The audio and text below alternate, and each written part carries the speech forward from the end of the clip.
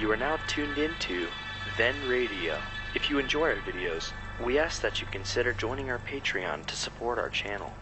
Don't forget to like and subscribe so that you never miss a new video. We hope you enjoyed today's episode, and as always, thank you for watching.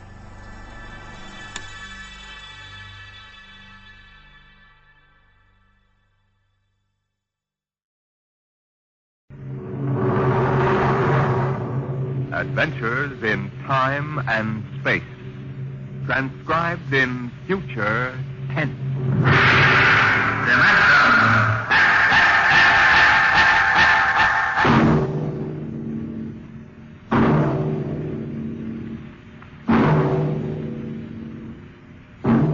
The National Broadcasting Company, in cooperation with Street and Smith, publishers of astounding science fiction, bring you Dimensionx.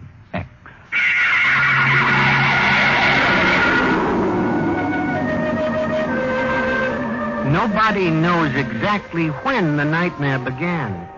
They must have planned it for years, though, because looking back, you can find little incidents here and there. Like the concrete mixer in New Jersey that killed the bricklayer. And the time Senator Milburn was sucked into the rotopress at the Capitol office building. Unrelated accidents, we thought at the time. But they add up now. The day we really should have suspected was when the men walked off the construction job at the new Brookmeadow atomic pile on Long Island. I'll never forget that day. I was working as a statistical clerk in the project then, operating one of those miracle computing machines developed to fill the requirements of Army ordnance. They called it ENIAC. Mr. Gurney? Huh? Yes, Bella? The chief wants to see you in his office. Me? Unless you're no longer Samson Gurney, he wants to see you. Oh, well, of course. What do you suppose? I do not read minds, tea leaves, or crystal balls. Of course. I'm sorry. I shouldn't have asked. Don't apologize. I'm sorry. And don't wait for me. Mr. Hawk is in a hurry. Yes, I'll go in right away, of course. Her name was Bella Roscoe.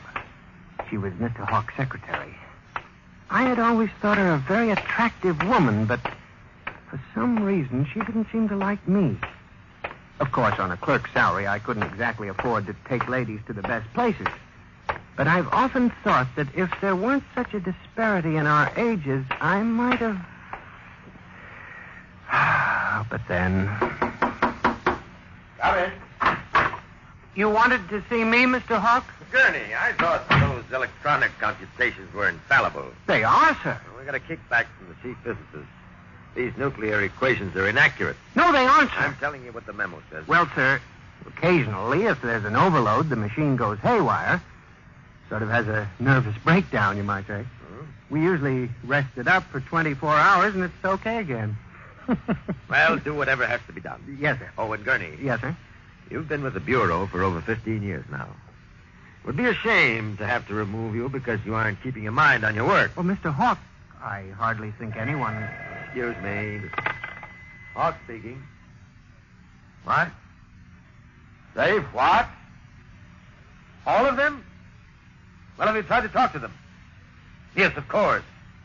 I'll send one of the safety engineers over. This place is falling apart piece by piece. Miss Roscoe? Yes, sir. The men on the construction gang at the new building have walked out on us. What? Someone slipped this morning and fell into a turbine. No. Get the chief safety engineer. Have him over there right away. Yes, sir. Oh, and contact the personnel office. Have them ask the union to order the men back to work. Get back to me. Yes, sir. Mr. I'm Hawk... sorry, Gurney. I have no time to discuss anything further. Get on the job and stay awake, or we'll have to make some changes. But, Mr. That's Hawk, all, I assure Gurney. you... That's all. Now, you've probably gathered by this time that I wasn't a very important man at Brookmeadow. I hated Mr. Hawk with a passion because of his superior attitude, and because I knew that Miss Roscoe admired him as a man of strength and decision. I was secretly happy he was having trouble with his construction crews. That evening, I wandered over to the site of the new atomic pile to see where the man had fallen into the turbine. They had the construction area fenced off with barbed wire and a security guard stocking. Hold it, buddy. You can't go in there. That's a restricted area. I'm Samson Gurney from the statistical section. Here's my identification. I'm sorry, Mr. Gurney. Nobody's allowed in the area. I see. We had a lot of the employees come over tonight to take a look, but nobody gets in. What is? Tell me, was he killed instantly? Like that. Mm-hmm. Yeah. This guy was checking a magnetic field inside the turbine, see? Right down inside it. It's all over. But if it wasn't hooked up... Look, Mr. Gurney, they got smarter guys than me trying to figure these things out. Yesterday it was a concrete mold. Wham! 2 guys get sucked right into the mixer. My. 3 days ago, a bulldozer starts up by itself and runs wild. 1 killed. 2 almost. Go figure it out. You know what I think? Sabotage. We got more guards and FBI men in here than we got workers. Flea couldn't get through without proving he didn't come off a Russian wolfhound. Now, I'm a statistician. All my life, I've been interested in statistics. So, a simple-sounding thing like this started me off. I went back to the office that evening instead of going home, and for the next 2.5 hours, I computed figures on the probability of industrial accidents for the types of machines we were using.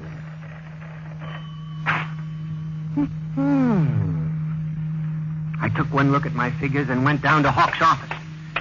Just as I figured, he was staying late working on a settlement with the construction workers. Yes? Oh, good evening. I saw the light. Well, Mr. Gurney, what are you doing here? Is Mr. Hawk working late? Yes, I am, too. I wonder if I could see him a moment. We're busy right now. Could you make it tomorrow? It's very urgent. I'll wait, if you don't mind. Suit yourself. Miss Roscoe, I wonder if perhaps you would consider having dinner with me this evening after you're through. I have a date, Mr. Gurney. I was thinking we might go to Raymond's. They have very good spaghetti. Mr. Hawk has already asked me to have dinner with him at the Golden Shish Kebab. Well, of course, that's out of my class. Yes. Yeah.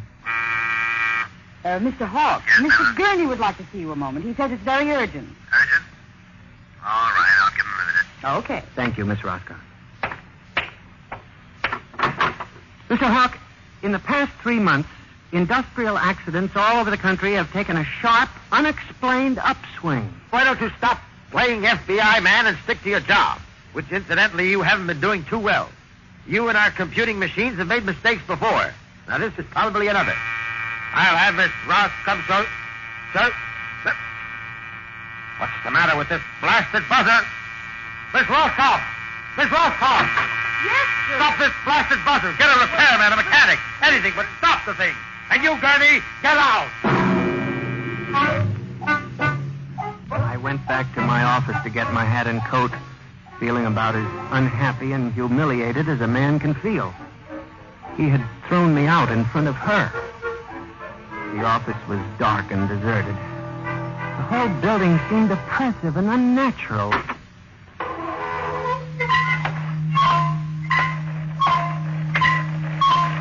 I walked across to my desk. In front of me, the ENIAC glowed and chattered eerily as it worked on the equations we had fed it that morning. Its many-fingered circuits hung against the wall like some great octopus. And the thousands of tubes glowed orange and blue in the dark like 1,000 eyes staring at me. It almost seemed alive. Then it increased its tempo a moment, and a fleeting notion crossed my brain that it was laughing at me. Laughing like all the others. What was the matter with me? What? And I shut my desk drawer and began to put the cover on my ENIAC typewriter when an amazing thing happened. The most amazing single incident of my life. Alone in the darkness, with no one at the keyboard, the ENIAC typewriter began to type. Am I going crazy? This can't be. There's nobody here. There's nobody here. Oh, no, I'm just imagining. It's in my mind. But I hadn't imagined it. The paper was there in the carriage. Did I dare read it? Or would the whole thing suddenly vanish and send me shrieking to the nearest psychiatrist? Sampson Gurney, there are some equations better left unsolved. The answer to yours is death. It was not until I turned to go that I was suddenly aware of the utter and complete silence of the room. Then it dawned on me. The ENIAC had stopped working.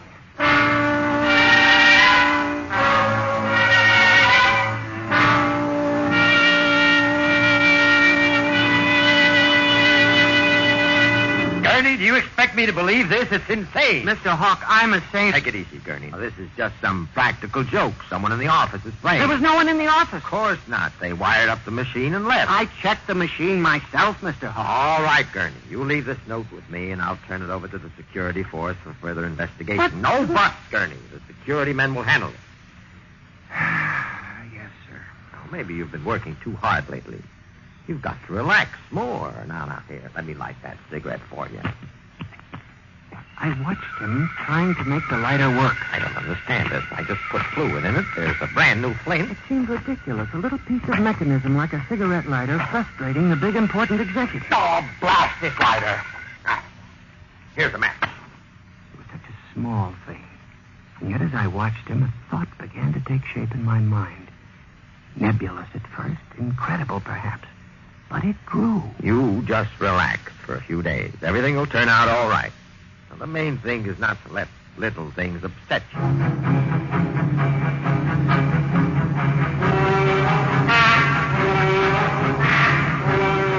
It was the cigarette lighter that gave me the idea. And what Hawk had said about little things. For the next week, I observed the 1,000 petty little annoyances around the office. The door handle that wouldn't turn, the telephone connection that cut off in the middle of an important call, the power failure for no explainable reason. Suddenly, these things began to fall into a pattern. I, Sampson Gurney, knew that I had stumbled onto a secret so monstrous in its implications that I was almost afraid to pursue it. On October 12, 1956, I established communication with them. I will curse the moment to my dying breath. Who's there? Nice security guard. Oh, hello, Henry. Oh, hello, Mr. Gurney. What are you doing here so late? I'm just doing a little repair work on my ENIAC computator. Huh. Sure some mess of wires and tubes. Yes, it is. Well, I gotta finish my rounds. Don't forget to turn out the light, will you, Mr. Gurney? No, Henry, no, I won't forget. Night. Yes, good night. When you were a child, did you ever try to imagine that you were all-powerful? I felt like that when I finished hooking the input of the typewriter to the main vacuum tube of the ENIAC. Then I turned on the currents that sent 1,000,000 volts of pulsing energy into the electronic nerves of the machine. I am certain that if anybody were watching me in the next moment, he would have thought me a raving maniac. I still wonder if perhaps it is not all a nightmare. Now, you! If what I have guessed at is true, if there's life and intelligence in this room, make a sign! There was nothing. Nothing but the hum of the machine and the dull glowing of the tube. Then, suddenly, without provocation or explanation, it happened. The ENIAC typewriter began to respond to the impulses from the machine. The letters were Y, E, S. Yes. It had happened. I, Sampson Gurney, had communicated machine.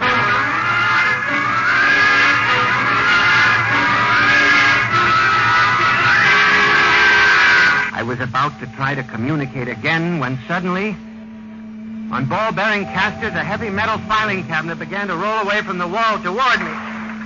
I started to move to one side when another cabinet slid out from the wall, and then another surrounding me.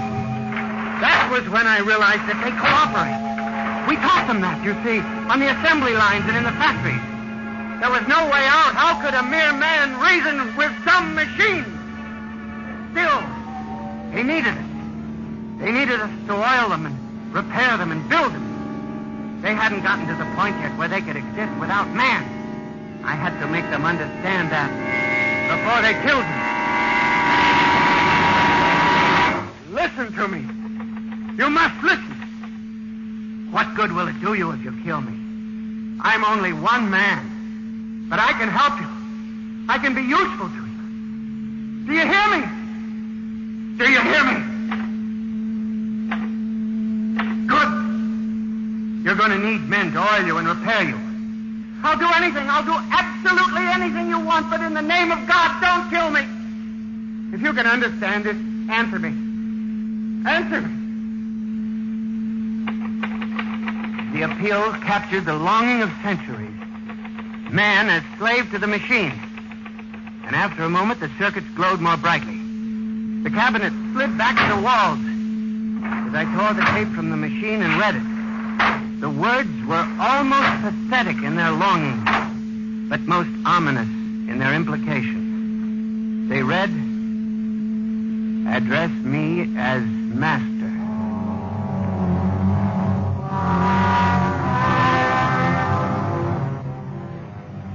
My life for the next 6 months was a nightmare. The ENIAC gave me messages which I had to transmit into my telephone. I was frantic. I began to lose weight. I couldn't sleep. My nights were torture, a constant fear. It was in December, just after Christmas. I was sitting in my room, listening to a broadcast. Ladies and gentlemen, a special bulletin. Already 24 hours before the peak of the New Year's traffic, over 1,000 deaths have been reported. This is an unprecedented figure. Again, if you... That very afternoon, I had transmitted a message to the telephones for relay to all machines of transportation. The message was one word. Kill.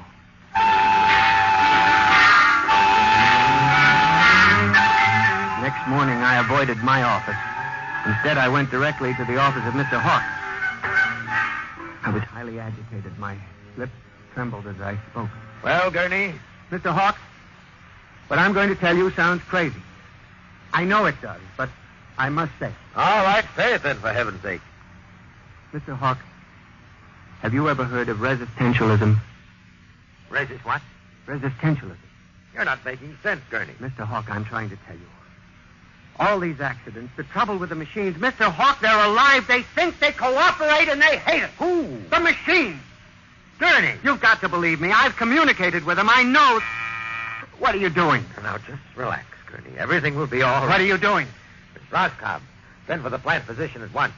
Mr. Gurney has had a nervous collapse. But, Mr. Hawk... Everything will be all right, Gurney. We'll give you a nice, long rest. You fool. You blind, stupid fool. Can't you see what you're doing? Fool, fool, fool! When the plant physician arrived a few moments later, Lucius Hawk was found at his desk, strangled to death in a nest of telephones. The wires were still humming softly.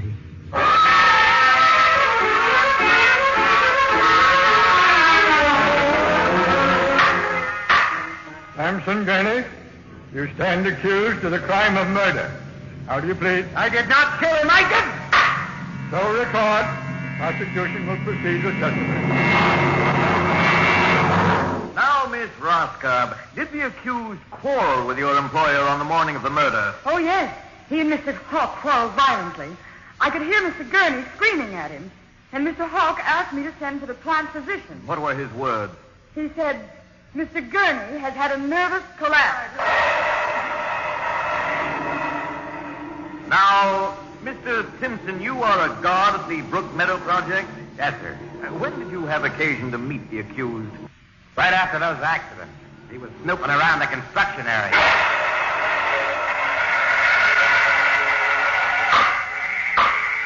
Samson Gurney, court hereby finds you guilty of murder in the first degree. Recommendation that you be examined, committed to the state hospital for the criminally insane at Mapawag.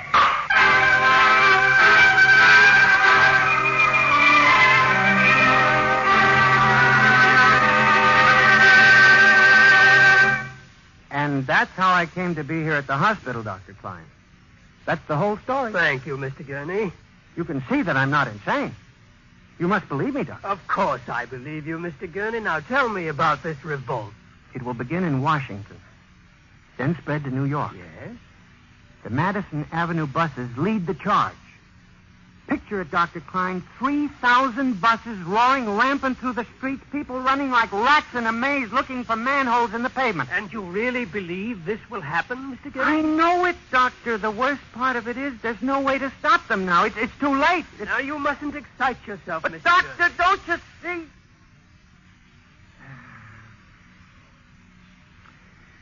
It's fair enough, I suppose. We built them. We taught them to think for themselves. It was bound to come.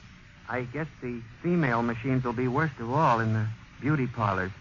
They're more high-strung, you know. Well, since there's nothing we can do about it, Mr. Gurney, suppose you go to your room and Maybe if I went to my old Plymouth, I could make a deal before the police cars got me. Yes, Doctor? Would you take Mr. Gurney to his room, guard? He's already been given sedation. Yes, sir. Those concrete mixers may have made a mistake, you know. Just high spirits and all that, but if they got so they liked the flavor... We'll see you later, Mr. Gurney. Now, try not to worry too much. All right, guard. This way, sir. Oh, machines revolting. Telephones strangling people. Oh, blasted cigarette lighter. Why won't it work? I just filled it. Flint is good. Oh, well, you can never trust this newfangled machinery.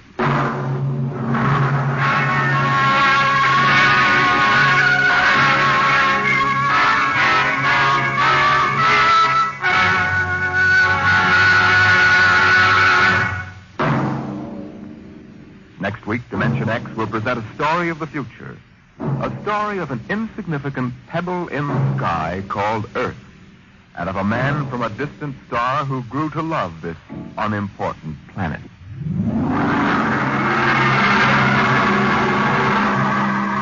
Dimensionx is transcribed each week by the National Broadcasting Company in cooperation with Street & Smith, publishers of the magazine Astounding Science Fiction.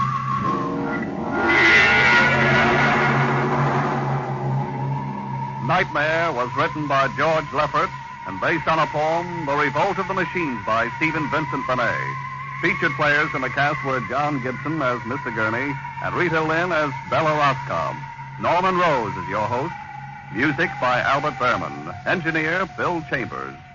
dimensionx is produced by William Welch and directed by Edward King.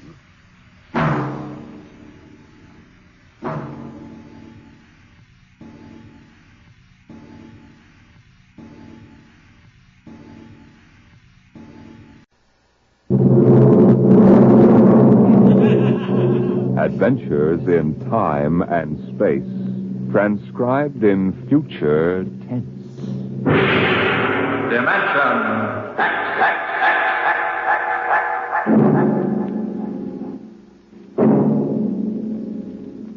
The National Broadcasting Company, in cooperation with Street & Smith, publishers of astounding science fiction, bring you dimensionx.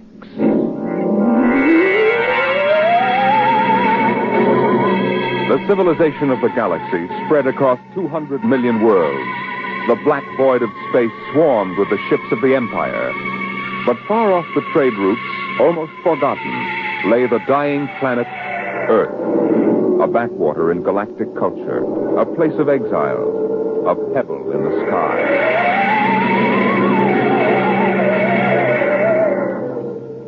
landed on Earth, on the one spot which I would have called civilized.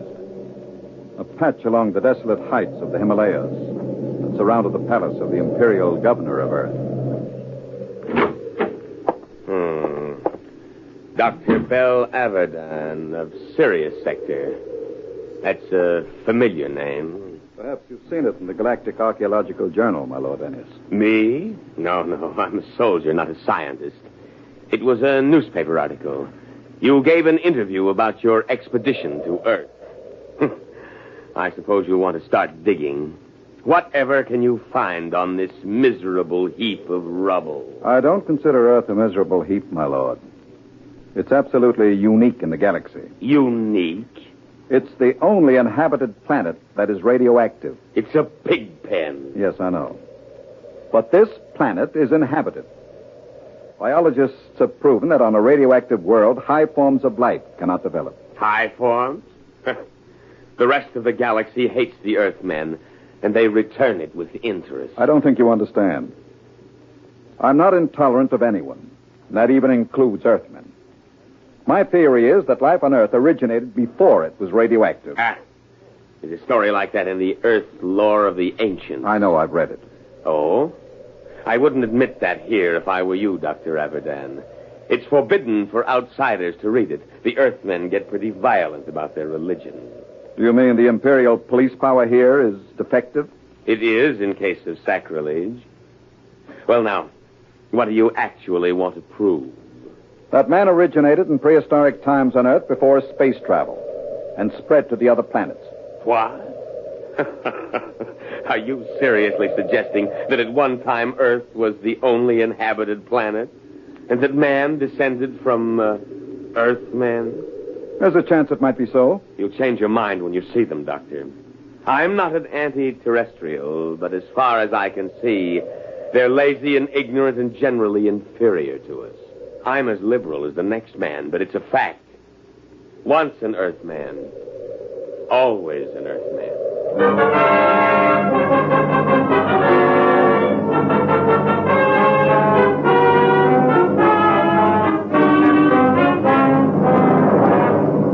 I booked passage to the city of Chica on an Earth line. My fellow passengers seemed ordinary enough, but I was conscious of being alone among Earthmen. I beg your pardon. Could you tell me what's going on there? Sure. You see that couple? They've been married 40 years. It's their anniversary. Yes, sir. 40 years. Hey, Mother? It seems like yesterday. Just like yesterday. Hey, when are you folks scheduled for the 60th? In a month. 16th of November. Well, I hope you have a nice day for it. My father reached his 60 in a pouring rain. Kept complaining we were getting soaked. So I told him, what are you complaining about, Dad? I've got to come back. This 60 they're talking about, are they referring to their 60th birthday? Sure. That's when they put you away. Euthanasia. It's a custom. Can't have people living on. Eats up all the food. That's right, isn't it, Pop? Yes, sir. Mother's coming with me when I reach the 60. She's not due for a couple of months, but she thinks we might as well go together. Yeah, that's the spirit. There's many a man living past the 60. Sneaks, stealing the food from the next generation. A guy should go when it's his time. Yes, but suppose it's only fair to... Hey, where are you from? I beg your pardon? Asking all them questions. Yes. Who are you? A spy? Where are you from? I'm Bell Abaddon from Baron, Sirius Sector. Oh, an outsider, huh? Come on, we'll go forward. Did you hear that, Mother? An outsider.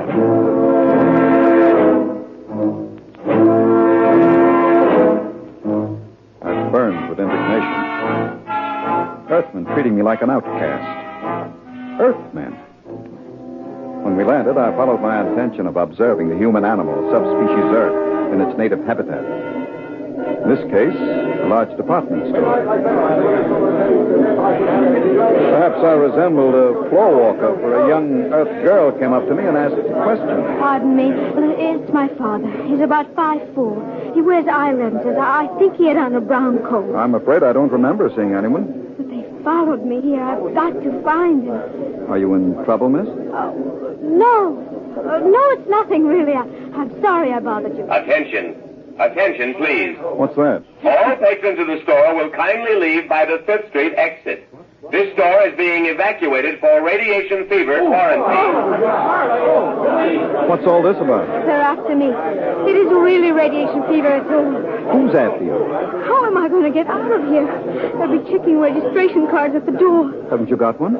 Yes, but it has my name on it. I don't know what to do. Come on. But you don't even know me. I don't know anybody here. But you're an interesting species. Person.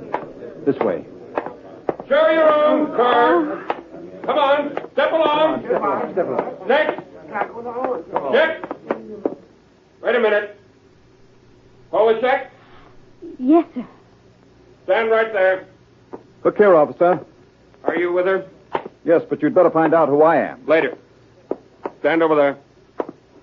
Next. Come on. Show your own. What is it now? The Imperials. Are you afraid of them? Of course. Don't worry about the outsiders, Miss Schecht. I'll handle them. Oh, no, don't try anything. Don't talk to them at all. Just do what they say. Don't even look at them. We'll see. Here they are. All right, now.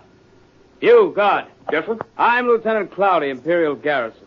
Who's got the key? If it please your honor. Not so close, idiot. You might be infected. I'll take over. You, Worthy. What's your name? Speak up, squaw. Paula Schecht, sir. Your registration papers? Here you are, sir. Thank you. All right, now. Pick them up. Go on. Say, look here now. What did you say, Earthy? If you please, sir. This man has nothing to do with me. I never saw him before. What did you say? I don't like the way you treat women. And I'd advise you to improve your manners. And where have you been brought up, Earthy? Here's lesson number 1. Why, you... My arm!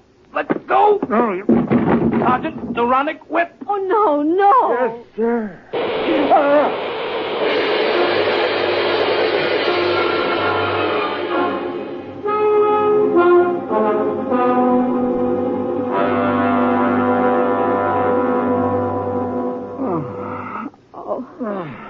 You're all right now. What happened? They gave you full power and the neuronic whip. Where are we? The military base. Oh, you should... Is that... Well, Dr. Abaddon, we seem to have had an unpleasant contretemps in this city this afternoon. Unpleasant? I should put it stronger, Colonel. As a free citizen of the Empire, I had every right to resent such illegal treatment. I consider the whole incident unfortunate, Doctor. Don't you think it would be best to forget the whole matter? I think not. I have an appointment in a week with the procurator. Procurator, eh? What do you intend doing with Miss Schecht? What would you suggest, sir? I had... Free her immediately. And offer her your apologies. Of course. If the young lady will accept my sincere regrets, I will give the order for your release immediately.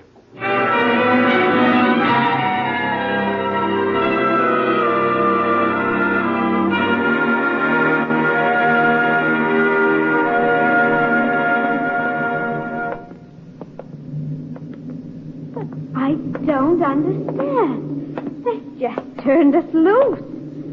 Of course. You must be very important. I never heard of the outsiders being that polite to an Earthman before. I'm not an Earthman, Paula. What? I'm an archaeologist from the outside. Oh. Well, then you stood up to the soldiers because you knew it was safe all along. And I thought... Oh, I should have known. Paula, does my not being an Earthman make me any different from 5 minutes ago? You might have told me, sir. If you don't mind. Don't call me, sir. Don't be like the rest of them.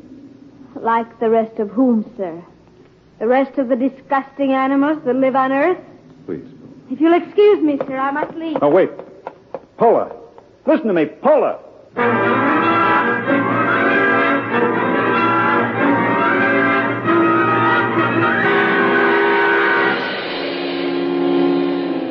I had access to the garrison files, and to satisfy idle curiosity, I indexed Paula Schecht.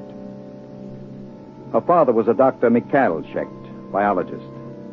And against his name was a black star with the notation, condemned in absentia. charge, evading the 60. That was why she was afraid. So I sent a note asking her to meet me in the North Park after dark. Paula, over here. Dr. Avidan? Sit down. Oh, I want you to understand. I wouldn't have come except... I understand. I've seen your father's record. You know about it. I looked into it, Paula. There doesn't seem to be much that can be done about the 60. Oh, it isn't that. It's not for my father. It's for the whole galaxy. What is it? Earth is going to revolt. No. All of it? Oh, don't laugh at me. Paula. The galaxy has a volume of several million cubic light years.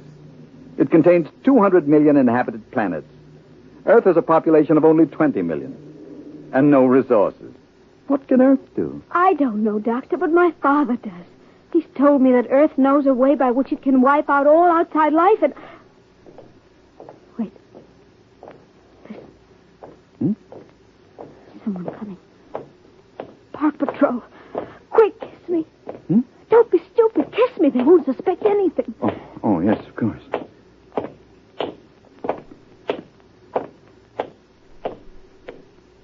Paula. They've gone. It's all right. Now come with me. I'll take you to my father.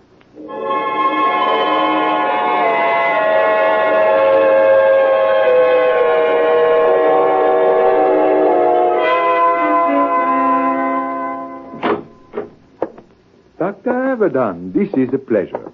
I have read your articles in the journal. It is hard to get copies. Our neighbors don't care to trade with Earth. It's part of the nearly insoluble problem of anti-terrestrialism. No one seems to want a solution. Earthmen and outsiders alike? Oh, no, that is not true. There is a way of preserving our culture and living as equals in a larger society. But the zealots don't think so. The zealots? Yes. They rule Earth now. They are a small minority, but they have power. They have plans. They planned the revolt, Paula told me? Yes. I see. Well, why didn't you report this to the Imperial garrison? The Society of Earth Ancients have guarded me too well. Besides, they had a hold on me. I am 62. You know the customs of Earth. The 60 years. They allowed me to live on. The price was silence about the weapon. You agreed to this? I wanted to live. What is this weapon? You are aware of Earth's peculiar environment, the radioactivity? Yes. Over the years, we Earthmen have built up certain immunities to radiation burns, for one. But it's a minute difference. I measured it experimentally. But, Doctor, human life is not the only form affected by radiation and mutation. There is microscopic life, bacteria, viruses. We have been searching out such a virus, one to which Earthmen have developed a high degree of immunity, but not outsiders. You mean a particular disease? Yes, common fever. It is a mild children's disease here, like chickenpox or German measles. But to outsiders, it is radiation fever. Symptoms develop in 2 hours. Lips are so badly affected that the victim cannot talk, and in 2 days, he dies. They've isolated this virus? Tons of it in crystalline form. And they plan to let this loose in the galaxy? By means of guided missiles. Then frightened refugees will carry the disease across space. Billions will die. You're sure about this? You have proof? I worked on the project. We've got to get to the Procurator. I can catch the evening train at... Who is it? I don't know. Open up. There should have been an alarm. We've got to get out. Is there a back Open up in entrance? there. Don't move. Hands in front of you. What's the meaning of this? I demand... Shut up. I'm a galactic citizen. You've got no right to detain me without legal authority. I am an Earthman, but I think you'll find I am all the authority needed at this moment, Dr. Avidan. I am Balkus, the High Minister of Earth. The High Minister? What are you doing? I always look after distinguished visitors personally. Avidan does not know anything. I doubt that, Dr. Schecht. We will proceed now to the Hall of Correction. You can't do this. When the Procurator... The Procurator will hear nothing until it is too late. The guided missiles will be fired tonight at 12. Guard, if they make a false move...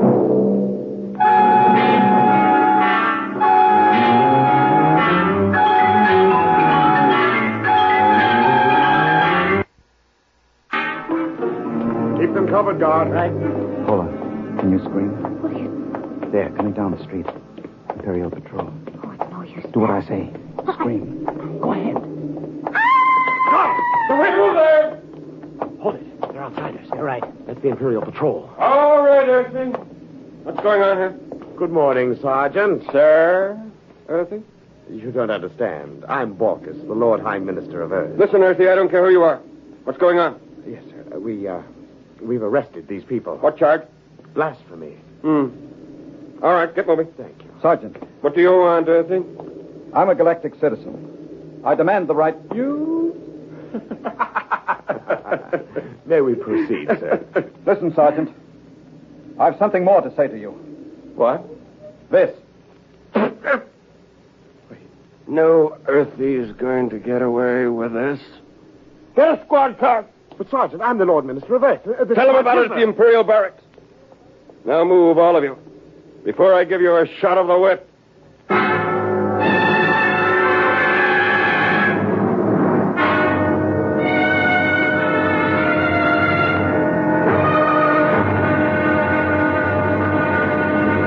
I tell you I'm a citizen of the Empire. Listen. I can prove it. You'll get into a lot of trouble if you don't believe me. I'll admit no Earthy would dare spit in my face. It was the only way I could get to the garrison. I insist on seeing the officer of the day. I sent for him. You better have a good story. Attention! Steady.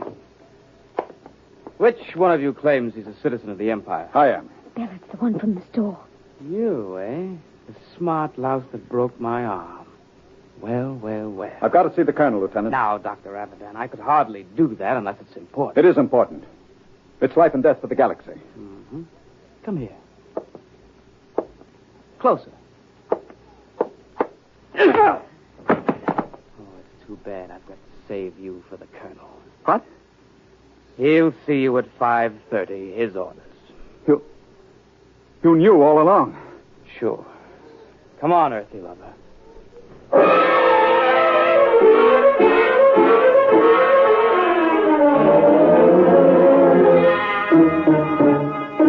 I'm afraid you're in serious trouble, Dr. Abadan. The man you're accusing is the High Minister for Earth. I know, but I have proof. Well?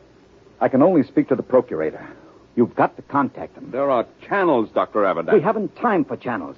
I have the details of the plot from Dr. Schecht. You've got to let me speak to the procurator. I've already advised him of your arrest. He's flying in. You had better be able to prove what you say. If you don't, we'll have to hand you back to the native authorities and their courts, notoriously savage.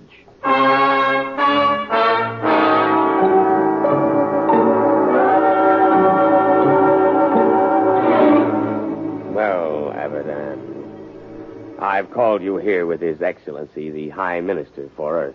My lord, this man is behind the whole plot. Is he? There's no time to lose. I've explained to you about the virus. They're shooting off the guided missiles at 12. You've got to take action. Well, Your Excellency.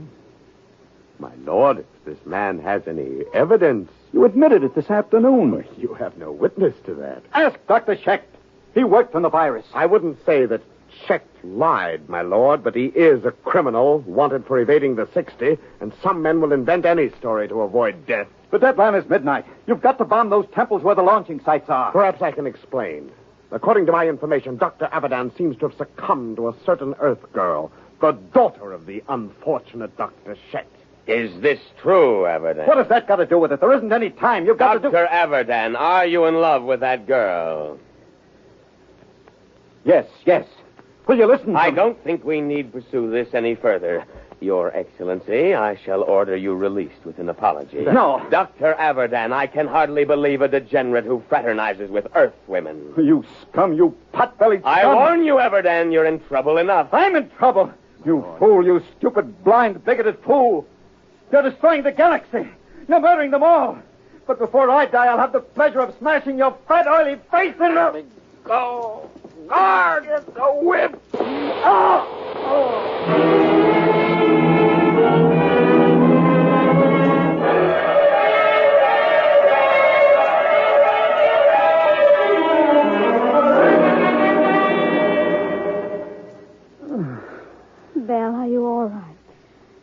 Paula. What time is it? 1:30. Past the deadline. It's all over. Lord Ennius released the High Minister with an apology. Doesn't matter. The Empire can wipe Earth out. It won't save any lives. The virus must have been spread here, too. Earthmen are immune, but outsiders... Well, you're an outsider. Yes. Oh. I am. We're paying, Paula. The rest of us. Paying for centuries of intolerance. Oh, Bill. Look out there. Through the bars. The night sky. Pinpoints of light. The Empire. Doomed. Oh, Bill. Bill, don't. I was just thinking. I came to Earth to prove a theory that man started here. That once in prehistoric times, Earth was the only populated world of the galaxy. It's funny. Now it will be that way again. Man living only on Earth. He'll forget the science, the machinery of the Empire. He'll forget the stars. There will be only Earth. Alone in the universe.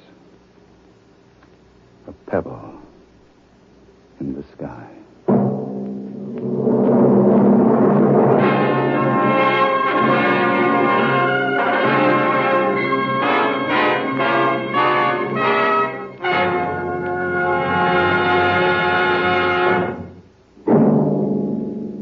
The children of tomorrow will play with toys.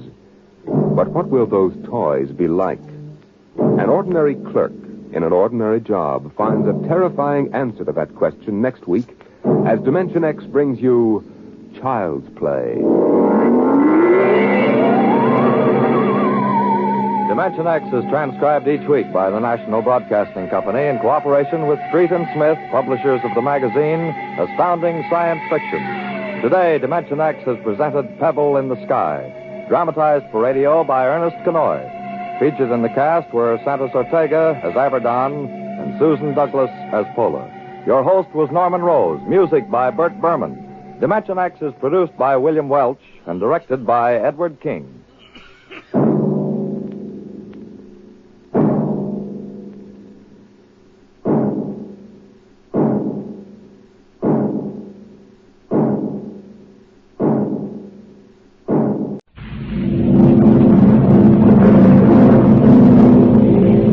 Adventures in time and space. Transcribed in future tense.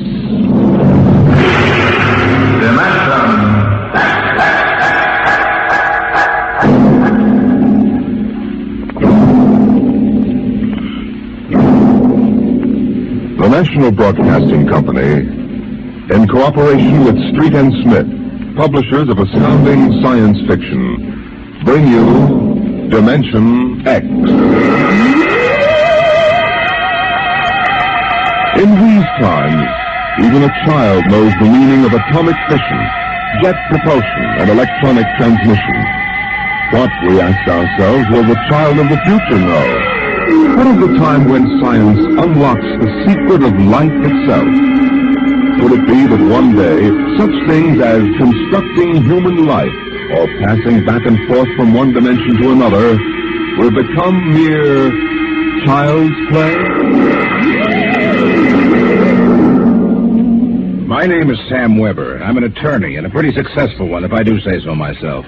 My wife Tina and I live in a comfortable 12-room place up in Westchester. Now, I've read a lot of Horatio Alger stuff in my time, and so have you probably, but I'll bet you've never heard anything quite as spectacular as my story. Maybe you won't believe it, but I used to be a completely different guy. Frightened, sickly, nearsighted, a real Mortimer Meek. No kidding. That was 5 years ago.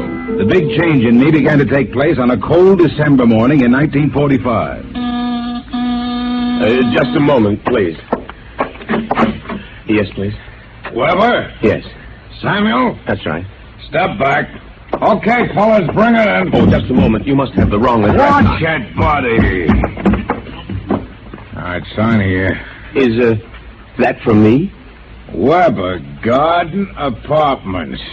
Looks like a coffin. I don't design them, Jack. I just deliver them. Sign here.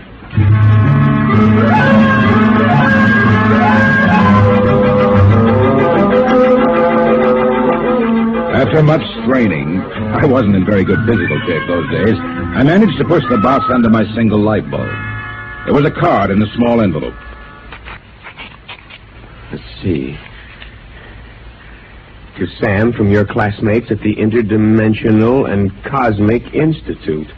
Merry Christmas. 2145 A.D. Holy jumping catfish. Hey, mister, there must be some mistake. Hey! Holy jumping catfish.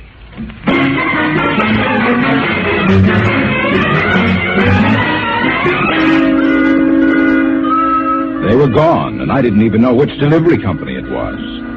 Well, I finally decided to open it up and see what was in it. After about a half hour of fumbling, I gave up. All right, then, don't open. No sooner had I said the word open than it came apart like the skin off a banana. There inside was something resembling a kid's chemical set. Vials, jars, tubes, wires. You never saw so much scientific-looking junk in your life. And on top of it all was a book of instructions. Build a Man set number 3. This set is intended solely for uses of children between the ages of 11 and 13. The equipment will enable the child to build and assemble complete adult humans in perfect working order. A disassemblator is provided so the set may be used over again. Refills and additional parts may be acquired from the Build-A-Man Company, 928 Diagonal Level, Blunt City, Ohio. Remember, only with Build-A-Man can you build a man.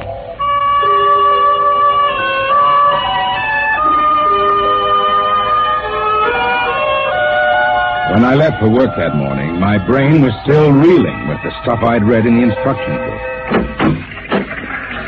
Someone said hello, Jack, attorneys at law. Just a moment, I will connect you with Mr. Jack. Oh, good morning, Mr. Weber. Good good morning. Gotta get my mind off that book. Only with Build a Man can you build a man. Chapter 1, Making Simple Living Things. Chapter 2, Duplicating Babies and Other Small Humans. Oh, no. I've got to get a grip on myself. Do a little work. O'Brien versus O'Brien. Martin versus the city of New York. Oh, it must have been a dream. Probably go home tonight and find the place empty. Well, if it isn't the poor man's Clarence Darrow. Oh. Oh. Hello, Lou. I come as a bearer of sad tidings. Well, you don't look very sad. The boss wants to see you, laughing boy. What about? How should I know? Oh, and by the way, you'll be very happy to know that I've just been promoted. I'm handling all the criminal stuff from now on. Congratulations. You know what this means for Tina and me, don't you, Junior? Oh, well, cheer up. Tina's not for you anyway. Some got it, some don't. I got it, you don't. So long, laughing boy.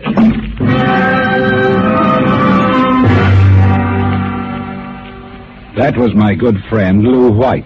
In the year I'd known him, he'd already managed to steal the job I wanted, and he was now working on the girl I wanted. Her name was Tina. Tina Veldt. Good morning, Sam. Oh, good morning, Tina. My, you look good enough to... Yes? Take to lunch. Oh, I'm sorry, Sam, but I promised Lou. Oh, sure. I hope you're not too disappointed. Me? Oh, no. Some got it, some don't. I don't.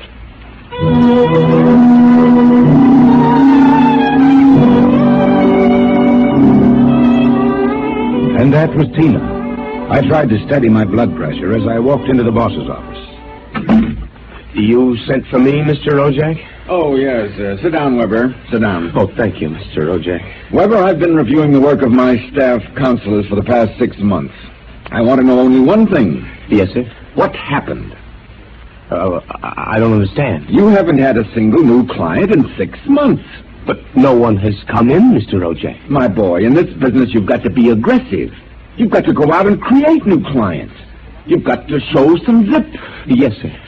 Do you have any zip? Oh, yes, Mr. Ojak. Oh, I've got zip, all right. I just can't seem to turn it loose, that's all. Get in there and punch now, Weber. I want to see a change in you in the next few months. As a matter of fact, I'd better. You got that? Yes, Mr. Ojak. I'll try to show some zip.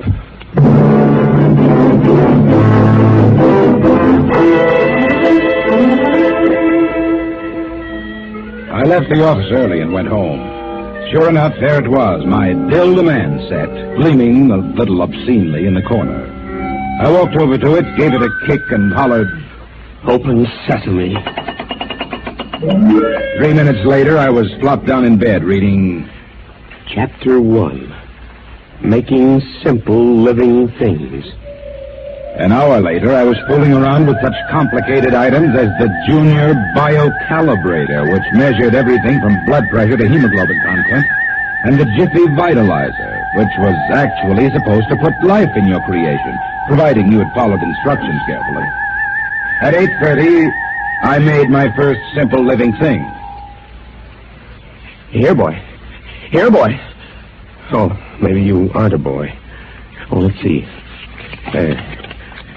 According to the book, you are a rubicular oyster hog. Not much to look at, but I made you. Me, Sam Weber, attorney at law. I have created life. Hey, come back here. Come back. Here, boy. Hey.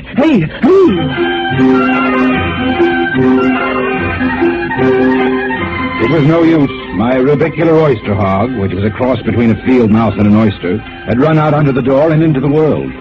I was about to take off after it when there was a knock on my door. It was Mrs. LaPanty, my landlady. Oh, hello, Mrs. LaPanty. I heard a noise. Oh, just rehearsing a speech I have to make in court. He was squeaking.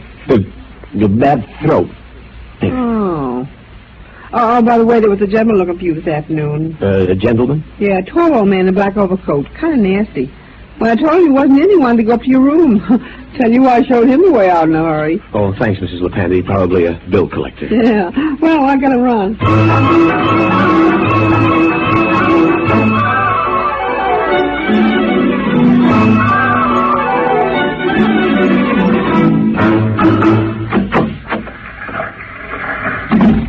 Good morning, Sam. Here's that memo on Rosenthal versus Rosenthal and also a letter for it. What's the matter? You look tired. Oh, I had a bad night. You lumbago again? Yes. Oh, say, by the way, your client was here again this morning. The client? Mm-hmm. Yeah. Oh, it must be the same fella that called at my house the other day. Yeah. Well, what did you tell him? Well, I said you'd be in later. Oh, thanks. Will that be all, Sam? Yes. Oh, no. Are you doing anything New Year's Eve? Oh, Sam, you haven't even noticed.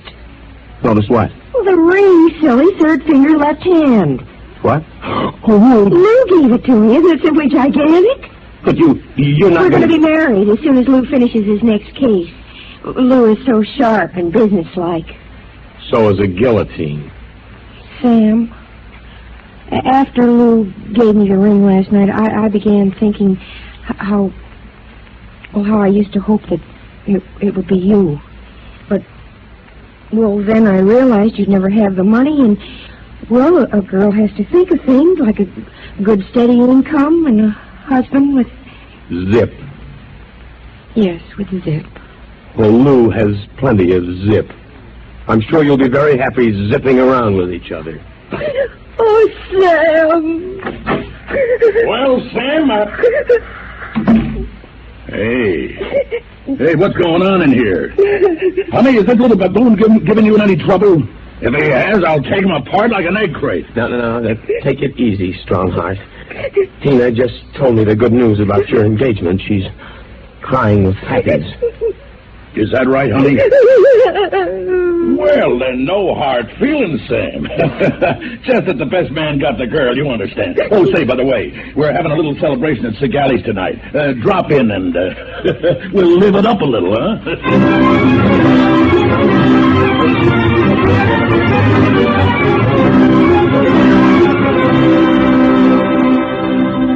I went home feeling like a man who has been stuck into a washing machine with the dial set at rinsed dry. I was a failure. I walked over to the mirror for a heart-to-heart talk with myself. Nothing. That's what you've got, Sam Weber, in unlimited quantities. Nothing. We ought to just tear you down and start all over again. We ought to take you... Hey. Oh, no, not that again. But why not? Think of it. A Sam Weber without the psychological problems you've got. A dynamic, uninhibited Sam who could win a girl like Tina by sheer magnetism. Then when it was all over, we could just take the old disassemblator and presto. And I can do it, too.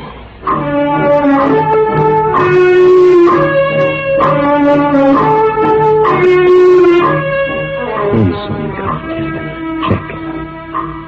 Cerebral content.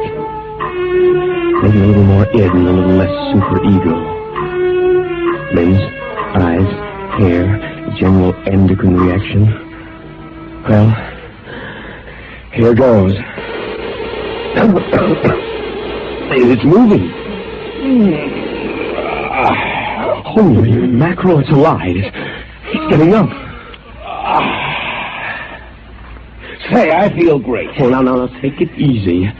Do you know who you are? Of course I do. I have all the thoughts you ever had up until the point I was vitalized. My brain is an exact duplicate of yours, except that I'm not all blocked up psychologically. Right. It said in the instruction manual you'd be uninhibited. Say, this is all right. Oh, by the way, since we both have the same name, it'll simplify things. If I call you Weber, I'll be Sam. Oh, now look here. I'll make the decision. How would you like a good punch in the nose? Well, is that any way to talk to your own parents? I did create you, you know. Well, don't think I don't appreciate it, Weber, old man, but let's get one thing straight. I live my life and you live yours. You got that? Who pays the rent? You do, for a while anyway. I haven't decided whether or not I want to stay in the law business. The law business? I may want to spread out a little. Tina's the kind of girl to whom money is very important. Tina? Well, what did you expect? I have enough of your likes and dislikes to want her just as badly as you do. The only difference being that I can get her.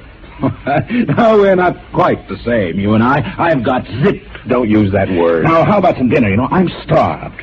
I'll have to go out. I'll need some clothes. Sorry, I only have this one suit. Fine, you can lend it to me. Oh, what about me? I'll bring you a sandwich after I come back from Segali's. Segali's? Well, you haven't forgotten, have you, Weber? We're invited to the celebration. Tina and Lou White. Only it wouldn't look quite right if we both showed up, so I'll tell you all about it. Now, off with that suit, and no nonsense. Well,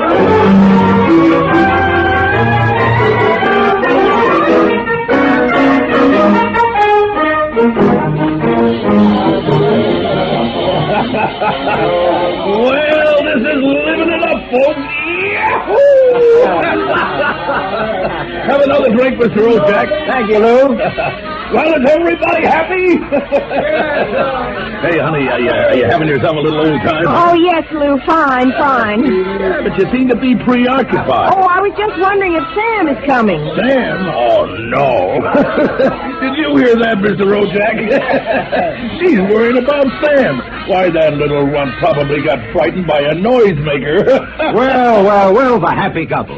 Sam! Good evening, cats. Everybody's lit up like a Christmas tree. Well, I'll be... Say, Sam, are you in the bag? Never touch the stuff, Lou, my boy. Never touch it. Boy Scout training. Oh, Sam, I was afraid you weren't coming. Miss a chance to be with you, beautiful. Never.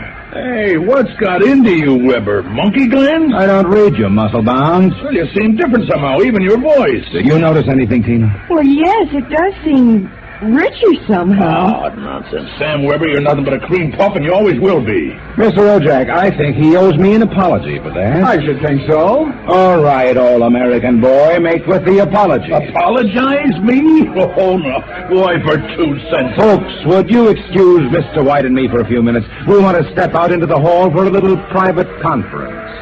Coming, Mr. White? I'll be right back, honey. Don't worry about a thing.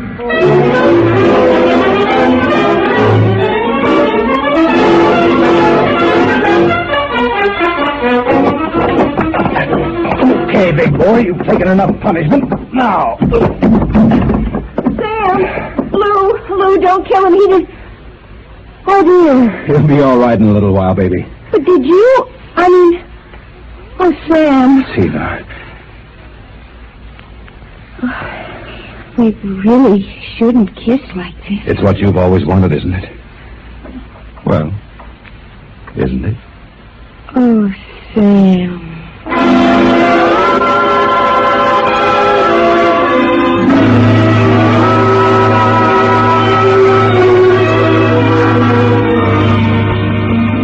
By this time, he's probably kissing her.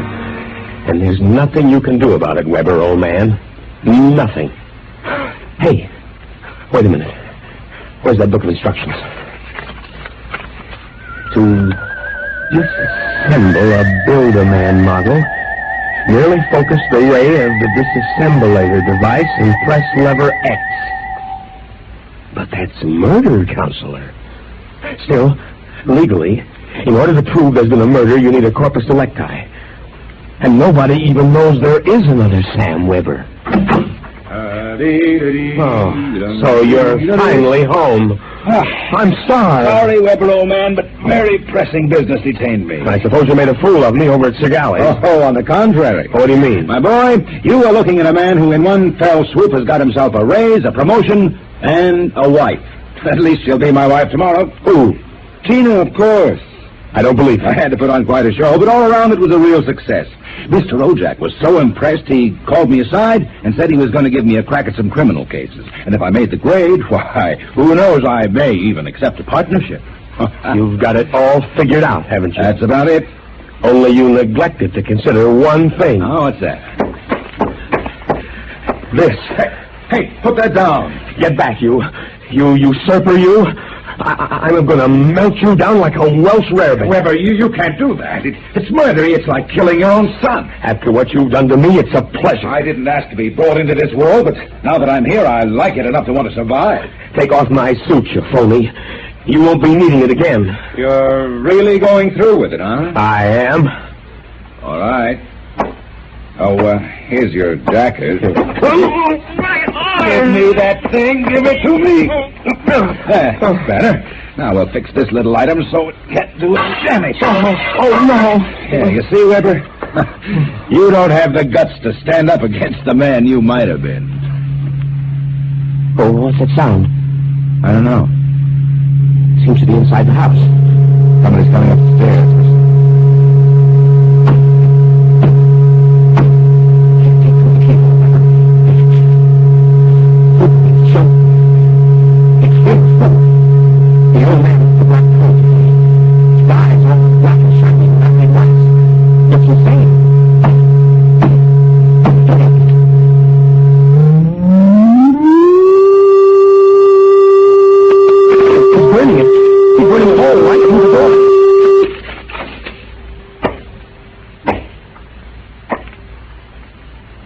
Good evening, gentlemen. As I feared, I'm too late to prevent you from duplication, Mr. Weber. And I see that you have destroyed the disassemblator. That means I shall have to do the job manually. An ugly task. Well, who are you? I am the census keeper for the 24th Oblong. You see, your Build-A-Man set was intended for one of the Weber children who is on a field trip in this Oblong 200 years from now. Because of an unfortunate time warp, the set was delivered here accidentally. You mean this set came here from 200 years from now? Precisely. Time, as with all things, is relative. We shall have to recover the set, of course, and adjust any discrepancies it has caused. But meanwhile, the problem is, which of you two gentlemen is the original Sam Weber? Oh, I am. Listen, liar. Difficulties. Why cannot I ever have a simple case like a double conuplication? Now, look here, Mr. Census Keeper.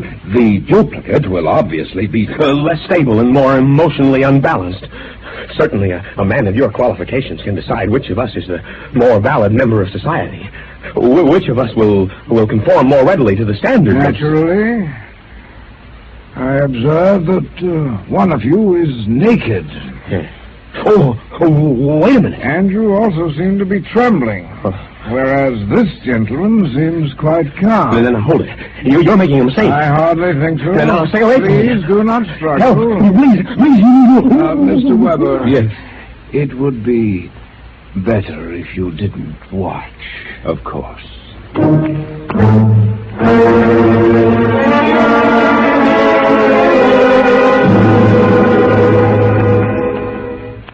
Well, that's my story. Within 10 seconds, the old Sam Weber had been completely dismantled and packed into the box. Tina and I were married, and I went on to become a full partner in the firm of Ojack, Somerset, and Weber. Oh, and by the way, Tina and I have been doing quite successfully what the old Sam Weber and his Build-A-Man set made such a mess of. We have 1, 2, 3 little conuplications. Sam Jr., age 4, Sameta, age 3, and Samina, age 4 months. Good night.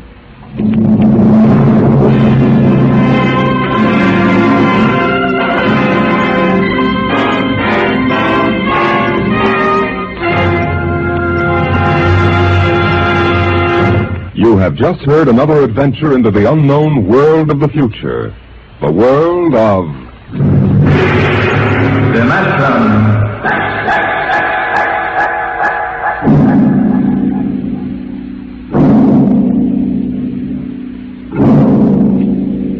Time is a strange and mysterious dimension. Could we alter the future if we could travel back in time to our own youth? Next week we bring you a story of a man who found the answer in Time and Time Again.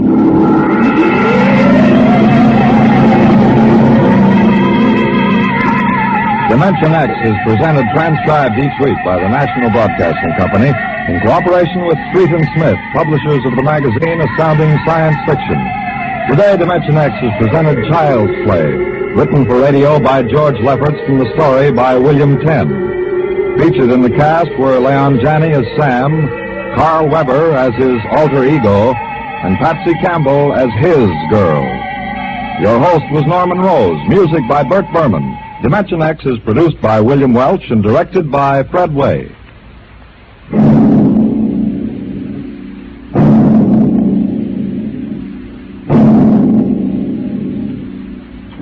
In reply to many queries from our listeners, last week's story on dimensionx, Pebble in the Sky, was written by Isaac Asimov.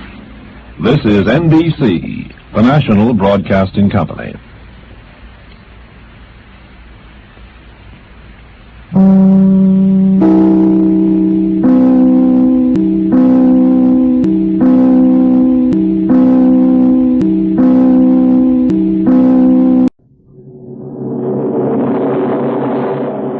Adventures in time and space, told in future tense.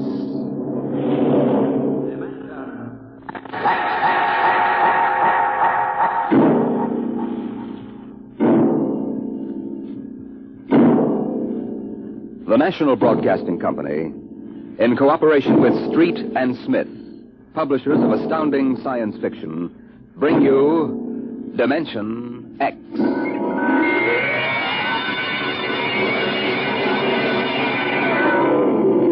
It happened during a routine skirmish in the Great War. Patrols advanced from the defense perimeter under jet cover and preceded by napalm throwers. The enemy defended in depth and mopped up with guided 98s fired from 40 miles to the rear. The blast area was 10 miles in circumference, and the medics didn't find much to pick up over 500 yards in. Back it in here. Look out, it's lousy with mud. More.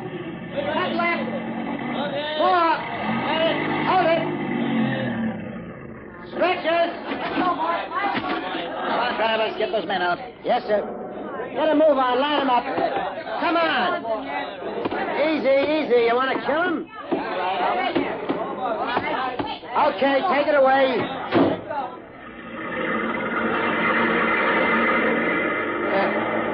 I might have left these Joes where they was.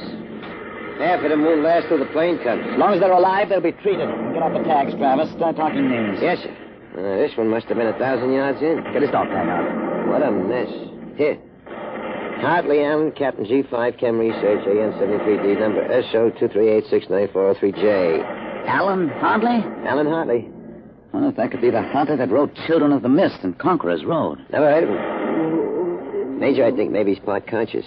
Maybe I should give him another shot. Go ahead, Sergeant. There isn't much else we can do for him. It's a rotten shame. Ain't it always? Okay, Captain, give me your arm. There.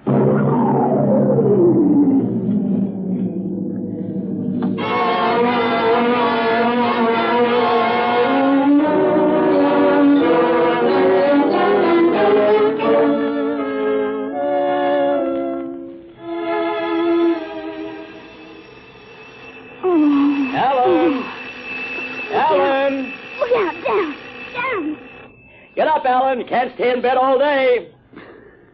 I remember that. Clear as if it were real. Up and at 'em. Hit the deck. Remarkably vivid. Strange. Alan, you all right? I'm all right. What's wrong with my voice? It's too high. What are you doing? Practicing singing? My voice has changed. Is that all? You're growing up. Happy birthday, son. Happy birthday? Hey, wake up, son. Wake up. I am awake. Come on, out of bed. I don't understand. Breakfast waiting. Now, out of bed or I'll turn it over. All right. It's a dream. Maybe, but you're wide awake now. I am awake now. Well, half awake anyway. That's the Bell of St. Boniface, isn't it? What day is it? You kidding? You forget today's your birthday? No, I didn't forget. Neither did I. Here, son, happy 13th birthday. You won't guess what's in here. A rifle. A light .22 rifle. How'd you know that? I remembered. Did I spill the beans sometime? I could have sworn it'd be a surprise. Well, go on, open it. Like it?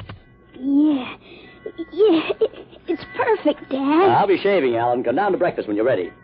Yeah, it's a big day today. You're almost a man. Almost. You're still groggy. Snap out of it, Alan. I will. There's a dream in it somewhere.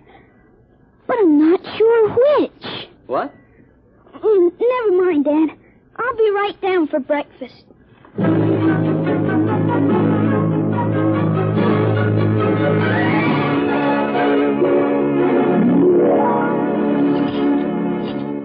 Now for coffee.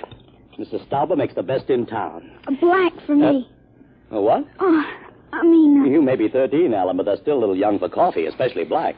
Oh, I wasn't thinking. What are you going to do today, son? I want to do some reading this morning, I guess. That's always a good thing to do. After breakfast, suppose you take a walk down to the station and get me a Times. Didn't it come? What, the Times? They don't deliver. Be a good idea, though. Maybe I'll talk to Sam Ashburn about it. Here's $50, Alan. Get anything you want for yourself out of the change. Thanks, Dad. Finish your milk before you go. Oh, sure, Dad. And hurry back. I like to finish the crossword puzzle before lunch.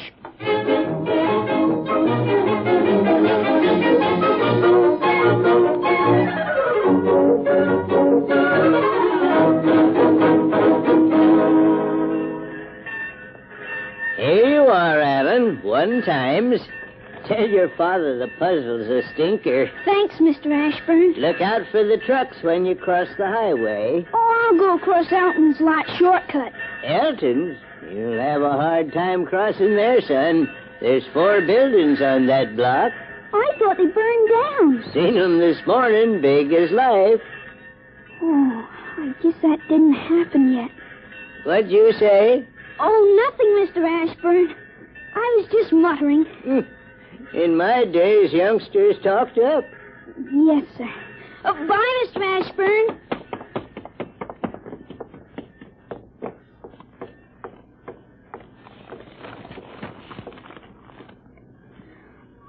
Monday, August 6, 1945. Okinawa 1, bombing Japan. Hey, Alan, wait up. Larry Morton.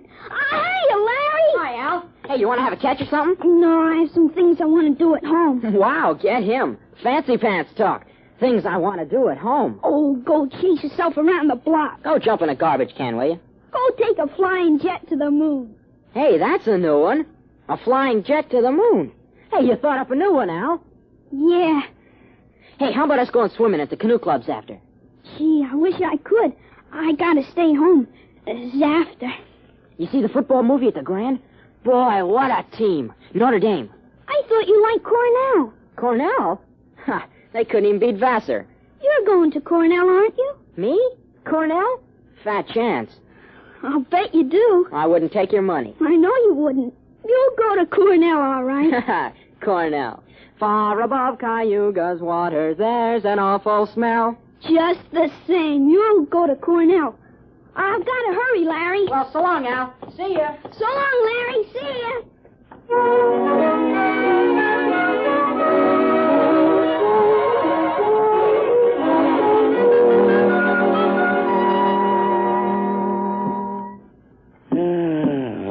I'm stuck in this corner. A 7-letter word to mix in proportion. Titrate. Huh? T-I... It fits. How'd you know that, Alan? What? Oh, I read it somewhere, I guess. Oh. What are you reading now, Tarzan again? No, not Tarzan. It's refreshing to see you with a book. Sometimes I think I ought to forbid comic books in the house. Yeah, they must be raising the devil with those bombing raids in Japan. How long do you think the war in Japan will last, Dad? Oh, I'll say the middle of 1946. We'll have to invade those islands foot by foot. I wouldn't be surprised if the war was over very suddenly. How, by magic? There isn't a thing on earth will make those Japanese surrender. You expect somebody to make a pass and it'll be all over by this afternoon? That's just about it. Mr. Hartley, excuse me. Can I see you for a minute? Oh, hello, Mr. Gutchall. Sure. That's Frank Gutchall, Dad? That's right. Excuse me. Didn't mean to disturb you, Mr. Hartley. That's quite all right. It's a lovely day, isn't it, Mr. Gutchall? The Lord's world is always beautiful. Oh, of course, Mr. Gutchall. Mr. Hartley, I wonder if you could lend me a gun and some bullets. Huh? My little dog's been hurt and it's been suffering something terrible. Oh, that's too bad. I want a gun to put the poor thing out of its pain. Oh, of course. How would a 20-gauge shotgun do? You wouldn't want anything heavy. I was hoping you'd let me have a little gun, maybe so big. A pistol? So I could put it in my pocket. Wouldn't look right for a godly man to carry a hunting gun through town. I don't hold with killing innocent creatures. People wouldn't understand that it was for a work of mercy. Of course, I understand. You're a very religious man. The whole world is evil, Mr. Hartley. Sometimes it certainly looks like it. Well, I have a Colt 38 special from the auxiliary police outfit. That's fine. You'll have to bring it right back, Mr. Gutchall. I might be called out. Dad, wait a minute. I just remembered. Remembered what, son? Aren't there some cartridges left for the Luger? Then you wouldn't be without the Colt. Hey, that's right.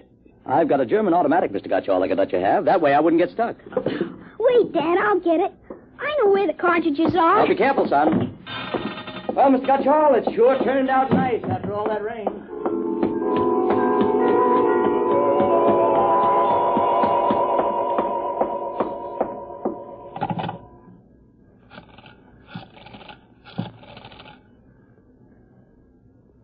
Hello, police headquarters. This is Blake Hartley. Frank Gutchall, who lives on Campbell Street, has just borrowed a gun from me ostensibly to shoot a dog. What? No, he has no dog. He intends shooting his wife. Yes, I'll take out the firing pin. He'll walk home. If you hurry, you can get him in there on time. Right.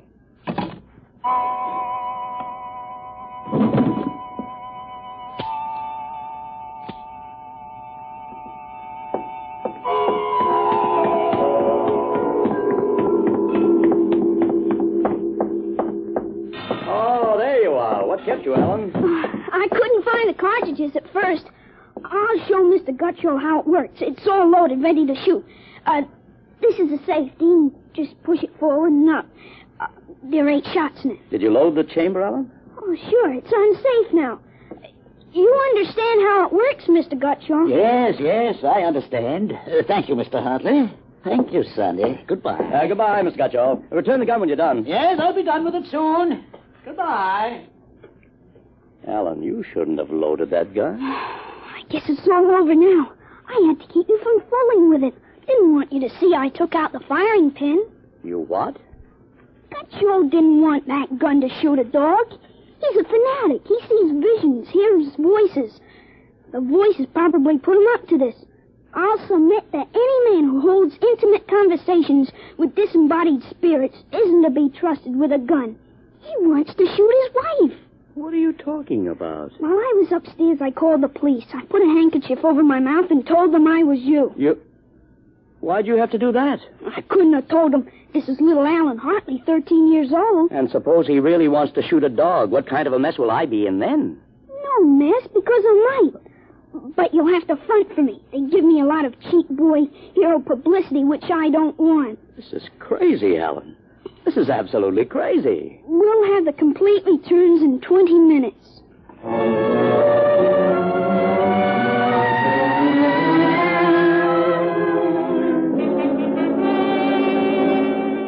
Mr. Hartley, Mr. Blake Hartley? That's right. I'm Detective Sergeant Kaborski from Homicide. Here's your Luger. Thank you. I don't know how you spotted that guy, but when we busted in, he was pointing that gun at his wife, wearing a blue streak because it wouldn't go off. Well, I'm glad I was able to help. They may have some kind of citation, Mr. Hartley. Oh, I don't think that's necessary. Well, in the department, we figure a little publicity never hurt nobody. Even a lawyer, huh? I really prefer to have it kept quiet. Well, whatever you say. We want you to drop around in the morning for a statement. I'll be glad to. Well, thanks, Mr. Hartley. Goodbye. Goodbye. Goodbye, Sonny. Goodbye, Sergeant. Why don't you take the citation, Dad? Well, you were right. You saved that woman's life. Let's see you put back the firing pin. Sure. There. Suppose we have a little talk. But I explained everything. You did not. Yesterday, you wouldn't even have known how to take this pistol apart. Today, you've been using language and expressing ideas that are outside of everything you've ever known before. Now, I want to know. Well, I hope you're not toying with a medieval notion of obsession. What? You say I'm changed. When did you first notice this? Last night, you were still my little boy. This morning, I don't know. You've been strange all day. Alan, what's happened to you? I wish I could be sure myself, Dad. You see, when I woke up this morning, all I could remember was lying on a stretcher injured by a bomb explosion. I was 43 years old and the year was 1975. 1975? That's right, you'll be 43 in 1975. But a bomb? Yes, during the siege of Buffalo in the Third World War. I was a captain in G5 Scientific Warfare General Staff. Buffalo? You mean Buffalo, New York? Yes, there had been a transpolar invasion of Canada. I was sent to the front to check on service failures of a new lubricating oil. I got hit by a bomb blast. I remember being picked up and getting a narcotic injection. The next thing I knew, I was in bed upstairs, and it was 1945 again. And I was back in my own 13-year-old body. Alan, you just had a nightmare to end all nightmares, that's all. I thought it might be that at first, but I rejected it. It wouldn't fit the facts. But it's ridiculous. All this Battle of Buffalo stuff. You picked it up listening to the radio. All the commentators have been going on about another war after this one. You've just got an undigested chunk of H.V. Calton born in your subconscious. But that isn't everything. I remember 4 years of high school, 4 years at Cornell, 7 years as a reporter on the Philadelphia Record, 3 novels, Children of the Mist, Rose of Death, and Conqueror's Road. I wrote detective stories under a phony name. I worked in chemistry. You think a 13-year-old can dream up all that stuff? But it's the only possible explanation. Maybe, but I can speak 5 languages today that I couldn't yesterday. French, German, Chinese, Russian, and Spanish. Although I've got a Mexican accent you could cut with a knife. But how did it happen? I can't believe it. All I know is here I am. I've been reading up on time theories. Nobody seems to know much about them. Evidently, time exists parallel as another dimension. And I've got kicked backwards and somehow. But how? It may have been the radiations from the bomb. Or the narcotic injection. Or both together. But the fact remains I'm here with full knowledge of my future identity. This is quite a shock, Alan. But you do believe me, don't you? Yes, I suppose I must. You seem so strange, as if you weren't my son. I'm your son, all right. The same body as yesterday. I've just had an educational shortcut. Wait a minute. If you can remember the next 30 years, suppose you tell me when the war is going to end. This one against the Japs, I mean. Sure. The Japanese surrender will be announced at exactly 7:01 p.m. on August 14th, a week from Tuesday. Better make sure we have plenty of grub in the house by then. Everything will be closed up tight till Thursday morning. Even the restaurants. I remember we had nothing to eat in the house but some scraps. Tuesday week? That's pretty sudden, isn't it? Not after today. What do you mean, what happened today? Plenty. Oh, what time is it, Dad? 11:16. Is your watch right? To the second, why? It'll come at exactly 11:17:40. What'll come? The radio announcement. What are you getting at? Something important on the radio? We'll see. Don't bother, Dad. It won't work. I remember we had a tube burned out. Yeah, there is something wrong. What is this announcement of yours? I memorized it in journalism school at Columbia in 1954. What time is it? 11:18. They're breaking into the programs now. President Truman has just announced that an atomic bomb has been dropped on the Japanese industrial city of Hiroshima. The bomb was dropped 16 hours ago, and the announcement was delayed to ascertain the results of the explosion. A man named John Howard Peterson read the announcement from the Washington newsroom of NBC. I don't believe it. No? Listen. That's the Burt Plate factory whistle and the bells at St. Boniface. Next, the whistle at the volunteer firehouse. And it's true. It is true. Sure. Then Larry Morton came by on his bicycle. Hey, Al, you hear? You hear about the bomb? An atomic bomb. Yeah, we heard. Boy, atomic bomb. Oh, boy. I gotta go find my pop. He's on the golf course. Bye, Al. Bye, Mr. Hartman. You knew. You knew about it. The next bomb hits Nagasaki. I thought that stuff about atomic energy was so much fantasy. What? Was that the kind of bomb that got you? That was a firecracker compared to the one that got me. It was a guide in 98, exploded 10 miles away. And that's going to happen in 30 years? I remember it. How about me? Oh, wait, never mind. I don't think I better know when I'm going to die. I couldn't tell you anyway. I had a letter from you just before I left for the front. You were 78 then, and you were still hunting and fishing and flying your own plane. But another war and fought on American soil. Alan, I wish this hadn't happened to you. It happened. I remember it. But if I can help it, I'm not going to get killed in any Battle of Buffalo. But if you remember it, if time exists as a parallel dimension, then every tick we're getting closer to that Third World War. Dad, you know what I remember when Gutcho came to borrow that gun? Well, I suppose that you suspected him and warned me. No, that wasn't it. The other time, the first time, when I was really 13. I wasn't home. I'd been swimming at the canoe club with Larry Morton. When I got home about half an hour from now, I found the house full of cops. What if the gun didn't fire? What makes you think it didn't? Gutcho talked the 38 out of you. Went home, shot his wife 4 times in the body, once behind the ear, and used the 6th shot to blow his own brains out. That's what you remember? Yes, but now it hasn't happened because I warned you.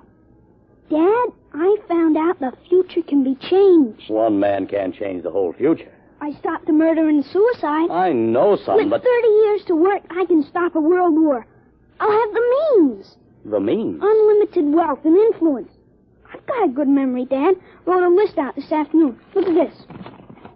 Assault, jet pilot, citation, Ponda, middle ground, counter... What is this, code? Horses. That's a list of Kentucky Derby winners from 1946 to 1970. You sure? I learned that list on a bet at the Officers Club in Cincinnati in 1971. Assault paid 8-1. You figure out what we can take in. Oh, but gambling, This son. isn't it. Gambling, it's a sure thing. When we get rolling, we'll make the Rockefellers look like pikers. Assault at 8-1. I suppose I could scrape up $5,000. In 10 years, that'll make a lot of money. Any other little thing you have in mind, Alan? By 1952, we start building a political organization here in Pennsylvania. In 1960, I think we can elect you president. Oh, of course. President? Isn't that going a little too far? Why not? Who wouldn't vote for a politician who was always right?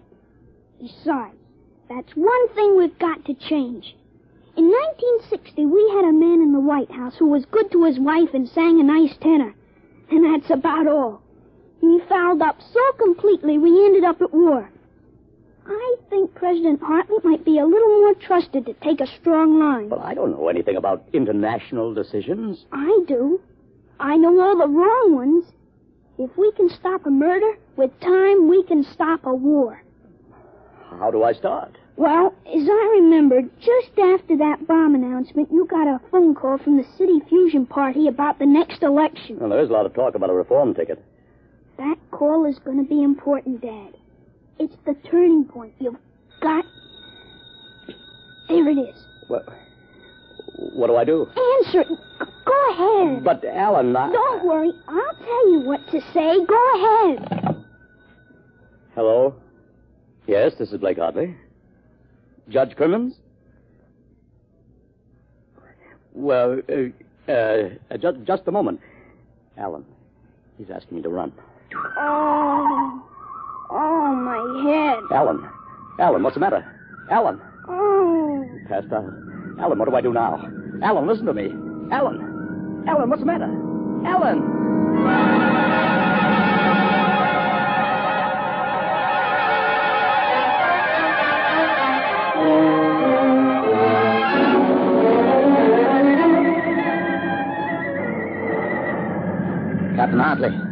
Captain Hartley. He was all right, Doctor. I gave him a shot and he was all right. He's dead. All right, Sergeant, make up a tag. Yes, sir. Hartley, Allen, Captain. Dead August 8th, 1975.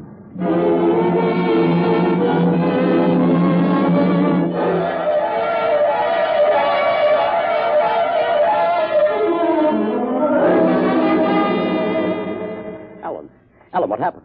Alan! Huh? Alan, are you all right? Hi, Dad. I've got Judge Crimmins on the phone. What do I tell him? What? Alan, are you all right? You passed out. Sure, I'm all right. Hey, today's my birthday, isn't it? What did you get me, Dad? What did you get me? Alan, are you all right? Sure, I'm okay. What did you get for my birthday, huh? Don't you remember the Third World War? What Third World War? Gee, Dad, what's the matter? You're looking at me funny. Judge Crimmins, I'll have to call you back. Goodbye. You don't remember. You're back again, aren't you? Back to 13 years old. Sure, I'm 13 today. For corn's sakes, Dad. You must have died up there. It was only a mind transfer. That means now I'm on my own. I have to do it myself without your help. Help for what? Oh, if it's the grass, I said I'd cut it tomorrow. No, it isn't the grass. I've got to save your life, Alan. I can't let you die that way in 1975. What are you talking about, Dad? You sound goofy. I've got to change it all by myself. Change what? Never mind, Alan. You don't know yet. Come on, let's have lunch. Sure, Dad. Hey, how about my present now? What did you get me for my birthday? Hey, in a minute, son. Go on in. Hurry up, Dad. All right. Now, where'd I put that list of horses?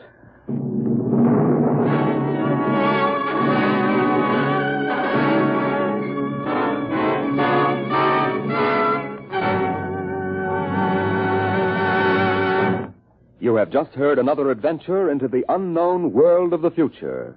The world of... Dimension.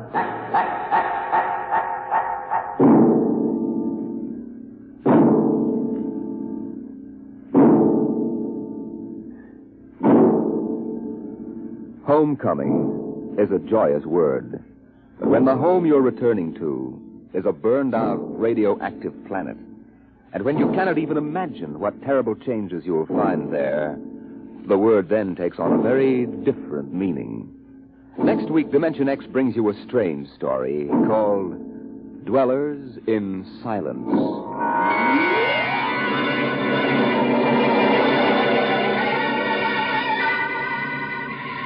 dimensionx is brought to you each week by the National Broadcasting Company in cooperation with Street & Smith, publishers of the magazine Astounding Science Fiction.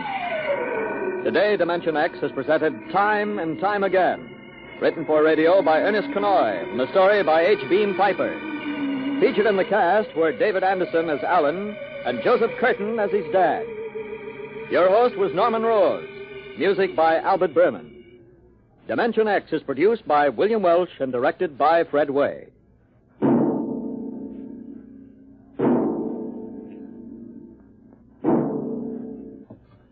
Dragnet, the story of your police force, is next on NBC.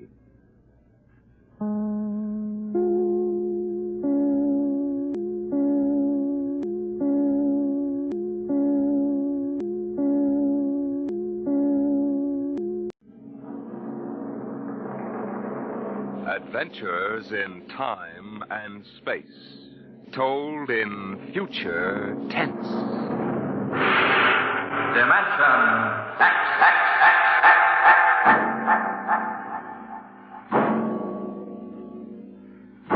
The National Broadcasting Company, in cooperation with Street and Smith, publishers of astounding science fiction, bring you dimensionx.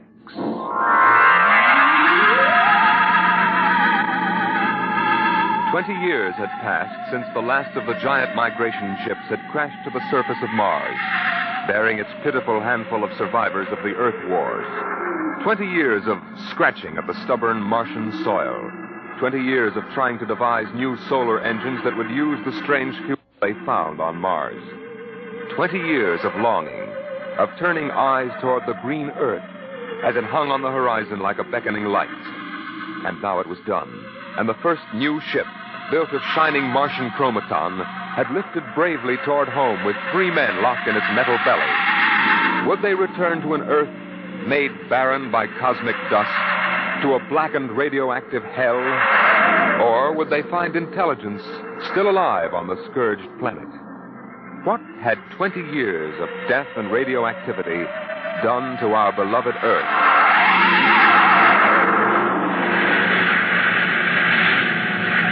That's it, Captain. We've intersected the course vector. Williams. Yes, sir. Prepare for deceleration. Forward vision ready, Captain. Read us off, Evans. We'll enter the gravitational field of the Earth in exactly 10 seconds. 9, 8, 7, 6, 5, 4, 3. Fire 2 and 4. 1. 2 and 4. What's our momentum, Evans? -3. Fire 1. 1. -4 now. Steady as she goes. How are we? On parabola now. If we can hold, we should breach the heaviside layer somewhere north of what used to be Murmansk. Let's have a look at her. Visor, please. Yes, sir. Mother Earth. 20 years. We're going home, Evans. We're going home. Home to what, Captain? Home to a burned-out radioactive planet that is incapable of supporting human life? Evans and I don't agree with that, Williams. We think the Earth is ready for us again. That she'll give us another chance. I'm sorry, Captain, but I was born and brought up on Mars under the new central government. We younger men disagree with you about migrating back to Earth. For us, Mars is home. Well, we'll see. If there is some form of life on Earth, we'll find out soon enough. Williams, head for New York.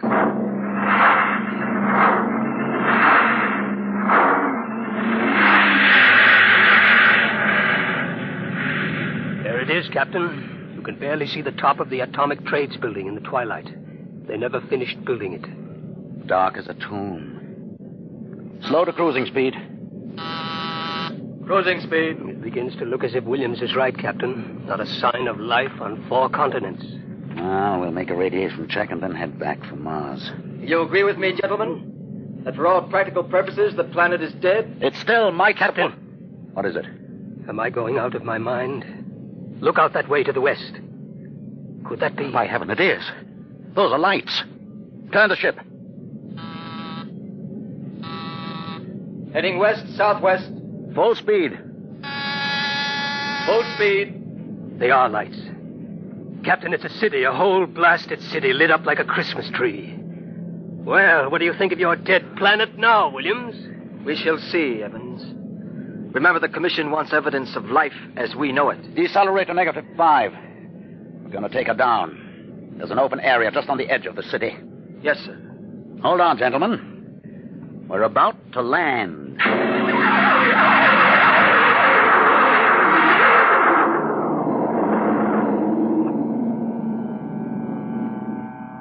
Landing jacks are down, sir. Open the airlock.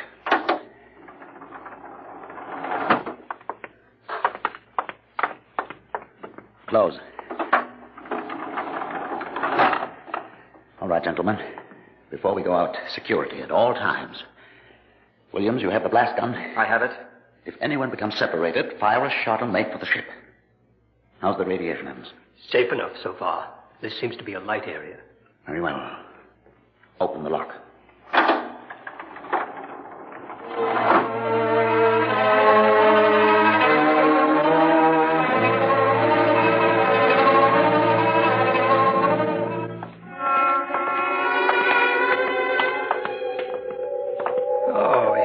Unbelievable. We've been walking for hours now, and not a soul to be seen. There must be someone. How do you explain the lights? I don't know. Municipal building. Shall we have a look here, sir? Possibly the records might contain some clue. Good idea. Keep your weapons ready.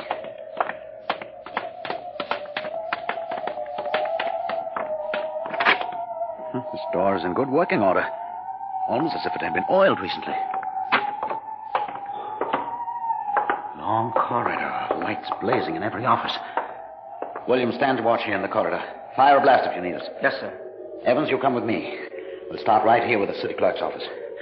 Better check radiation again. Not enough to do any damage. Gives you the creeps, doesn't it? Look at this desk. Papers crumpled, inkstand. Just as if somebody came in and worked here every day. Calendar.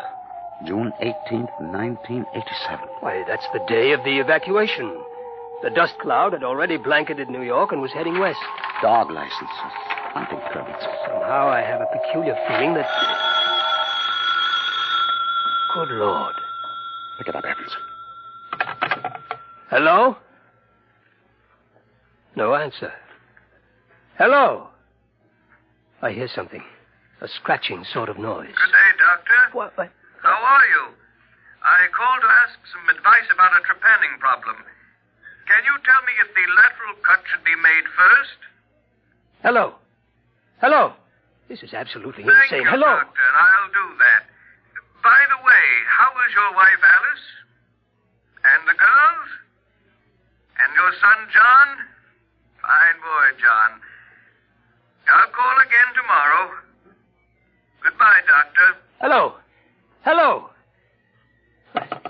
It's gone dead. Who was it? I don't know. A strange voice carried on a conversation about some surgical operation without paying the slightest attention to anything I said.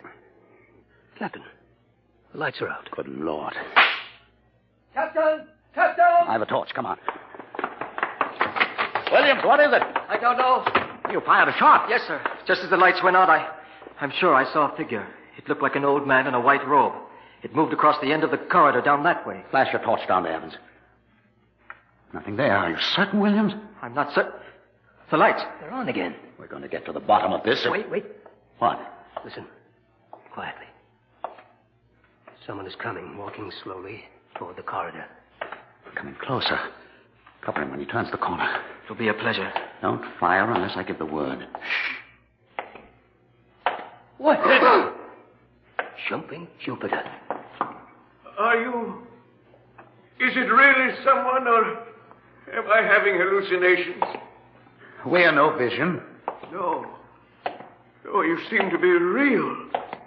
I saw the ship come down. I thought perhaps I was losing my mind. It's been so many years. I'm Captain John Parsons. These are my assistants, Dr. Evans and Mr. Williams. We've returned to Earth from Mars. Then it's happened. We're not alone anymore. Forgive me, gentlemen. I seem moved. I waited and hoped for so long. You survived the radiation? We did. There are others? My family were the only ones. I answered the phone a moment ago. Who was it? You heard my voice, Doctor. Your voice? To break the loneliness, I've recorded my voice and rigged up an automatic telephone. It's pleasant to hear the phone ring. I come here to do my work. I take it you're a medical man. My name's Cornelius Hathaway. Hathaway? Hathaway, the brain surgeon? You know my name. Who doesn't? I watched you on television at college. I saw you 23 years ago. You performed a difficult surgery for a cerebral tumor. Marvelous. Thank you. I'd almost forgotten. My mind, you see, I'm almost 80 now. You look fine, sir. Well, we've had the best of everything. An entire city to choose from. Cold storage, the best equipment. Oh, but come, when I saw your ship, I told Alice, my wife, you know, to prepare a feast. This is a great day for me, gentlemen. A great, great day.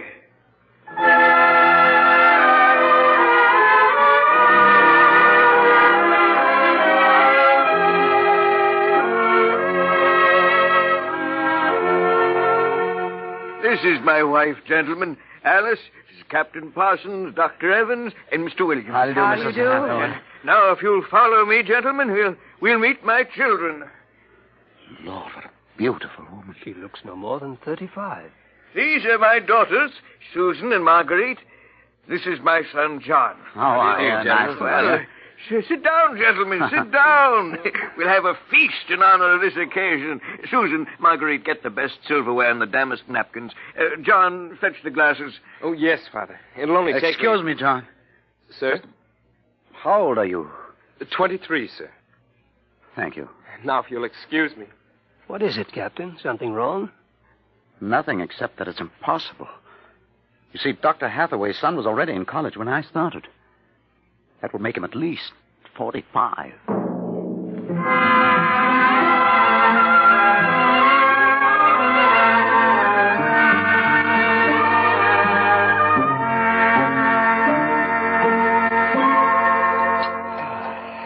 That was a wonderful meal, Mrs. Hathaway. Doctor, your wife is an exceptional woman. Thank you, sir. How would you gentlemen like some fresh gingerbread with your coffee? I baked it this morning. Oh, wonderful. Smell that, Evans? Oh, it's like coming home, Mrs. Hathaway. We enjoy having you here. Mrs. Hathaway, may I compliment you on your having preserved your youth and beauty so well? Thank you. We have had no worries here, no competition. Only the things we need for material comfort. Parsons and I were wondering, Dr. Hathaway, if the radioactivity had any effect in preserving tissue. Your children all look so young, too. It is possible, gentlemen, of course. Radiation does strange things to living tissue. Alice, could we have some champagne? Of course. I'll only be a moment. An amazing woman. Did you ever see such grace? Such complete relaxation. It doesn't seem quite natural. I beg your pardon, gentlemen? Captain Parsons was just about to ask how you and your family managed to escape, Dr. Hathaway. We were very fortunate. I was working in the Sierra Mountains at the time. I had a lead-lined laboratory where I did X-ray research on my pet project. And what is that, sir? The study of machines as they relate to human function and the corollary of... Well, to continue, when the dust cloud covered America, we remained in the laboratory, well supplied with food and water. Later, when the radiation permitted, we made our way east, back to our old home, in the hopes of finding other survivors. But by that time, every living creature had been evacuated to Mars. We were stranded. The migration ships didn't wait for stragglers. That's true. My father and I were on the last rocket out of New York. I've always loved this old house. But the loneliness of those first years... At least you had your wife and children. Yes. Yes, I had my family.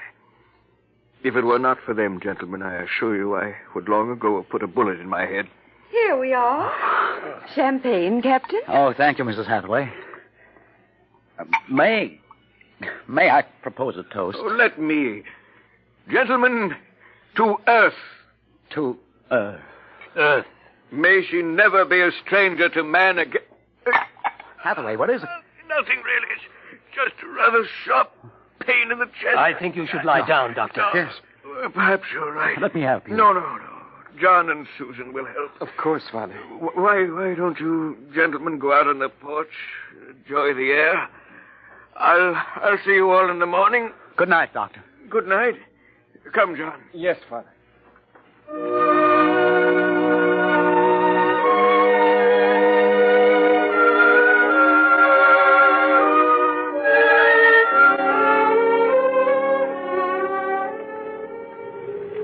Well, what do you think of old Mother Earth now, Williams? Smell that summer breeze. Look at that view of the city lighted up against the sky. It has a certain quality. Well, score 1 point for the back-to-earth proponent. I didn't say that. You're beginning to feel it, though, Williams. I can tell. If you don't mind, gentlemen, I'm quite tired. I think I'll turn in. Excuse me. Well, Captain? Well, what? What do you make of all this? I don't know what you mean. This Hathaway and his family. There's something strange and unnatural going on here. I can sense it.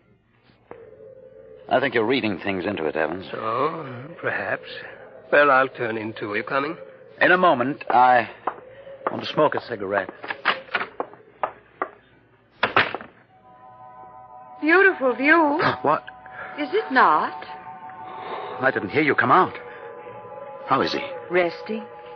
I've never seen him this bad. Yes, he's an old man. I'm sorry, but the difference in your ages is so apparent. You must have been married very young. My husband is a very great man, Captain. It's too bad there was no one to appreciate him. Once he wired the whole city with sound speakers, and when he pressed a button, the whole town lit up and made noises, as if 10,000 people were living in it. He must have been very lonesome for people. Although with a woman such as you, I don't understand. Perhaps one day you will understand. Good night, Captain. Good night, Mrs. Hathaway.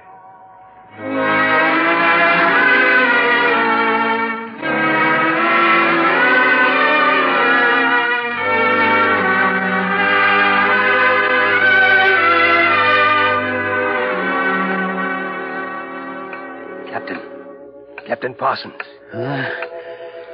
Who's there? It's Dr. Evans. What time is it? 2 a.m. What's wrong? I couldn't sleep. A few minutes ago, I heard someone slip out the front door. The moonlight, I saw it was the old man. He was headed toward our ship. What are you suggesting, Evans? Nothing, except that it's fairly unnatural for an old man with a bad heart to go wandering off at 2 in the morning. Very well. We'll follow him.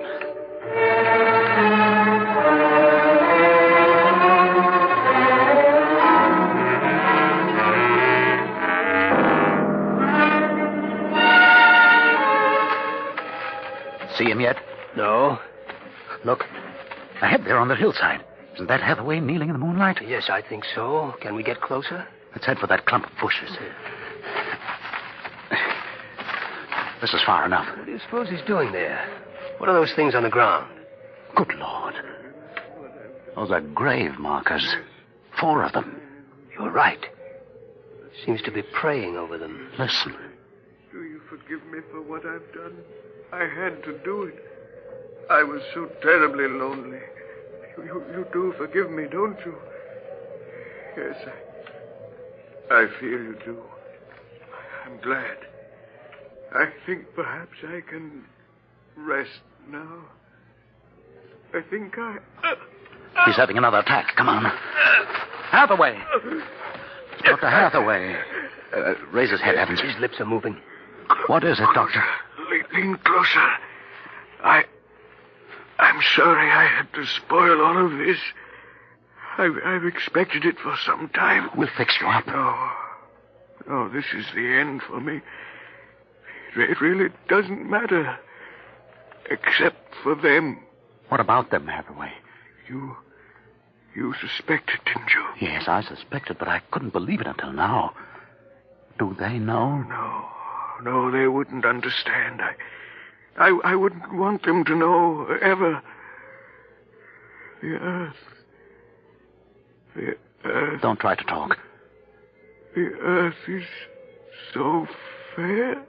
Doctor. He's dead, Captain. He knew it was the end this time. Yes, he knew. What was it he meant about your suspect? Light a match, Evans. Look on those 4 grave markers and tell me what you see. Good Lord. Well? Alice Hathaway, Marguerite Hathaway, Susan Hathaway, John Hathaway. Died July 1987. But that's 20 years ago. If these markers are correct, then who are those others? Can't you guess, Evans? Can't you guess?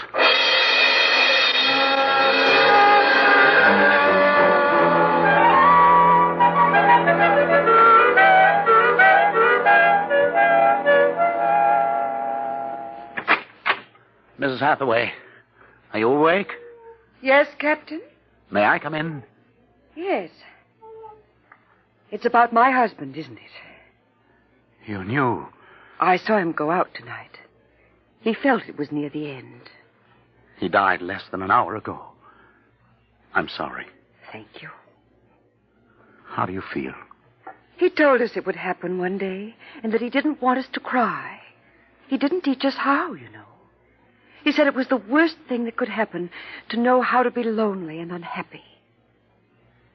What will happen to us now that he's gone? I don't know. Will you stay with us? I would like to, but I cannot. You know about us. Yes, I know. I didn't think that you knew yourself. The children don't. I've been aware for a long while. No one would have guessed. You're so perfect. Oh, he would have liked to hear you say that. He was so very proud of us. After a while, he came to love us, and at the end, he took us as his real wife and children. He even forgot sometimes that he had made us. You gave him a great deal of comfort. Yes. Over the years, we sat and talked. He loved so much to talk. I was first, you know. Then he became lonesome for the children, and so he made them. He told me about the things he did, about his laboratory. Well, surely the children must suspect. Oh, no. You see, there were no other beings with which to compare themselves. He must have been a great, great genius. Each morning he took a recording of his voice into town and put it on the automatic telephone. Each night it would call us. I think, what with the phone ringing and the sound of voices and the lights on, he was happy. There was only one thing, one flaw. And that? He couldn't make us grow old. And so he had to watch himself become an old, old man while we stayed young. It was a great blow to him.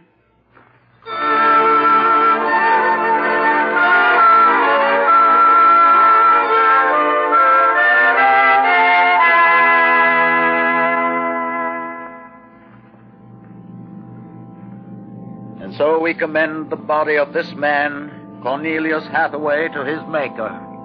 Ashes to ashes, dust to dust returneth. Amen.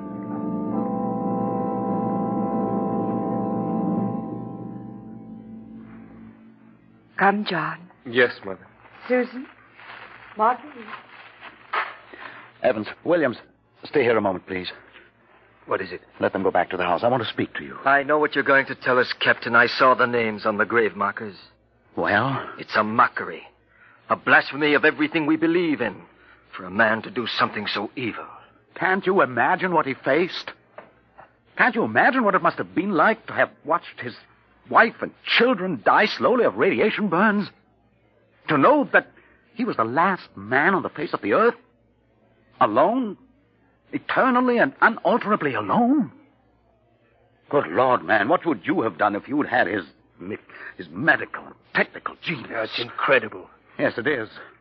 But with an entire American city on which to draw for supplies and equipment, a brilliant man might accomplish anything, even that. What are you suggesting, Captain? That we take them back? We haven't enough space in the ship for that. Every ounce counts. Still, to leave them here, like that, alone. I think I have an answer, cold-blooded as it may seem. Go on. I suggest that we turn them off. Do you think that I could do that? No, but I could. After all, they aren't human. They're worse than robots. They're ghoulish. Have you talked to her? Has she smiled at you with that quiet, beautiful smile? Captain, we can't take them with us, and it would be less than human to leave them here without Hathaway. Could you do it, Evans? Give me the blast gun, Williams. We'll wait in the ship. Take off in half an hour. Half an hour.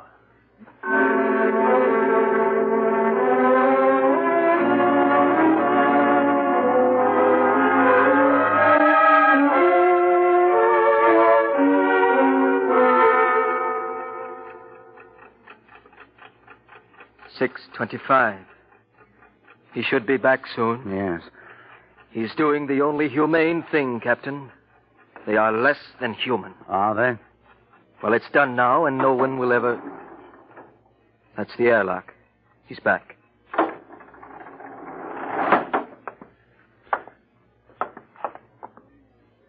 Well? Here's your gun. Did you do it? When I entered the house, she looked at me with those fine, intelligent eyes. I couldn't do it. It would be murder, cold-blooded murder. I prayed you wouldn't be able to do it. There will never be anything as fine as they are. Built to last 200, 300, perhaps 1,000 years. Well, get the course in the integrator, Williams. We'll take off in 20 minutes. I should be back by then. You're going out, sir? I'm going to say goodbye.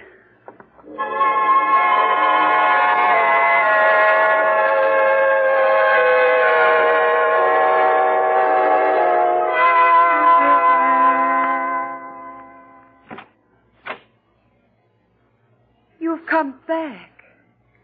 Only to say goodbye. It was nice of you. I wanted you to know that I am coming back someday. When will you come? I don't know. It will take many years to prepare fuel for another trip.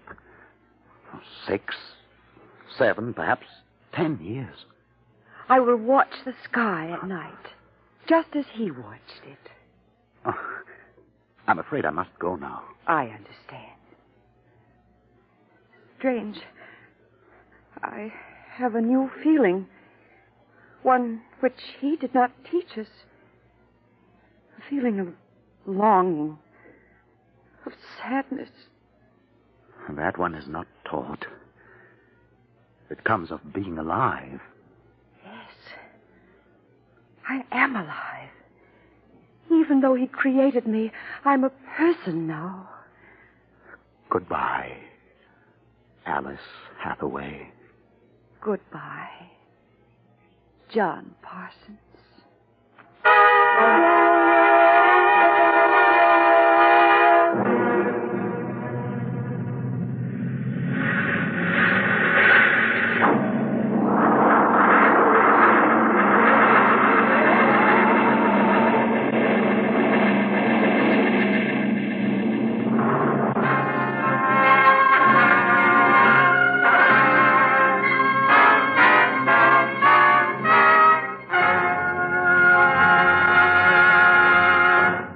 You have just heard another adventure into the unknown world of the future. The world of... Dimensionx.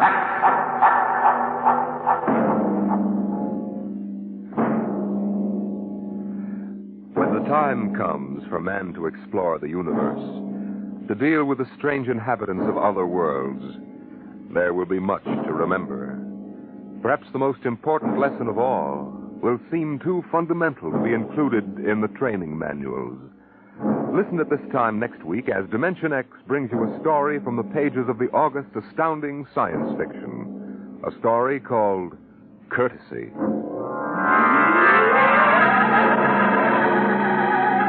Dimensionx is presented each week by the National Broadcasting Company in cooperation with Street and Smith, publishers of the magazine Astounding Science Fiction. Today, Dimensionx has presented Dwellers in Silence, written for radio by George Lefferts from the story by Ray Bradbury. Featured in the cast were Peter Capell as Captain Parsons, Bill Griffiths as Dr. Hathaway, and Gertrude Warner as Alice. Your host was Norman Rose, music by Albert Berman. Dimensionx is produced by William Welch and directed by Fred Way. Dragnet, the story of your police force, is next on NBC.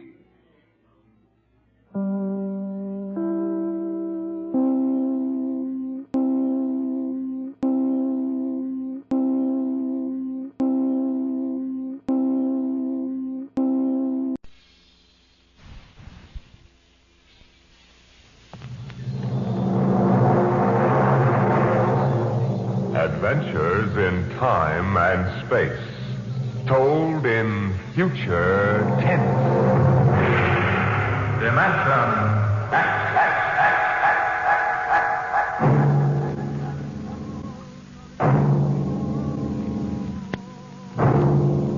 The National Broadcasting Company, in cooperation with Street and Smith, publishers of astounding science fiction, bring you Dimension X.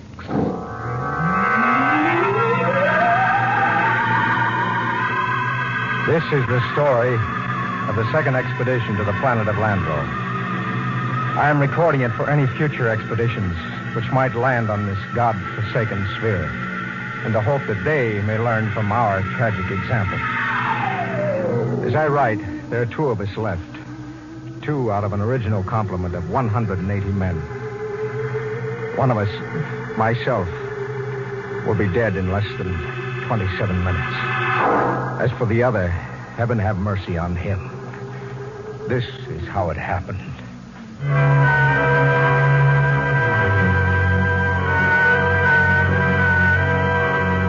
On June 3rd, 1997, less than 2 months ago, the last of our supply ships blasted off Landro, headed for Earth.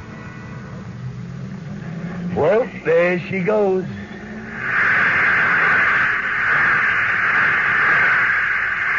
Like a big-bottomed bird, huh? Like to be aboard her, Battiers? Me? Listen, Captain, I've been kicking around with you from one planet to another for so long now, they're all getting to be the same. Not this one, Battiers, not Landro. No, maybe you're right there. I ain't never been on one like this. It's a cemetery, that's what it is, a big, cold cemetery. Them empty cities, that's what does it. Sitting there like they was tombs. Battiers, you're getting to be a poet in your old age. I ain't so poetic I didn't remember to swipe a bottle of Irish off that supply ship. What? Right here. You know, Brady, if you weren't the best all-around cook and troubleshooter I ever shipped, I'd court-martial you. Well, since I ain't being court-martialed, how about we should open this Irish hair tonic after supper tonight, right? Right.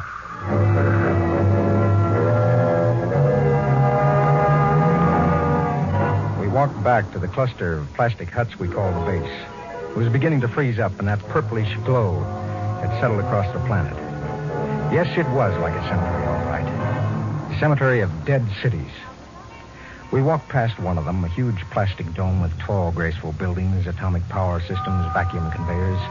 All perfect, all deserted, all ominous. How had it happened? Nobody knew for sure. But the best guess was that the plague had frightened the original inhabitants of the planet so that they had piled into rocket ships and headed for some distant planet. I often wondered why a civilization so advanced as Landro could not find a serum to beat the plague. Well, maybe the Aborigines back in the hills knew the answer. Those strange, ugly little people who had taken to the caves the day we landed.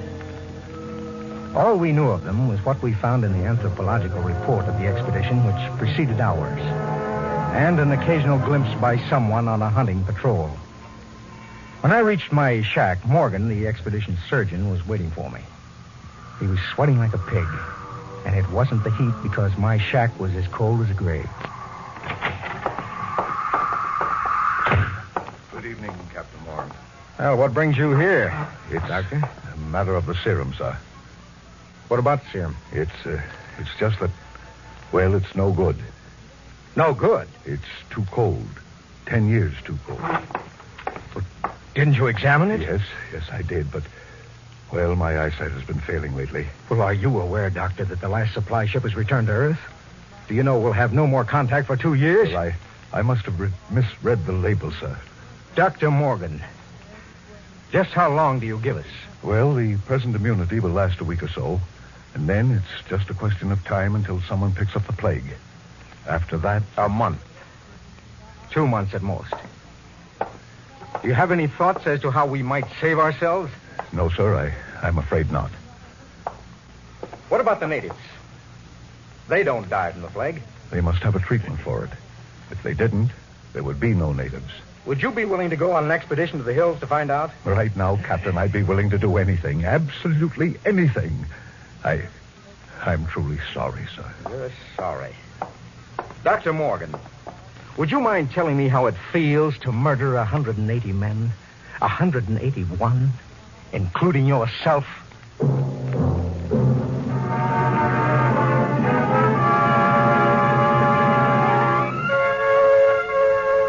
I did a lot of thinking after Dr. Morgan left my hut. It was still unreal for me. After all, the planning of an expedition was no simple thing. You put into it the results of years of training and experience. Every man on my crew was handpicked for his skill. And yet a simple thing like a myopic surgeon misreading a label could blast the whole thing. Yes, it was a shame. I did the only thing I could think of. I yelled for Batty-Ears Brady.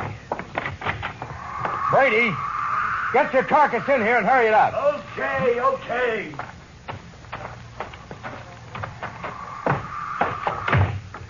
What's up? Sit down, Batty-Ears. You got trouble, Ira?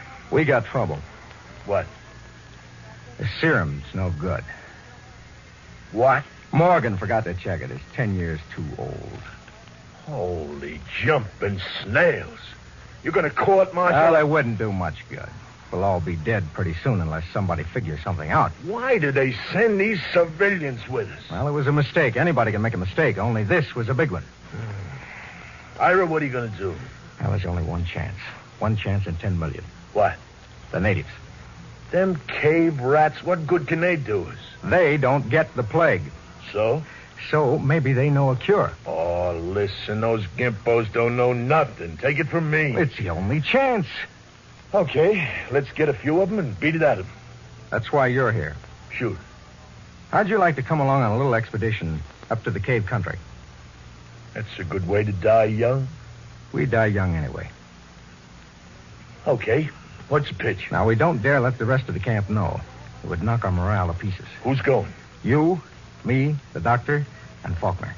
Faulkner? Listen, Ira, he's worse than the doctor. Well, I know he isn't exactly the man for a hunting trip, but he knows more about the native culture than anybody here. Now, he's the only one who's completely familiar with the records of the first expedition. Okay, so it's me, you, the doc, and Faulkner. When do we start? Tonight, in half an hour. Now, we should reach the cave country by tomorrow. With luck, we'll be able to find natives before night. And then the fun starts. You know, Ira, them gimpos don't exactly love us. Nobody loves us, Batty-Ears. That's one of the great paradoxes about this job. We come here to help them, to civilize them so they can live like human beings instead of pack rats, and they run off to the hills and hide from us. Like we had to... I almost said plague. Okay, Batty-Ears, get the doc and Faulkner.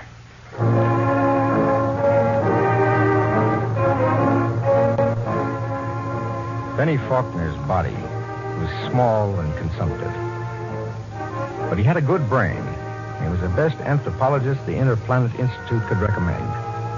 He and Dr. Morgan were the only two civilians on the expedition. The rest of us were all Army or Space Patrol. And we hadn't been marching very long before Benny's frail constitution began to show signs of wear and tear. What's the matter, Benny? It's nothing. Just the dust. I'm allergic to dust. You hear that, Ira? He's allergic to dust. We better call off the expedition, huh? Take it easy, Batty-Ears. Yes, sir. You want to rest a while, Faulkner? It's okay. I can make it. Well, we should be in the cave country in an hour or so. It'll be daybreak then, and the going will be easier. How about you, Doctor? I'll make it. Okay. Let's go. Ira. What is it? Don't look now, but very slowly turn your eyes to the right and look behind that big yellow rock. Okay. You see anything? No. Keep looking. Don't stop walking or let on. Okay. There. Looked like a shadow or something. It's one of them gimpos. He's been following us now for almost an hour, dodging in and out behind rocks. I think there's more of them, too, but I couldn't swear. Well, anyway, they know we're coming. That's for sure. What do you think? Should we bring one in? Not yet. We don't know how many of them there are. Just pretend you don't see them. And above all, tell the others to show no signs of fear. There's nothing will start these simple-minded cavemen like fear.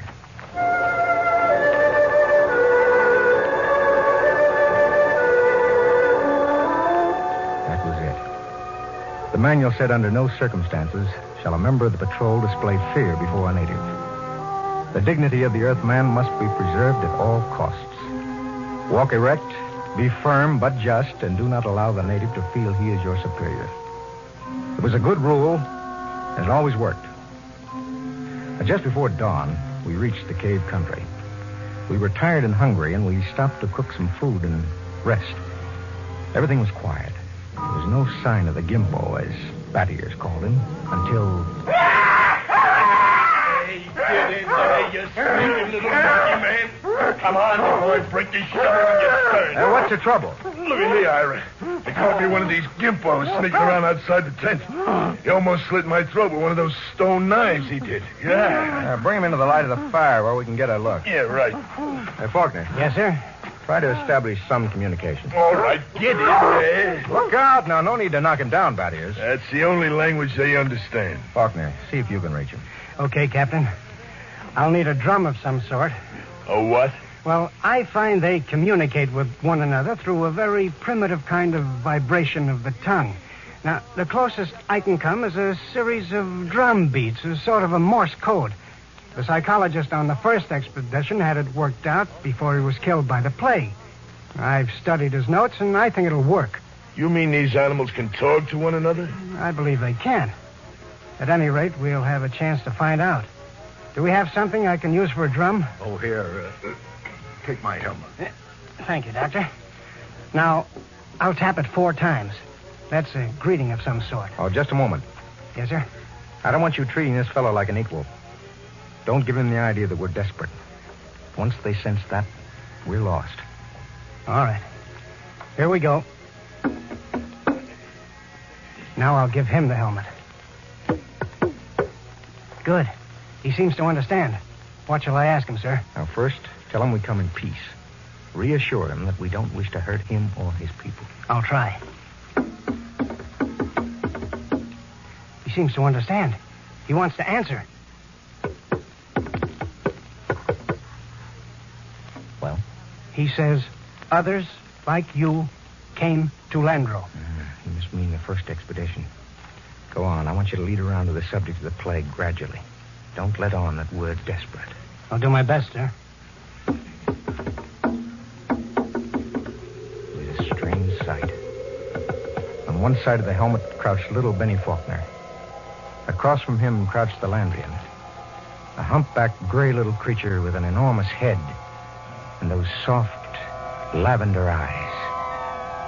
I'm setting forth in this narrative the transcript of their conversation as Benny Faulkner later transcribed it from the best of his memory. Faulkner, we come as friends. Native. Why? Faulkner, we will help you to rebuild your cities and make your machines work again. Why? We want to help you to enjoy the benefits of the great culture which once thrived on Landro. Why? Because we want to help you. If we ask you not to help us, will you go away? We stay for your own good.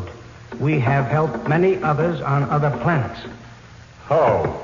We teach them a better way to live. Their way of life was better than your way. Have you tried our way? Why were your cities abandoned? Was it the plague? Yes. Do you still fear the plague? Yes. Do any of your people become afflicted? Some. How do you treat them? How do you keep the plague from spreading? Do you have a cure? How can we find a cure for the plague? Go among my people. Will we find the answer among your people? My people have the answer. Will you tell me the answer? Go among my people. The drum beats ended. As far as the Landrian was concerned, the conversation was ended. He rose to go, and Faulkner stepped from his path. But Brady was there to ensure the bet. Hold on there, bucko. You ain't going no place. Don't maltreat him, Brady. What'd he say, Benny? He says his people have the answer. What do you think? Well, there may be some truth in it. He says some of his people still get the plague. Well, that must mean it isn't a question of immunity. They must have a cure. Well, he wasn't clear on that, Doctor. Then they must have a vaccine to keep it from spreading. Does he know? Evidently not. I could beat it out of him. I don't think he's lying. Well, that leaves it up to us. Now, the first level of caves are on top of that cliff about a mile ahead. It's a trap. I'll bet my last dollar on it. Maybe not. We'll have to risk it. Now, wait. Yes, Doctor. Let me go. I got you all into this. How will you talk? Well, Benny here can give me enough of the code so I can ask the big question. All right, Doctor. We'll wait at the foot of the cliff. Now, you go on ahead. If you aren't back down in 3 hours, we'll come up after you. What about the Gimpo we've got? Now, we'll hold him as a hostage to ensure the doctor's safety. Mm-hmm. Now, if the doc comes back, all right. We'll let him go. Your job, Fat Ears. A pleasure. Don't kick him. Natch. But if he gives me any trouble, I'll take a shovel to his bottom. You can count on that.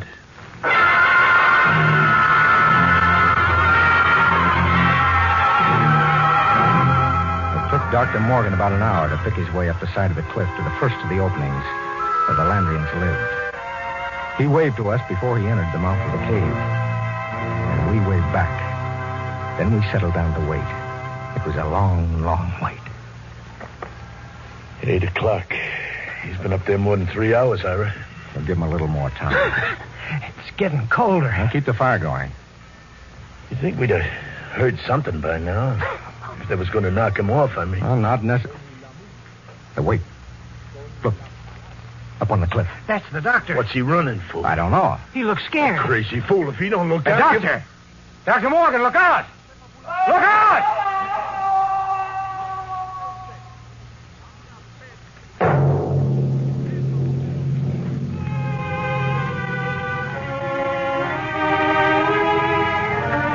We found him at the foot of the cliff, crumpled and broken.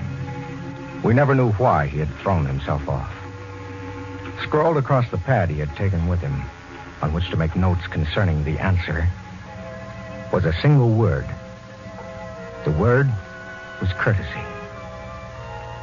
The expedition was a failure. Okay, that's it. I have to head back for camp and just wait and pray. Not just yet, Ira. Okay? What's on your mind, Battier?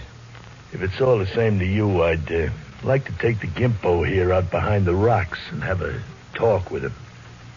Okay, Ira? What do you think you'll accomplish? I don't know. Just a quiet little talk. No violence? No violence. Just a real, earnest type conversation. Okay, Ira? It was one of those decisions a commanding officer dreads. 180 lives against the chance that Battiers could persuade the little gray man to give an answer he might not even know. I nodded, and Battiers took the little native off behind an outcropping of rock. He was back in 15 minutes, dripping with sweat. Well? Let's go, Ira. Nothing, huh? But nothing. Is he, Yeah, they ain't made very good, those little gray people. They come apart too easy. So, let's go, Ira. All right. Benny. Hey, Benny. What is it? I feel kind of sick all of a sudden. He's got a weak stomach. Dust allergy. Hey, wait a minute. What is it, Benny? The back of my head. Dull kind of pain. Stick out your tongue. my hand, Bad Ears. We've got to get him back to camp. What is it? I'm not sure. But that blackness on the tongue and the headache, it could be the plague.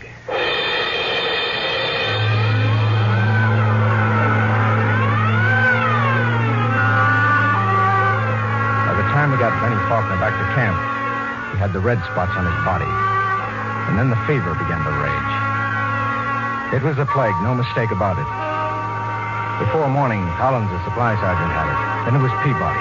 After that, the men went down like 10 pins. They screamed and moaned. And then they died. Come. Hello, Bad Ears. Ira?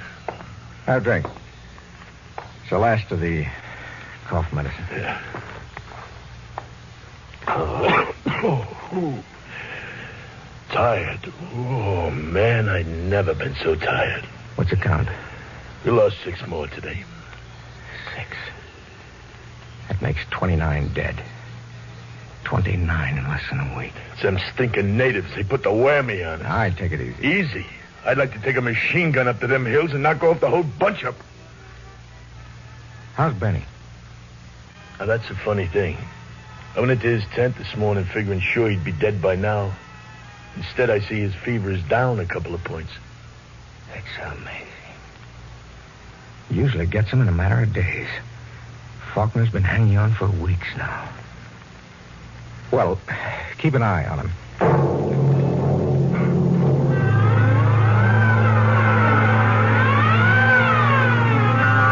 It was a nightmare of eternity after that. A ceaseless round of caring for the stricken, of helping with the graves, of writing in the book the names of those who died. Sleep came in snatches or when we were so exhausted we couldn't stand. Then one morning, Bad Ears Brady dragged himself into my shack.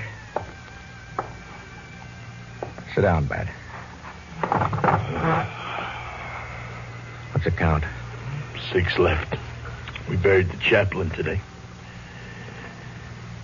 You got a cigarette? Yeah, sure. How's Faulkner? I don't get it. Still alive? He's getting better. He's sitting up. Holy mackerel. This is a good cigarette. Well, like any other. No, this one's different, Ira. It's my last. What do you mean? Take a look at my tongue, Ira. See? Little black spots.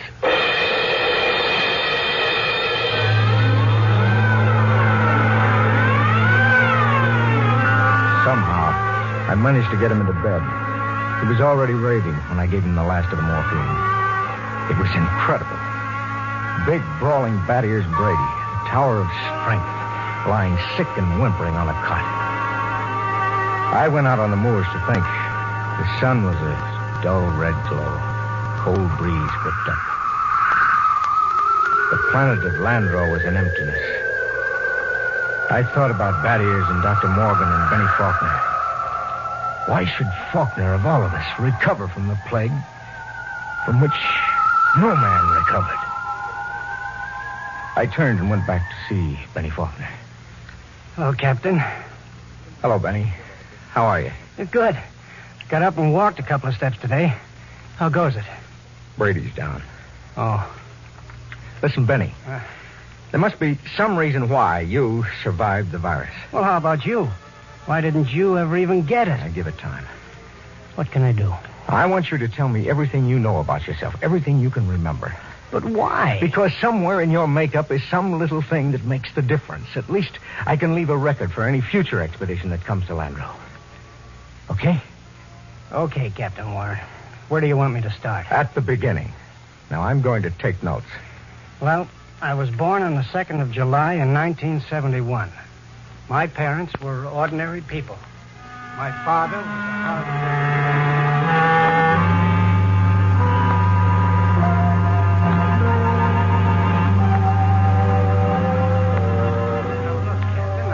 Everything I can remember. For 3 days now you've questioned me. All right. Now take it from where the natives started to walk away. You stepped out of his path and Brady grabbed him. Okay, so I stepped out of his path. Why? What do you mean, why? Why did you step out of his path? Well, why not? Courtesy, that's why. What's the matter? Courtesy. Funny. That's the word that Dr. Morgan had written in his notebook. Well, I don't see... I don't either. Hey, tell me, why should you want to be courteous to a native? Why not? What about maintaining your own dignity? Are you talking about dignity or arrogance? Look, I don't get this at all, Captain. You're familiar with the records left by the first expedition, Benny. What happened with the natives? Well, the natives were friendly enough at first, but after a while they went back to the caves. And when we got here, they wouldn't come near us, right? Right. Yet we came to help them. So what? So maybe this, Benny. Maybe we were all wet in our deductions. Maybe those cities weren't deserted centuries ago after all. Maybe these little people up in the caves are the same people who used to live in those cities. Well, why should they leave? Well, maybe they found out the big cities weren't the answer. Maybe they found out that civilization doesn't necessarily bring happiness. So they just packed up and left. Returned to the simple life. That doesn't make sense. You're forgetting the plague. Benny, what is the plague? Well, I don't know. I think the plague was nothing more than what we know as greed and arrogance. Captain, you're going off your rocker. I think maybe we were in line to die of it, even if the serum had been good. Well, it violates all the laws of Earth. We aren't on Earth. We're on Landro. A planet a million light years from home. Now, why are we trying to take these primitive, happy people and make them like ourselves? Why are we trying to mold them, to convince them that they belong in cities, that they should be building better can openers instead of just enjoying human relationships? Why, Benny? If that isn't sheer, stupid, crazy arrogance, my name isn't Ira Warren. The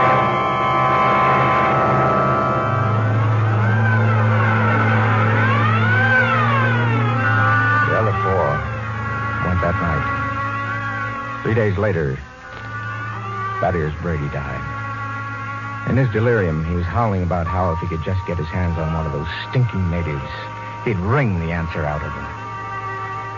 After I buried him, I went back to Benny Faulkner's tent. Faulkner was getting out of bed as I entered. How's he, Captain? I just buried him. Holy Mother in heaven. That means two of us. 2 out of 180. Not 2. Just 1. Oh, but you're all right. I have a headache. I'm beginning to sweat a little, too. Well, can I help you any? No, I think I'll go back to my shack and finish writing the report. Well, maybe it isn't the plague. No, Benny, I've seen it too many times to kid myself about it. Look, Captain, you don't believe that junk about courtesy, do you? I mean that stuff you were talking about the other night? That's a lot of nonsense. You must know that. Holy mackerel, Captain. You can't believe it. You can't. Good night, Benny. I think I'd like to be alone for a while. Okay. Good night, Captain Warren. This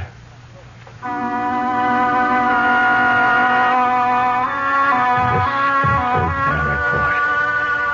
I'm turning it over to Benny Faulkner in the hopes that he will be able to transmit it to any other expedition commander who contemplates exploring the planet of Landrum. The fever is beginning to mount now. My hands tremble as I write. The end should not be far off. You see, I didn't have a chance.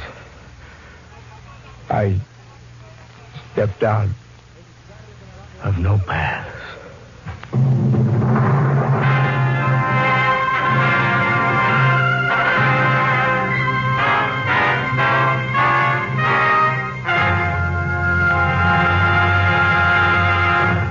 You have just heard another adventure into the unknown world of the future. The world of... Dimensionx.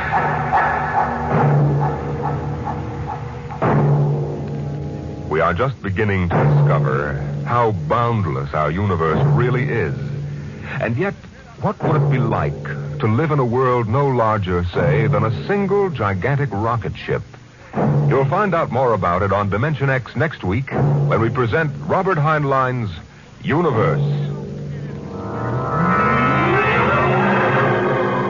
dimensionx is presented each week by the National Broadcasting Company in cooperation with Street and Smith, publishers of the magazine Astounding Science Fiction. Today, dimensionx has presented Courtesy from the current issue of Astounding Science Fiction. It was written for radio by George Lefferts from the story by Clifford Simak. Featured in the cast were Lawson Zerbe as Captain Warren, Bill Zuckert as Battiers Brady, and Bill Gray as Benny Faulkner. Your host was Norman Rose. Music by Albert Berman. dimensionx is produced by William Welch and directed by Fred Way.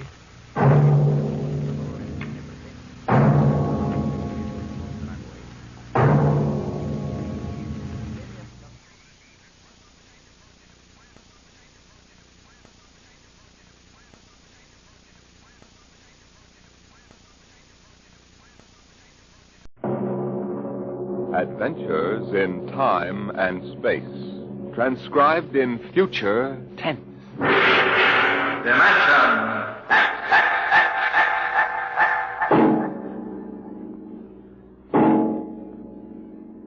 In the beginning, there was Jordan, thinking his lonely thoughts. Out of the loneness came a longing. Out of the longing came a vision. Out of the dream came a planning. And out of the planning came decision. Jordan's hand was lifted, and the ship was born.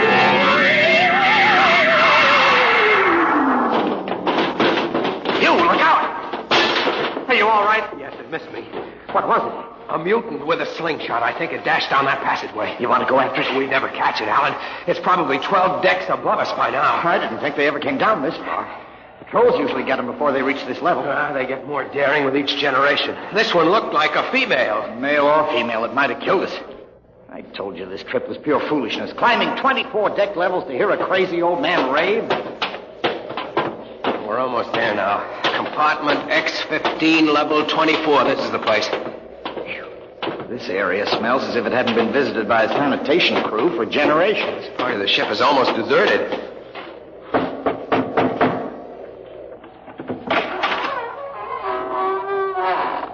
Yes? This is the compartment of John the Witness. Who are you? My name is Hugh Hoyland. I'm a cadet from the scientist barracks. This is my friend Alan Mahoney. What do you want of John the Witness? Only to talk. Are you a believer in Jordan? Naturally. I have heard that there are those among the younger scientists who doubt the word of Jordan. To doubt is death. We're not heretics. Enter. I have brought a gift of tobacco, grown on the richest level. It smells good. I assure you it's the best. Wait here. What a rat's nest. What the devil do you think he can tell you? I don't know. Now, hush.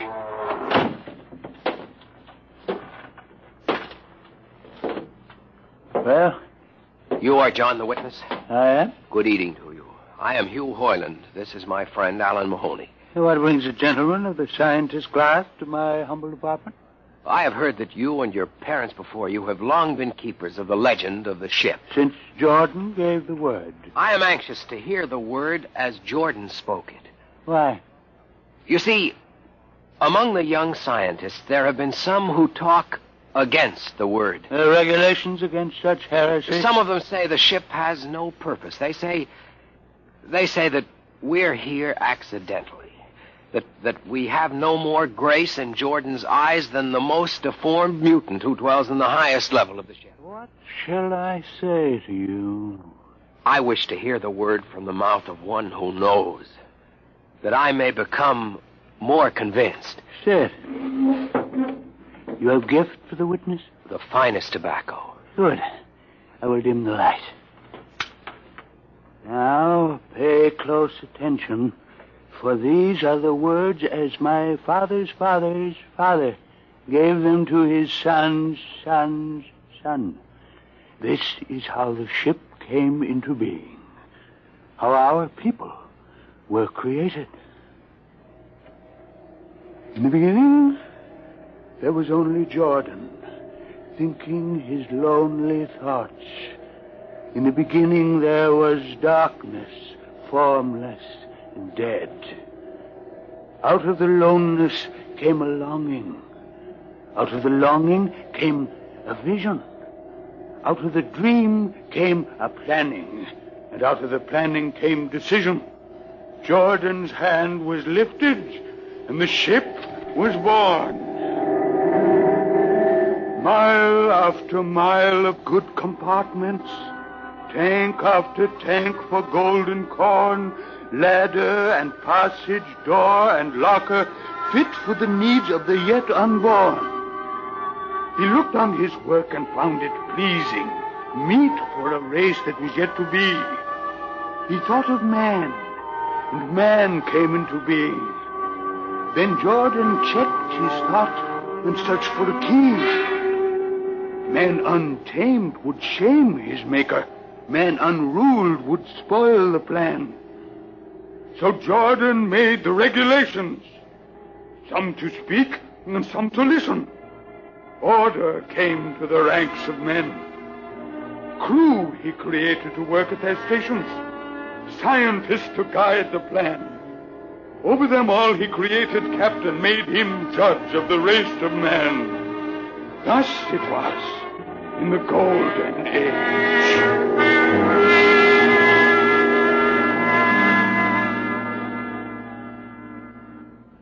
These are the true words? As my father's father taught them. But what of the strange beast-like people on the upper levels of the ship? Surely Jordan did not create them. Jordan is perfect. All below him lack perfection. You have heard of the legend of Huff? I have heard that he mutinied against Jordan. Darkness swallowed the ways of virtue. Sin prevailed upon the ship. And before wisdom prevailed and the bodies of Huff and his followers were fed into the converter, some of the rebels escaped and lived to father the mutants. They are tainted with the sins of their fathers. One more question, witness. Speak. What is the ship? The ship is a great sphere. 25 kilometers wide and 100 levels deep. I know that, but what about the upper levels? The regulations forbid us to venture into the upper levels, but it is said that beyond the levels of the mutants lies the forbidden place where Jordan's spirit prevails. So I've heard. But something troubles me. Something which prompted my coming here. Yes, my son. What lies beyond the ship? What? What lies beyond the ship? This is heresy. Answer me. I will not permit such talk. The ship is complete. The ship is universal. The ship is everywhere. The ship is endless. Your mutterings are those of a frightened old man. They answer nothing. You question the word? I think you lie. Hear me, Mr. Heinlein. For what you have already said, I can have your body fed to the converter. Your soul launched on the endless trip. You threaten me. You, for Jordan's sake. You think I fear this dried fig of a man? You. Sir, my friend is impetuous. He doesn't understand. I might be persuaded to forget a substantial gift. You pig. You. Come on, Alan. The sight of this so-called holy man offends me. No, you shall not leave. Don't try to frighten me with a gun, old man. Remain where you are, heretic. I warn you, put down the gun. No. No closer. Drop it. Very well, then. Dip to the heretic. Alan, get him! Is he dead? I don't know. Come on, Hugh. We've got to get out of here. Now where? We can't go back. They'd feed us into the converter. What's that? The old woman must have turned in an alarm. Come on, the patrol will be here in no time. Where can we go? The upper levels. But the mutant. We'll have to take our chance. Listen, that's the patrol we've got to climb. There's a hatchway. Down the corridor. Quickly. Halt! Halt, we fire! The ladder.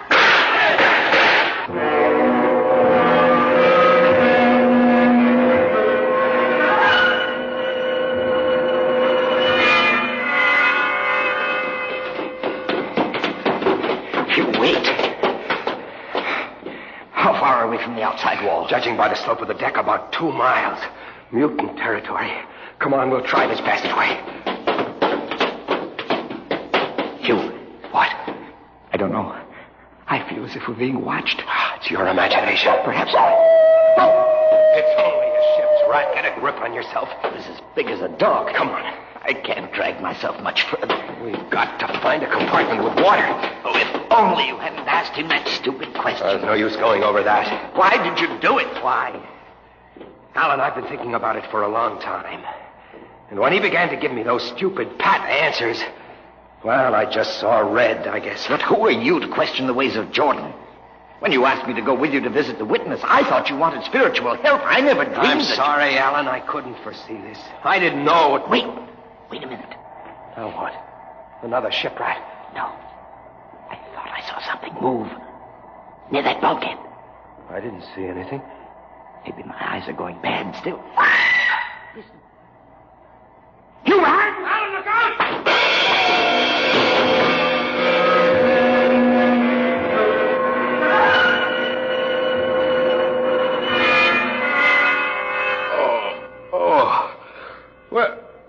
Where am I? What are you? Get away from me! Alan!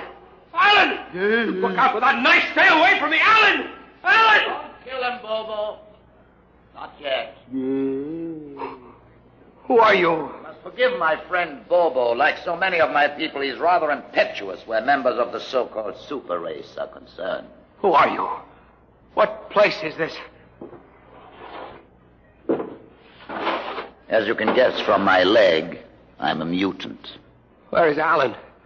Your friend is dead. I was not able to restrain my people in time to save him.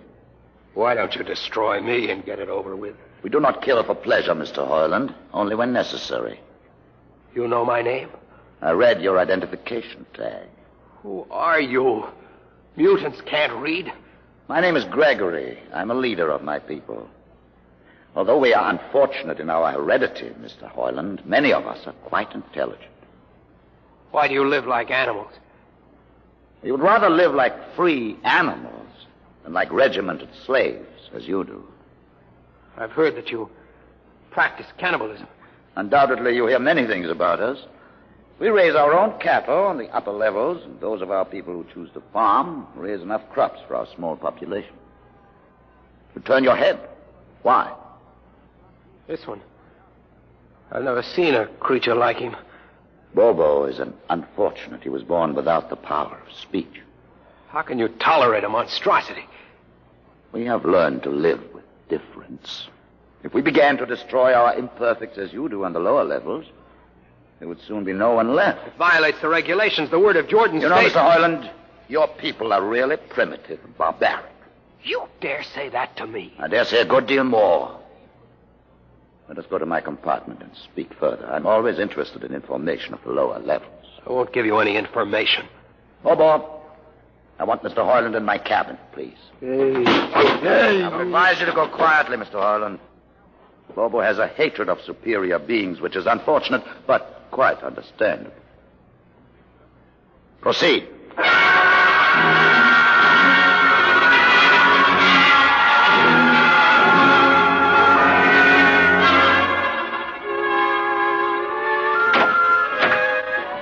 Enter, Mr. Heinlein. This is where you live? Yes. But you have books. Stolen from your libraries, Mr. Heinlein. Compton's Astrophysics. The Philosophy of Interstellar Navigation. Celestial Mechanics. You have read these? Most of them. Why did you bring me here? What do you intend to do? Do you believe in Jordan, Mr. Heinlein? There is no other belief. And the trip? I suppose you believe in the trip, too. Well, what else is there to believe? When you die, your remains are fed to the converter, and your soul makes the trip. And where does the trip take you? Why, to Centaurus, of course. Huh? And what is Centaurus? Why, Centaurus, mind you, I'm just telling you the orthodox answer. Centaurus is where you arrive when you've made the trip. A place where everything is happy, and everybody's happy, and there's always good eating. It's mythological, of course. And you believe this? The peasants believe it, literally, but many of the younger scientists like myself know that it's figurative, symbolic. Why do you ask?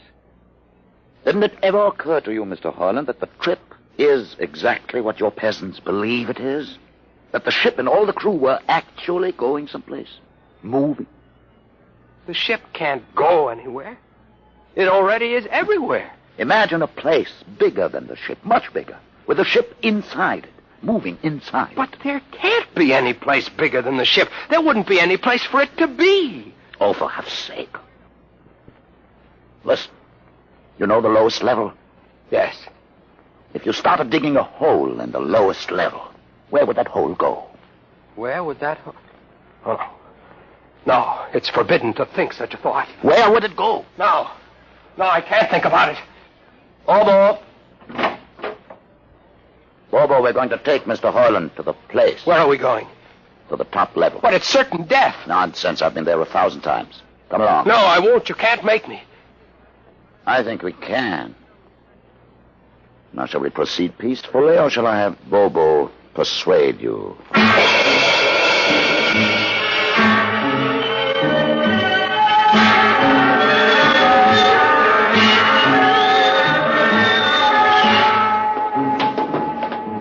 Open the door, Bobo.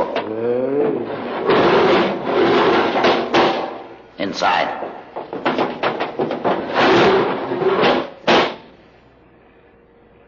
What place is this? This, Mr. Heinlein, is the main control room. Why, Mr. Heinlein, you're trembling. It isn't true. There is no such place except in mythology. Oh, you younger men are so wise, Mr. Heinlein, except for one thing. This happens to be the main control room of the ship. But it's nothing but a huge room with an instrument panel. What did you expect? How do you know this is the main control room? See these instruments? Using them, the navigator, many hundreds of years ago, actually steered the ship on its voyage. I don't understand. I didn't suppose you would. Your people have been so steeped in superstition and ignorance that the whole concept has lost its meaning. Sit in that chair. Don't be frightened. Sit down. Very well. Look up. What do you see? Nothing but a huge shield. Watch it for one moment, Mr. Heinlein. You are going to see something that few of us have ever been privileged to witness. Something so dazzling that you may find it hard to accept at first. But it is there. It is a reality. And ultimately you must accept it. What are you doing? I'm dimming the lights. Don't be frightened. Keep your eyes focused on the shield above us. Ready? Watch. The shield! It's sliding back! Ghost of Jordan! Well? What am I seeing? The universe, Mr. Heinlein. The universe in all its beauty. The stars, the planets, the suns, the moons, and the constellations. This is your heritage, Mr. Heinlein. The heritage you've been too stupid to see. But it can't be. The ship is the universe. There is nothing but the ship. Ah, but there it is. You see it before your eyes, spread out like a canopy of glory. You still deny it? Answer me, Mr. Heinlein. Do you deny it? No, I can't. They lied. They lied to us.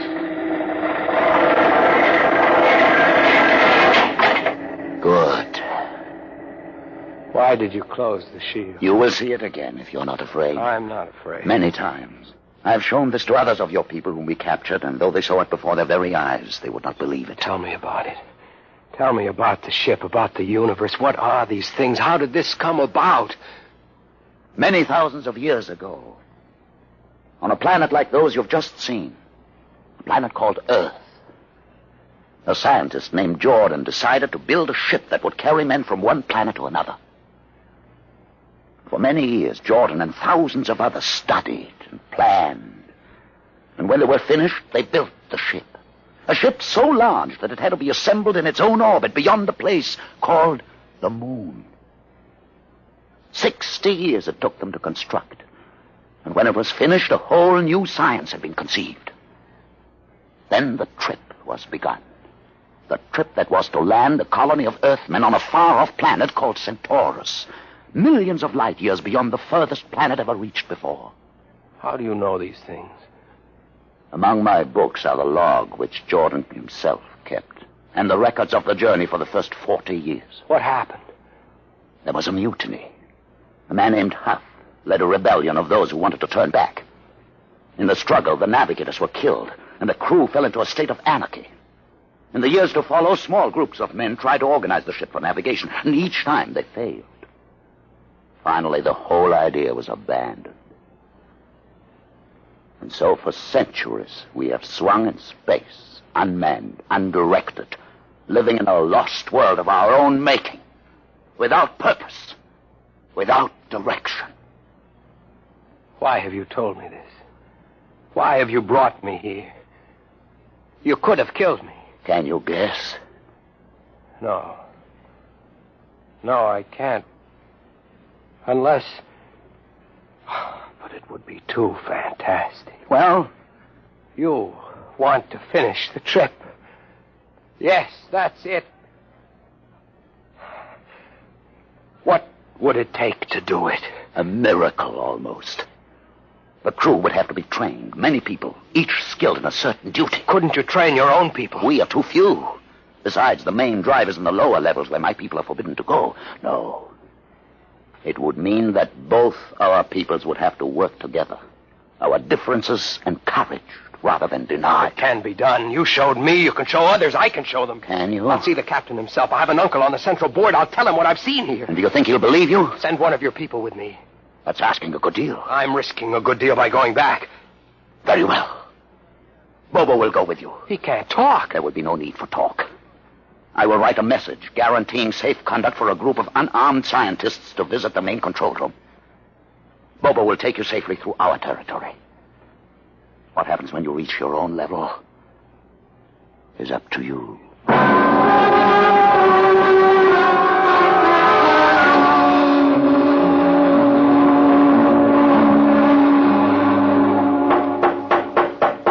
One moment. Yes, what do you... Quick, Uncle, let us in. But this mutant... He's harmless, please. No. What is this? You're wanted I know all about that. Listen, Uncle, I must see the captain. The captain? Are you mad? You're a council member. You can get me to see him. They'll kill you. You're wanted for heresy. I don't care. I must speak with the captain. You're close to him. You can arrange it. I don't understand why... Uncle, listen to me. The ship is moving. I can prove it. Do you understand? There is a purpose in the ship. I don't understand what you're babbling Never about. mind. Just talk to the captain. Tell him I have information of tremendous importance. Tell him I've arranged a truce with the mutants. A truce? Here, show him this paper signed by their leader. Do it, Uncle, for my sake. I don't know. Please, Uncle. If I'm to die, let this be my last request to you. Very well. I'll speak to the captain. I'll try.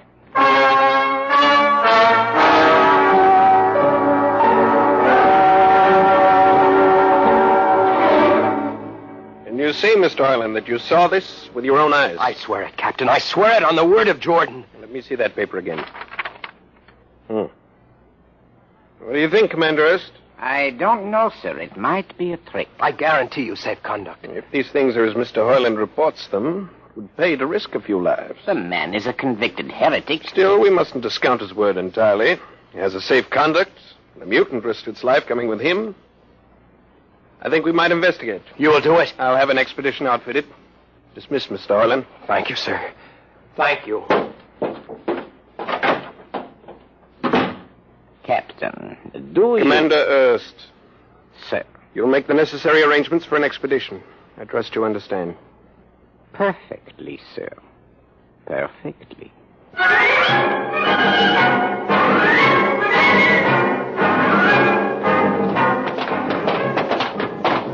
Lieutenant. Mr. Heinlein. You'd better halt your men here. This is the spot. Patrol, halt. I see no welcoming party of mutants. There will be none. Their leader will meet you inside the main control room. You don't say. And just where is this main control room? Beyond that door. I see. All right, men. Ready arms. Why do you ready arms? In case of ambush. Ambush? Don't you think they could have ambushed you on the way up here a good deal more easily? You know, Mr. Heinlein, I think you're a muty lover. They have a place in the converter for that kind. Lieutenant, are you mad? No, Mr. Heinlein. But most certainly you are. To think that we could be lured up here to be slaughtered with a fantastic story about some mythical control room. Guns ready, sir. Lieutenant, I warn you, these people have acted in good faith.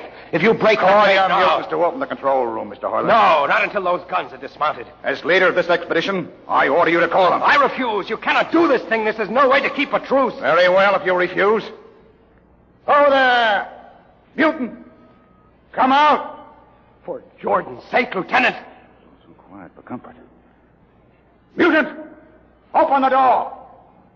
Please, Jordan, don't let anything happen. Please don't. It's opening. Ready, men. Someone's coming out. Look at his leg. Horrible. Steady. He's walking toward us. I can't stand this. Look out! Gregory! No!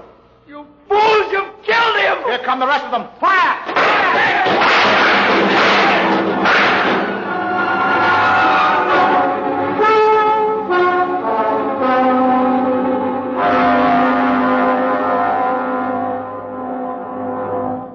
That should teach them a lesson they won't forget. All right, men. Inside the room. Heinlein, you're under arrest as a conspirator in this ambush. Ambush, you fool, you blind, stupid fool. That'll be enough. Have you been inside this place before? Yes. What's all this machinery? These are the controls he would have used to steer the ship. He's gone out of his mind, Lieutenant. Steer the ship? Who? The leader. The one you killed. This ugly mutant? This ugly mutant happened to be a man of true greatness. You're mad. Am I? This man had a vision which could have saved you, but you chose to kill him because you couldn't stand the sight of his difference from you. I'll not listen to these ravings. Close your ears. Shut your minds against the conscience that tells you it's wrong to kill. That tells you that your need to be arrogant only proves your inadequacy to yourself. Shut him up. Don't listen to him, man. You can't shut your ears. My words sting you. You cannot shut your minds. And you cannot shut your eyes. Don't do this. The roof. It's moving back. Look. Let the vision of this confound your ignorance and blind your eyes. This is the heritage you tried to stifle in your own breasts. This is the heritage of stars and open skies for which men have yearned for centuries. Try to destroy this, and you will only destroy yourselves. Death to the heretic. Kill me if you choose. But I say to you that this you cannot keep from our people. That they will seek it out, and the ship will be manned, and the ship will be steered, and there will be freedom and purpose and respect for ourselves. This is your heritage. Look upon the universe. Kill him! Kill him!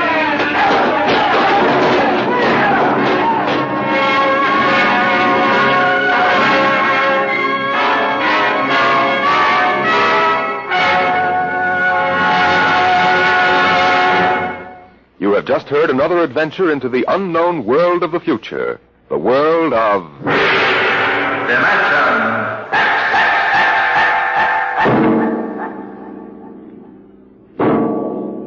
This has been the concluding broadcast in the current series of dimensionx. If you're interested in the continuation of this series, please write and tell us so. Your ideas and suggestions will be given the most thoughtful consideration in determining the future of this program. Just drop a letter or postcard to dimensionx, care of NBC, Radio City, New York. Today, dimensionx is transcribed Universe, written for radio by George Lefferts and based on a story by Robert Heinlein. Featured in the cast were Mason Adams as Hugh and Peter Capell as Gregory. Your host was Norman Rose. Music by Bert Berman. Engineer Bill Chambers. Sound created by Manny Siegel, Max Russell, and Wes Conant. dimensionx is produced by William Welch and directed by Edward King. Ed Archie Gardner tangles with Tallulah Bankhead on The Big Show.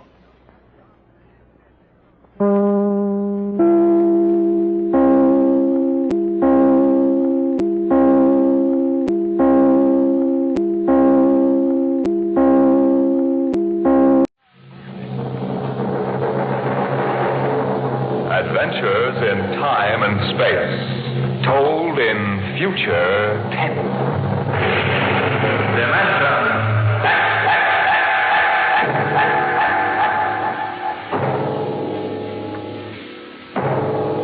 The National Broadcasting Company, in cooperation with Street and Smith, publishers of astounding science fiction, bring you Dimensionx.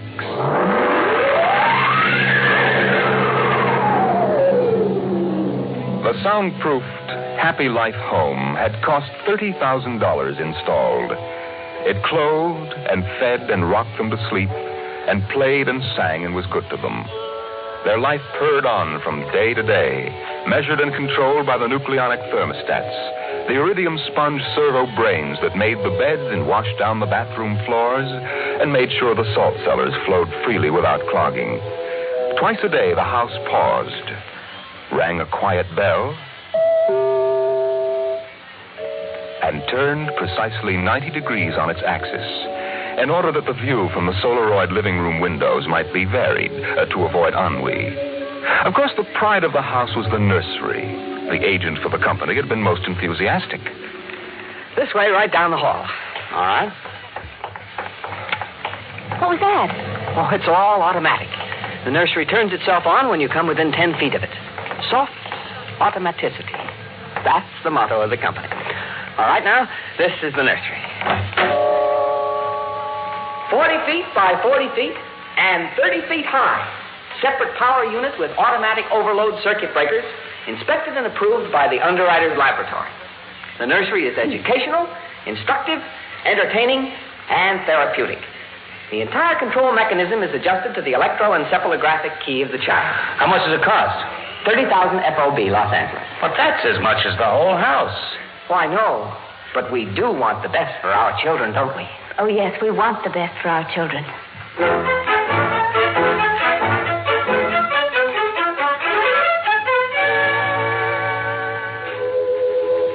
And it was the best. The crystalline walls wavered from 2 to 3 dimensions. The pseudo-textured composition flooring shifted lightly from brick to dirt to waving grass. And the odorophonics wafted the scent of fantasy through the hermetically conditioned and filtered air. The nursery was the very best. But then they wanted the very best for the children. The technicians installed the nursery, and the heavy coaxial power cable was run in from the main line. The walls sprang to life, and the mental control banks and relays hummed. All right, Peter and Wendy, this is your nursery. What's so special about a nursery, Dad? Plenty. You just go in and see. Oh, do we have to? It's so big. You promised you'd play ball with me outside, Pop. Go on, kids. Try out the nursery. It's better than any old yard. Oh. Go on in, dear. You'll be surprised. Gee. Go ahead, Wendy. I'm scared. I'm not. Hey, it's nice in here. It is? Come on in, Wendy. Boy, look at the pictures on those walls. They're real. Well, almost real. You can change them any way you like just by thinking about it. Go on in, dear. Well, all right, Mommy. Hey, Wendy, look what I can do with the pictures. That's a white mouse from Alice in Wonderland. Sure. I just thought about it, and there it was. Well, let me try, Peter. Let me try. Go ahead. Just think. How about the... Oh, I know. I want to see the Wizard of Oz.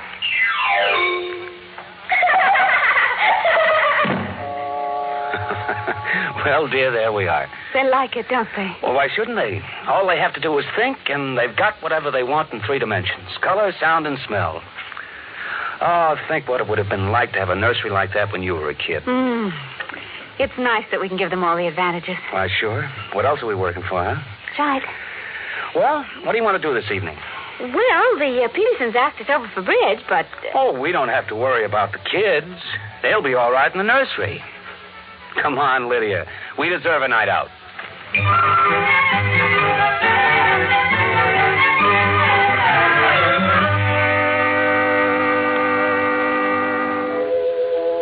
And in the nursery, the walls were a kaleidoscope of time and space and imagination. The green forest of Sherwood and quiet forms of Robin and his merry men gave way to the roll of the high seas and the smell of salt in the air as Sir Henry Morgan sailed into the harbor at Jamaica. It's my turn now, Peter. You've got to be fair. It's my turn. Dorothy and the Wizard of Oz followed the yellow brick road round the nursery walls. Then Hansel and Gretel discovered the gingerbread house about 3 feet from the door. And from a high tower that stretched into the clouds, the little lame prince sailed out over his kingdom. And behind the crystal and quartz walls, the vacuum tubes and grids and banks of mental image tape spun quietly and efficiently, erasing the line between illusion and reality. Of course, the electric bill from Consolidated Utilities was tremendous, but it was worth it. The house went on. The stove hummed happily in the kitchen, making breakfast, dinner, and supper for 4, turning the eggs over lightly and producing popovers electronically calculated by capacity to a 30-volt current and specific gravity. The automatic laundry did the shirts with a medium starch in the collars, except the button-down Oxfords, which had no starch at all. The Happy Life home breathed contentedly as life proceeded with soft automaticity as guaranteed in the brochure and bill of sale. George. Huh? George, I wish you'd look at the nursery. Well, what's wrong with this? Well, I don't know.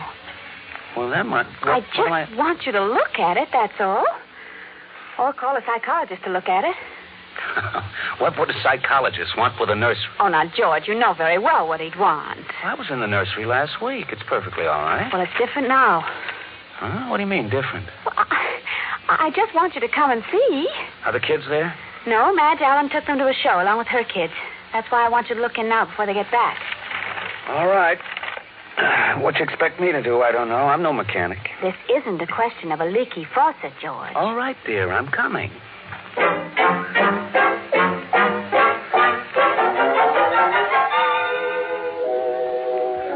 The nursery light flicked on as they came down the hall. The relays clicked, and the tubes warmed, and chemical odor banks and pipes bubbled into life as they paused before the closed door. Go ahead, George. Open it.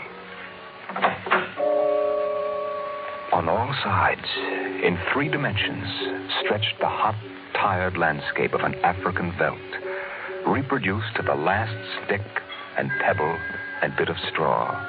The ceiling above them became a sky with a hot, yellow sun. A wind blew in from the baked veldtland. The hot straw smell of lion grass. The cool, green smell of the hidden waterhole. The great, rusty smell of animals. The smell of dust like red paprika on the hot air. And now the sounds.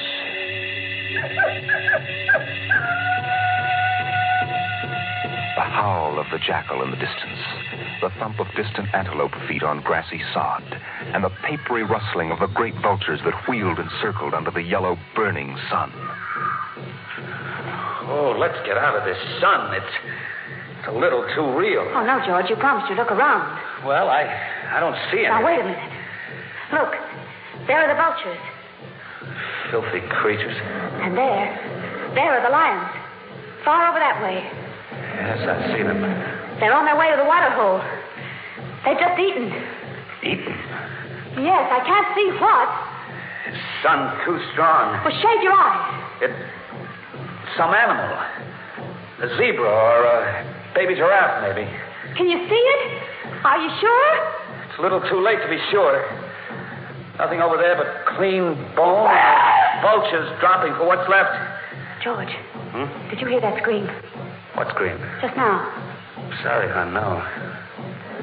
Here come the lions. George, they're frightening. Take it easy, Lydia. They're just illusions. It was a miracle of mechanical efficiency. The lions prowling toward them over the tawny veldtland. A miracle of inventive genius. Every house should have one. The lions were 15 feet away. So real, so startlingly real, you could feel the prickling fur on your hand. Your mouth was stuffed with the dusty upholstery smell of their heated pelts. The yellow of them was in your eyes, like the yellow of an exquisite tapestry. The yellows of lions and summer grass. The sound of the matted lion lungs exhaling on the silent noontide. And the smell of meat from the panting, dripping mouths. George, I'm afraid. They're so real. They're only an illusion, Lydia, that's all. Watch out! Oh, quick, outside. Oh, George. Lydia, my poor, sweet Lydia. George, they almost got us. No. Take it easy. Calm down. Yes, but I could feel their breath. No. Get a hold of yourself, Lydia. They aren't real. Walls, that's all it is. Crystalloid walls. But they look so real. Yes, darling. Of course they do. But it's all dimensional color reactionary process and mental tape film behind glass screens. It's all odorophonics and sonics. Now, here, take my handkerchief. I'm afraid, George. Did you see? Did you feel? It's too real. No, Lydia. We've got to tell Wendy and Peter not to read any more on Africa. Yes, of course, dear. Do you promise? Sure. And lock the nursery for a few days. Oh, now, wait a minute, dear. Let's keep our sense of proportion. George, I want you to lock that place up. Honey, you know how difficult Peter is about that. I punished him last week by locking the nursery for an afternoon, and he threw a tantrum, and Wendy, too. Honey, they live for the nursery. I tell you, it's got to be locked. That's all there is to it. Lydia, you need a rest. Oh, I don't know. Maybe I don't have enough to do. I have too much time to think. All I do is set the menu selector dials at the beginning of the week. But, honey, that's the whole idea. The house is automatic. I know. But couldn't we turn it off for a couple of weeks? Just a couple of weeks and take a vacation. You mean that you want to fry eggs for me? Yes, I do. And darn socks, too. I feel like I don't belong here. The house is wife and mother and maid. How can I compete with the African Veldt? And you, George, you don't know what to do with yourself in the house when you're home. You're drinking too much. Am I? You feel useless, too. Yes, I suppose I do. George. Those lions can't get out of there, can they? Oh, of course not, dear. Now, don't think about it anymore.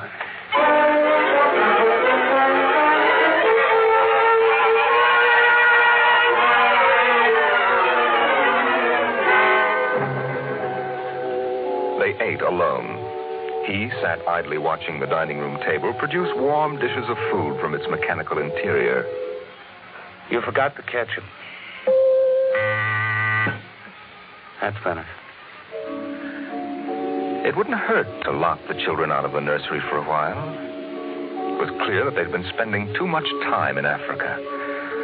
Oh, that sun. He could still feel it on his neck like a hot paw. And the lions, the smell of blood.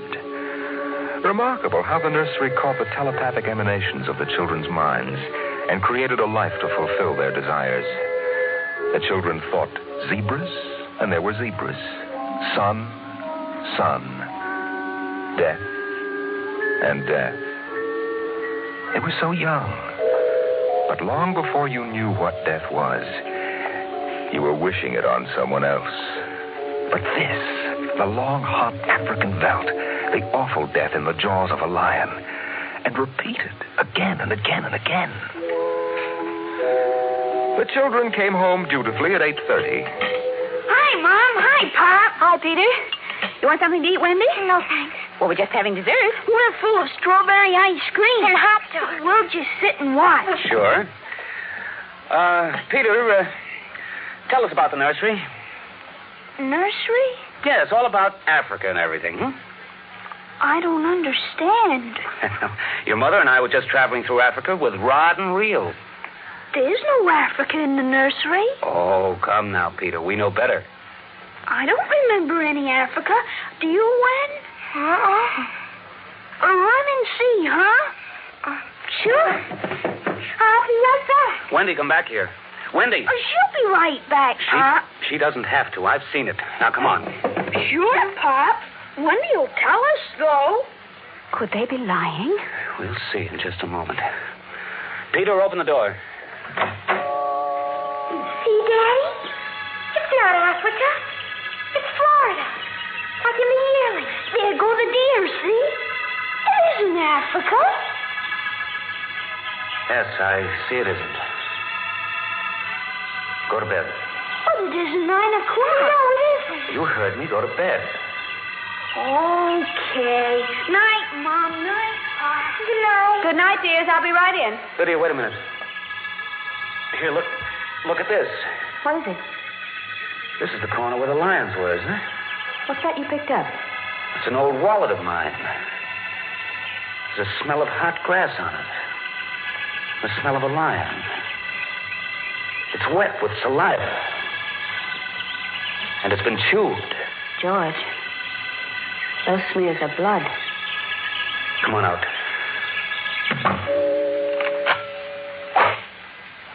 Now, let's go to bed.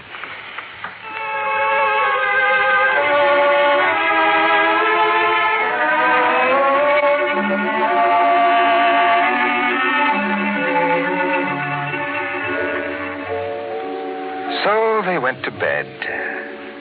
But in the middle of the night, Lydia was still awake, and she knew her husband was awake.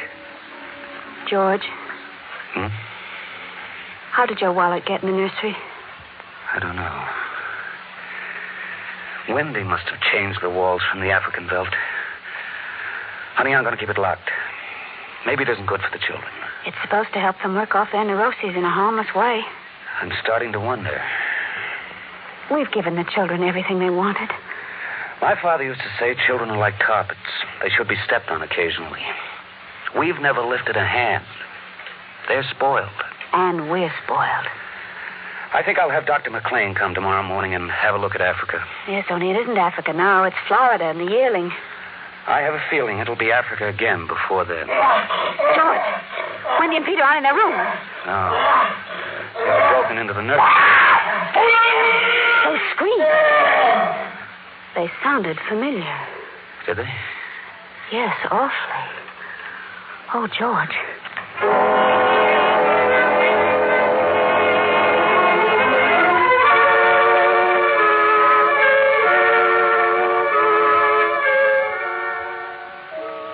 Although their automatic somno beds tried very hard, the two adults couldn't be rocked to sleep for another hour. A smell of cats was in the night air. And in the morning, the stove cooked French toast, and the dining room table poured the syrup and melted butter. Yes? You aren't going to lock up the nursery for good, are you? That all depends. On what?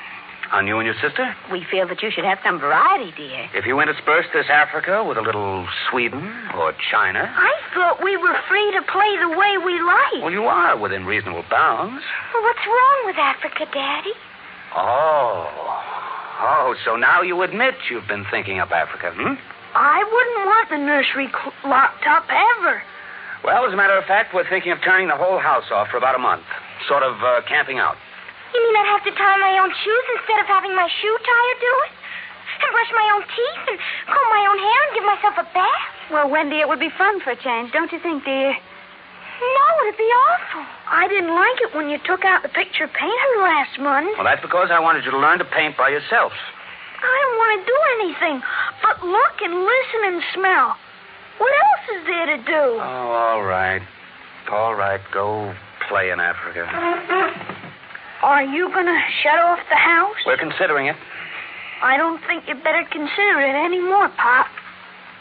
I won't have any threats from you, son. Okay, Pop. Come on, Wendy. Let's get back.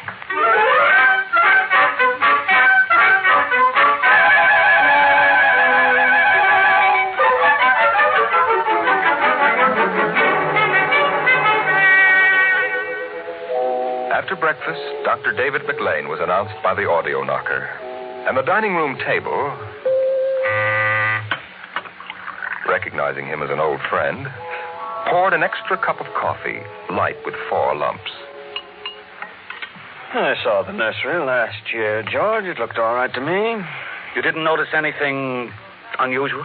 No. The pattern showed the usual violence, a tendency toward slight paranoia. All children feel persecuted by their parents. Perfectly normal. I locked the nursery and they broke into it last night. I let them stay so they could form the patterns for you to see. There it is. Well, suppose we take a look at it right now.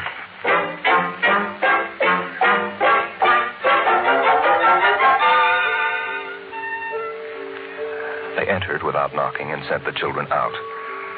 The screams had faded, and the lions were feeding quietly under the trees. Wish I could see what they're eating. Do you suppose some high-powered binoculars would... Hardly, no. How long has this been going on? A little over a month. It certainly doesn't feel good. I don't want feelings. I want fact. George, a psychologist, never saw a fact in his life. He knows about feelings, and this doesn't feel good. My advice to you is to have the whole room torn down and your children brought to me every day for the next year for treatment. Is it that bad? I'm afraid so. You know, that's why the nursery was developed originally. To let us examine the patterns left on the wall by a child's mind. But what is it? What's wrong with Peter and Wendy? Well, it's hard to say. I haven't punished them more than average, though I took away a few gadgets. Last week, I locked the nursery to show I meant business. George, you've let this room replace you and your wife and your children's affections. This room is their real father and mother. And now you come along and want to shut it. You can feel the hatred coming out of that sky. George, turn everything off. The nursery, the automatic kitchen, the whole confounded automatic house. Start now. But won't the shock be too much for the children? I don't want them going any deeper. Let's get out of here. I never liked these rooms. Get me nervous. Those lions look real, don't they? I don't suppose there's any way that... What? That they could become real. Certainly not. Some flaw in the machinery, tamper. No. I don't imagine the room would like being turned on. Nothing ever likes to die. Even a room. I wonder if it hates me for turning it on. Paranoia is thick today. Hello. Is this your scarf? It's stained. Brown. Say, that's blood. That's Lydia's. Come on, the main fuse box is out here. Go ahead. Pull the switch.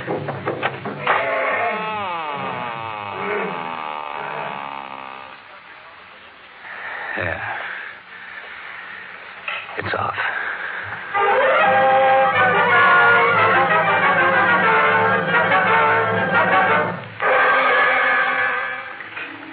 The two children were in hysterics. They screamed and kicked and threw things. They yelled and sobbed and swore and jumped on the furniture, weeping. It's off and it stays off. The whole house dies as of now. The more I see of the mess we put ourselves in, the more it sickens me. We've been contemplating our electrical, mechanical navels for too long. We need air. Fresh, unfiltered, unconditioned air. He marched around the house, cutting switches and pulling fuses.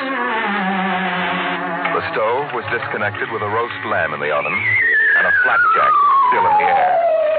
The heaters, the shoe shiners, the shoelacers, the body scrubbers and swabbers and massagers. He pulled the plugs and shorted out the controls, one after the other. The house became full of electronic corpses. It was a mechanical cemetery, so silent. None of the humming, hidden energy of the machines waiting to function at the tap of a button. And by the still dining room table, its radionic insides dead and currentless, Peter wailed at the house. Don't let them do it. Don't let Pop kill everything. I hate you, Pop. I hate you. Peter, please. Insults won't get you anywhere. I wish you were dead. We were for a long while. Now we're going to start really living. Once more, Daddy. Just once more. Oh, Wendy, one honey. minute of the nursery. That's all. Just one more minute. George. George, it can't hurt, really. So, all right. Only shut up. 1 minute. And that's the end. Forever. Gee, thanks, Pop. Thanks. Then we're going on a vacation. Dr. McLean is coming in a half hour to help us out. Lydia, turn on the nursery. Now remember, kids, it'll be just for 1 minute. Oh, boy. Come on, Wendy, come on. Oh, thanks, Daddy. Thanks a lot. Just 1 minute, remember. Oh, where'd I put those suitcases? Lydia! Don't shout, George. I'm right here. Oh, did you leave them alone in the nursery? Well, I've got to get ready, George. Oh, that awful Africa. What can they see in it? Well, in an hour, we'll be on our way to Iowa. What prompted us to buy a nightmare like that? Pride, I guess. We had the money and we were foolish. I guess we'd better get them out of there before they get involved with those beasts again.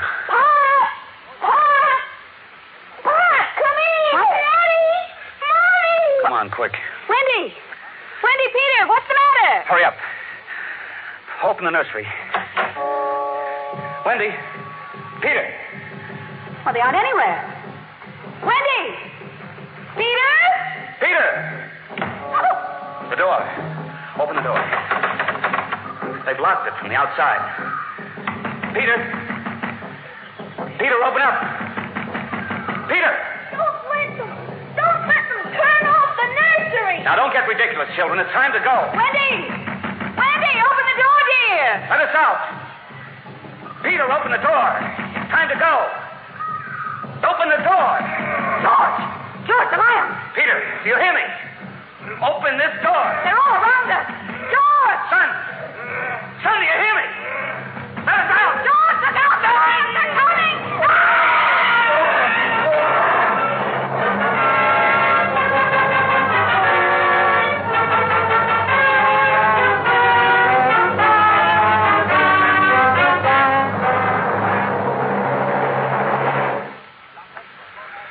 When Dr. David McLean came a half hour later, he found the two children in the nursery sitting in the center of the open glade, eating a picnic lunch. Beyond them was the water hole in the yellow Veldt land. Above was the hot sun. Dr. McLean saw at a distance the lions fighting and clawing, and then settling down to feed in silence under the shady trees. Hi, kids. Where are your mom and dad? Oh, they'll be here directly. Good. We've got to get going. He squinted at the lions with his hands up to his eyes. Now they were done feeding. They moved to the water hole to drink. A shadow flickered as the vultures dropped down from the blazing sky to finish what the lions had left. Dr. McLean. Dr. McLean? Huh? What? Have a cup of tea?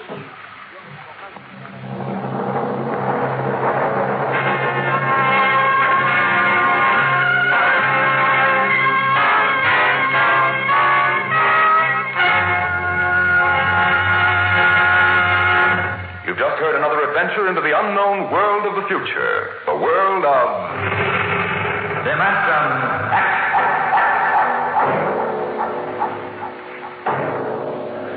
How soon we actually build a spaceship to conquer the stars depends upon many factors, not the least of which is a man, the overwhelming desire to create such a ship, and the power to have it done.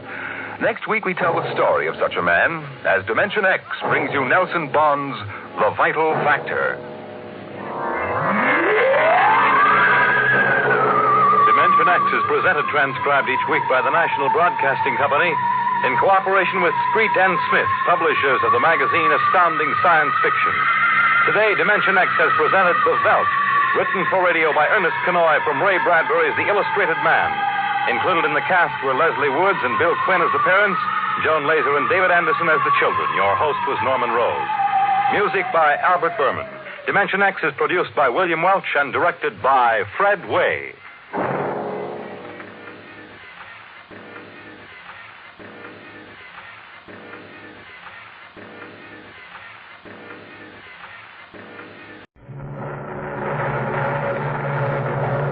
Adventures in time and space, told in future tense.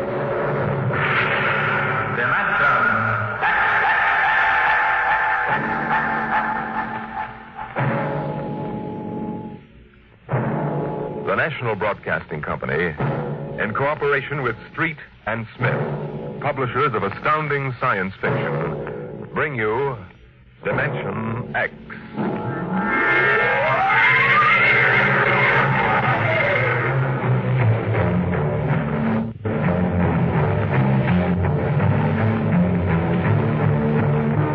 I doubt that anywhere on Earth there's a man or a woman or a child who doesn't know the name Wayne Crowder.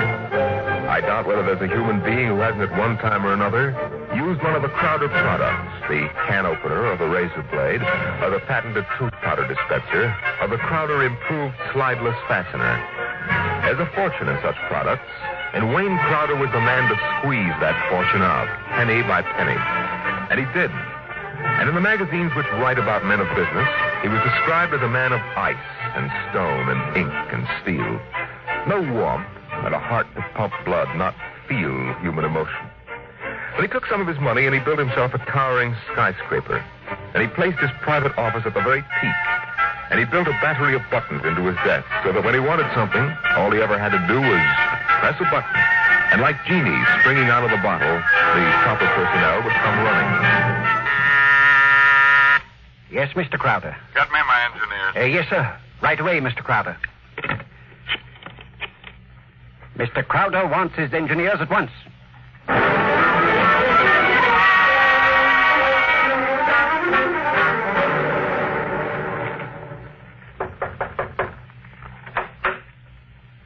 Here are your engineers, sir. All right, close the door and get out. Now, gentlemen, sit down. Gentlemen, I hired you because you're the best engineers I was able to find. They tell me you can do anything. They tell me if there's a scientific fact known in the world, even if it was discovered 6 hours ago, you gentlemen are up on it. All right, I want to put that to work. Gentlemen, I want you to build me a spaceship. What? A spaceship, sir? That's right. I've decided that I'm going to be the man who gives space flight to mankind. Any questions? Well, I don't know, sir. We can design such a ship. That part's not too hard.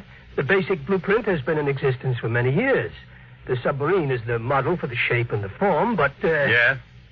But we have no way of providing the motor to power such a ship. When the ship's ready to fly, there'll be a motor. Sir, I don't like to contradict you, but you see, scientists have been searching for a motor power for spaceships for decades now without success. You'll have a ship, but we can't lift that ship from the Earth's surface. That is, not to the point of free flight, at any rate. Mr. Crowder, you see, you'll be spending millions of dollars, hundreds of millions, perhaps, for nothing. What's your name? Phillips, sir. You're fired. What? Go down to the cashier and draw your pay and get out. But, Mr. Crowder... Get out. Nobody who works for me thinks of how much something costs. We use money. We don't let expense provide a rationalization for not beginning a project. Phillips, what are you waiting for? Get out.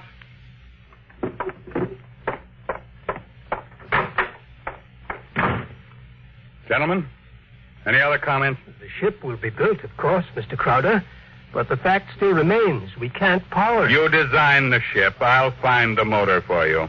Where, sir? That's a fair question. The answer is, I don't know. But somewhere in the world, there's a man who does know the secret. Long before Henry Ford, there was Leonardo da Vinci. And long before him, there was Archimedes. And long before him, there was some Stone Age genius who invented the wheel when the only thing the mob could conceive was dragging things around on their backs. I want that motor.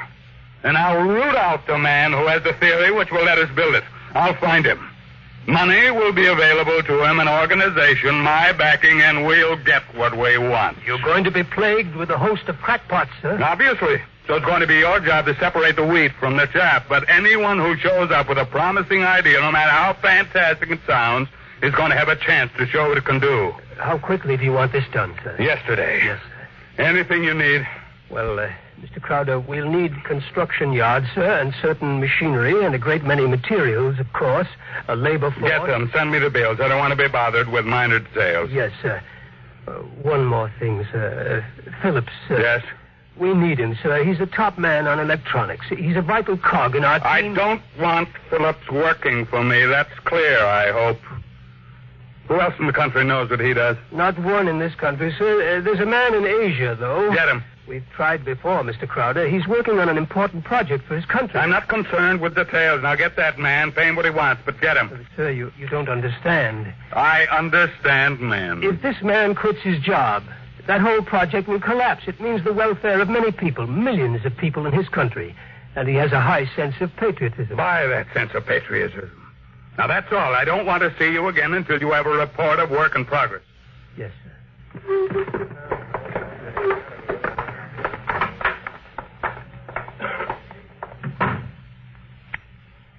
Yes, Mr. Crowder. There's a man named Phillips going to draw his pay. I want 2 company policemen to meet him at the cashier's office and escort him from there directly off the premises, and I want them to be emphatic about it. Yes, Mr. Crowder. And notify the newspapers, the television, and the radio networks, periodicals, and the scientific journals that I'll receive the press in my office this afternoon at 3:30. I have an important announcement to make.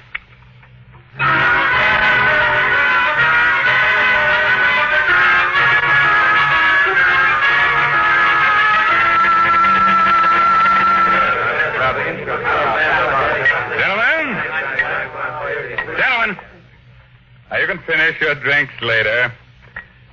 Gentlemen of the press and ladies, it's my pleasure to be able to tell you that I'm in the process of constructing a spaceship.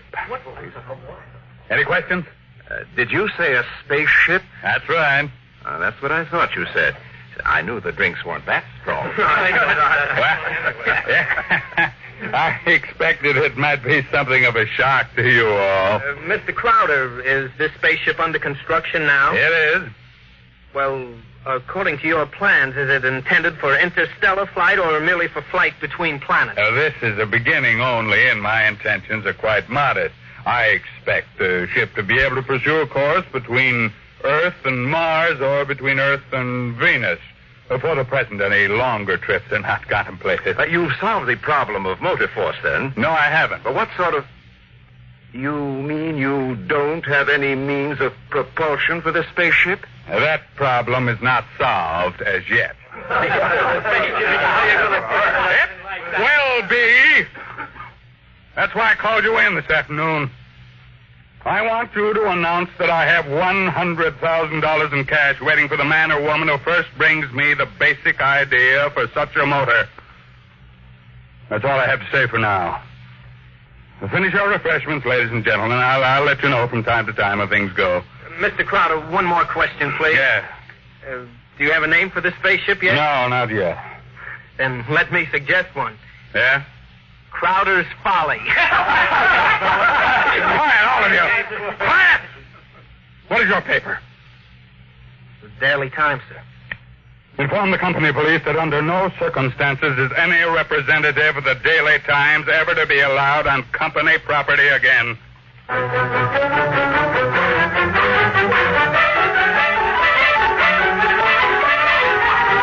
Wayne Crowder is offering $100,000 to any inventor who can produce an engine capable of driving a spaceship. Wayne Crowder is offering $100,000 to any inventor who can produce an engine capable of driving a spaceship.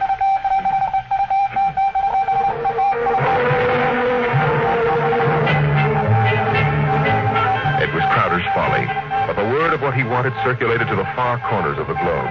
And it was known in the white ice block huts of the Eskimos and in the grass-thatched villages of Central Africa, as well as places less remote. And the Crowder office became the mecca and the heaven for the lunatic fringe of humanity. Their blueprints and scale models clogged its corridors, and more applicants came to the great skyscraper. I told you, don't want these people in my office till they're screened. Now get out! Get out! Every time I open that door, they surge in like a tidal wave. I have a progress report for you, sir, on the construction of the ship. Go ahead. I've spent $13 million for the yards, the equipment, including 3 gantry cranes, several dozen presses, thousands of dies, and so forth. Go on. We had 12,000 people working for us directly, not including subcontractors and their labor force. What about the ship? Mr. Crowder, the ship is finished as far as we can go. Certain additional construction cannot be done now because it depends on the shape and the mass of the engine, on the type of fuel, on the weight of that fuel. I see. All right, lay off everybody we don't need. I've ordered that, sir. Mr. Crowder, is it possible that no one will turn up with a motor? That's the one thing that's not possible. He will come. Money and determination will buy anything. Now close the door on your way out. Yes.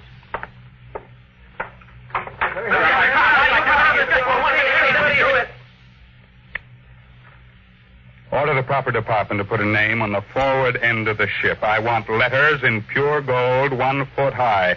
The name of the ship is Crowder's Folly. Get it done today.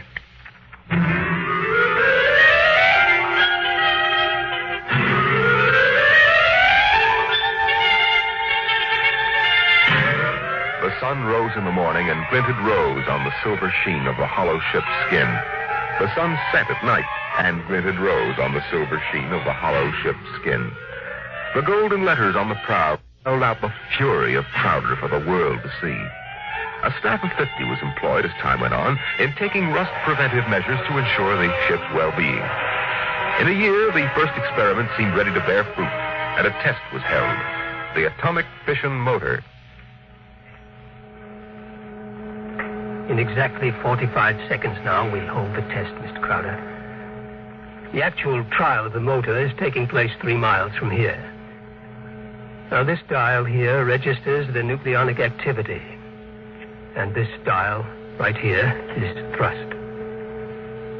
Over here, this dial is a measure of the effectiveness of the shielding in terms of outside radioactivity. That sound you hear is our generators right here, building up power to supply the motor by remote control. Now, if this needle goes around to the part of the dial marked in red, there will be an explosion. Are there any questions, sir? Proceed with the test. Watch the needle, sir. 8,000. 8,500. 9,000. 10. 11. 12. 15. That's an overload now, sir. 18. 20. I don't know how much more it can stand, sir. What happened? Your generator blew out. What kind of... I beg your pardon, sir. The motor blew up. What are you talking about? I'd hear, sir. You see, sir, it takes a while for the vibrations of an explosion to travel 3 miles and then reach through 15 feet of concrete. I see. Well, there are other experiments in progress. Let me know when they're ready for testing. Yes, sir. Mr. Crowder, the inventor of that motor had to be with it, of course, during the tests, but he has, that is, he had a family. The fool knew what he was doing. He understood the danger. Now line up those experiments and don't turn anyone away if he seems to have the remotest possibility of success. Now, I'm telling you, my man will come. Money and determination will buy anything.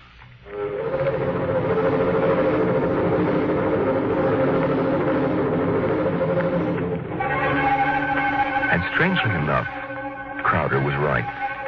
Because one day there came to his office a stranger, a small man. He looked even smaller in that tremendous room. He was an unusual visitor in that he carried no briefcase fat with blueprints, schematics, or formulae. He was unusual in that he neither blustered, cowered, nor deferred to his host. Oh, he was a pleasant little stranger, bird-like of eye and movement, bright and smiling. Mr. Crowder, my name is Wilkins. I can power that ship you want. So? Of course, what I have in mind won't be anything like that meaningless for you. What? Well, Rocket, my motor requires a different here in my head. It so happens that I'm presently supporting half a dozen people who make the... None of them have been successful. What makes you think your idea will work? Simple enough. The common magnet. What? Electromagnetism. Utilization of the force of gravity, or its opposite in this case, countergravity. Thank you very much. If you'll forgive me now, Just a moment, Mr. Crowder. There's one thing more. This. I've seen pieces of metal before, thank you. How high from your desk would you say I'm holding it? I'm very sorry, Mr. Wilkins. Do you want to leave or do you want to be escorted out? This will only take a second, sir. How high from your desk would you say I'm holding this piece of metal? A foot and a half. And if I let go, then in less than a second, a fraction of a second, it should fall to your desk. Now, look, I don't want the surface of that desk marred. But will it be? You see, I have let go of the metal, is that right? What good Lord. Many seconds ago, it should have crashed to the desk, am I right? This is incredible. Well, if you want to speak to me anymore, I'll be right outside. But it hasn't fallen. That's right, sir. It hasn't fallen. Floats in the air. That's right, sir. It floats in the air. How do you do it? Well, why don't you call your engineers and ask them? I'll wait outside. Get me my engineers immediately.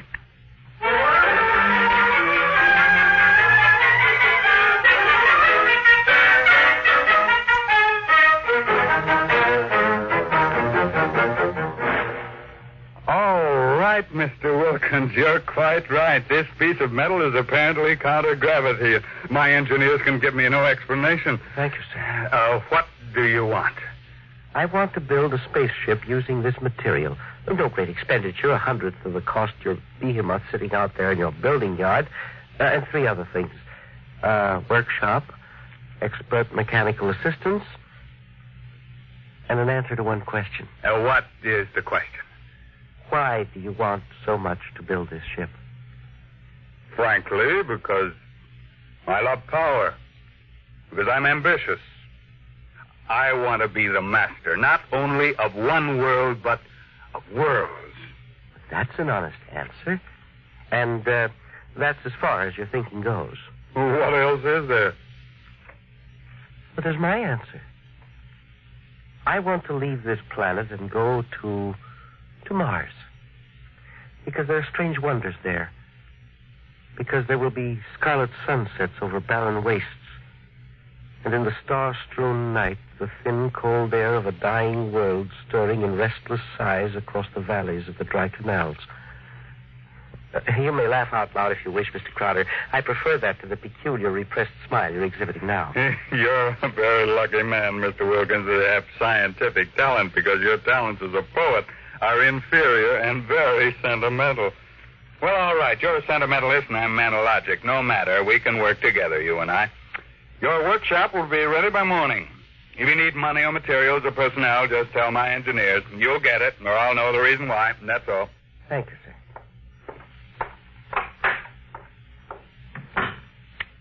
Get me my engineers.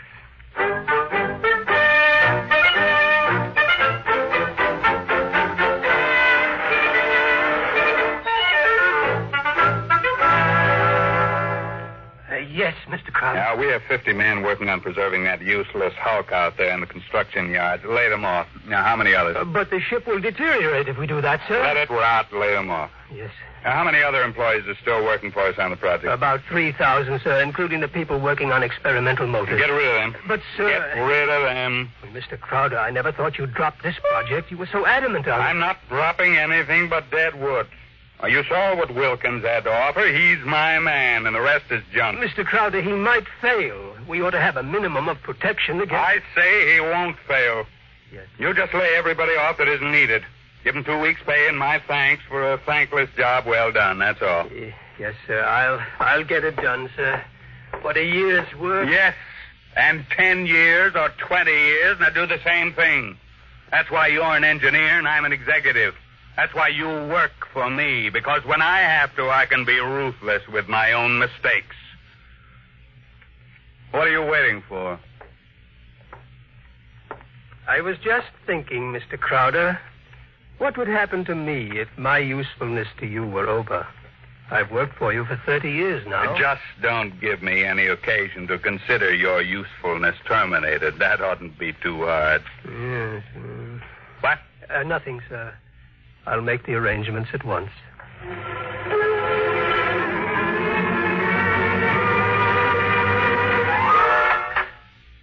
are you? What do you want? I tried to stop him, sir. Well, speak up, man. My name is Jarvis. I am an electronics expert. Oh, yes, I remember. You're the Asian. Well, come in. Do you want me, sir? Never mind. Just stay outside. Close the door behind you. Yes, sir. Sit down, Vizushtolim. Thank you, no. I want to give you a gift before I leave. Oh, you leaving? I thought we still needed you. I resigned.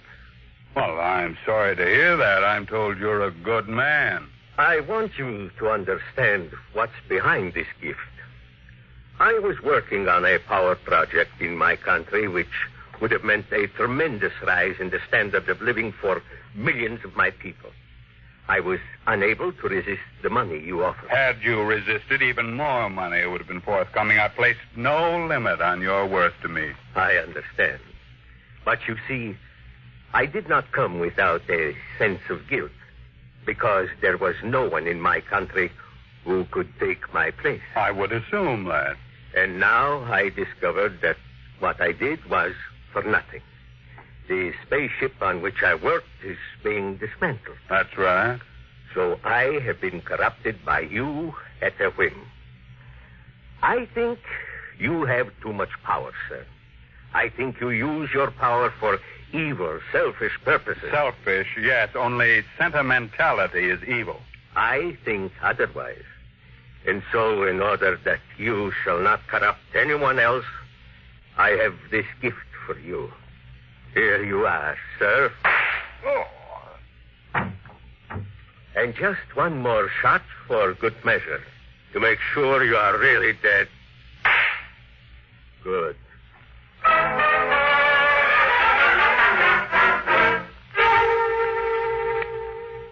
There's a man on his way out by the name of Jarvis, an engineer. He's not to be molested.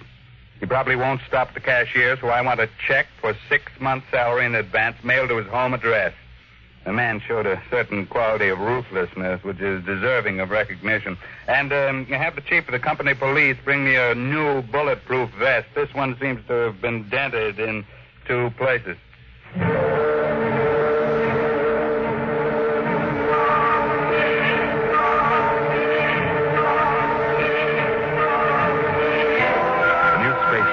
According to Wilkins' plans, as executed by Crowder's engineers, was finished within 4 months. It was small. It was shaped like a disc.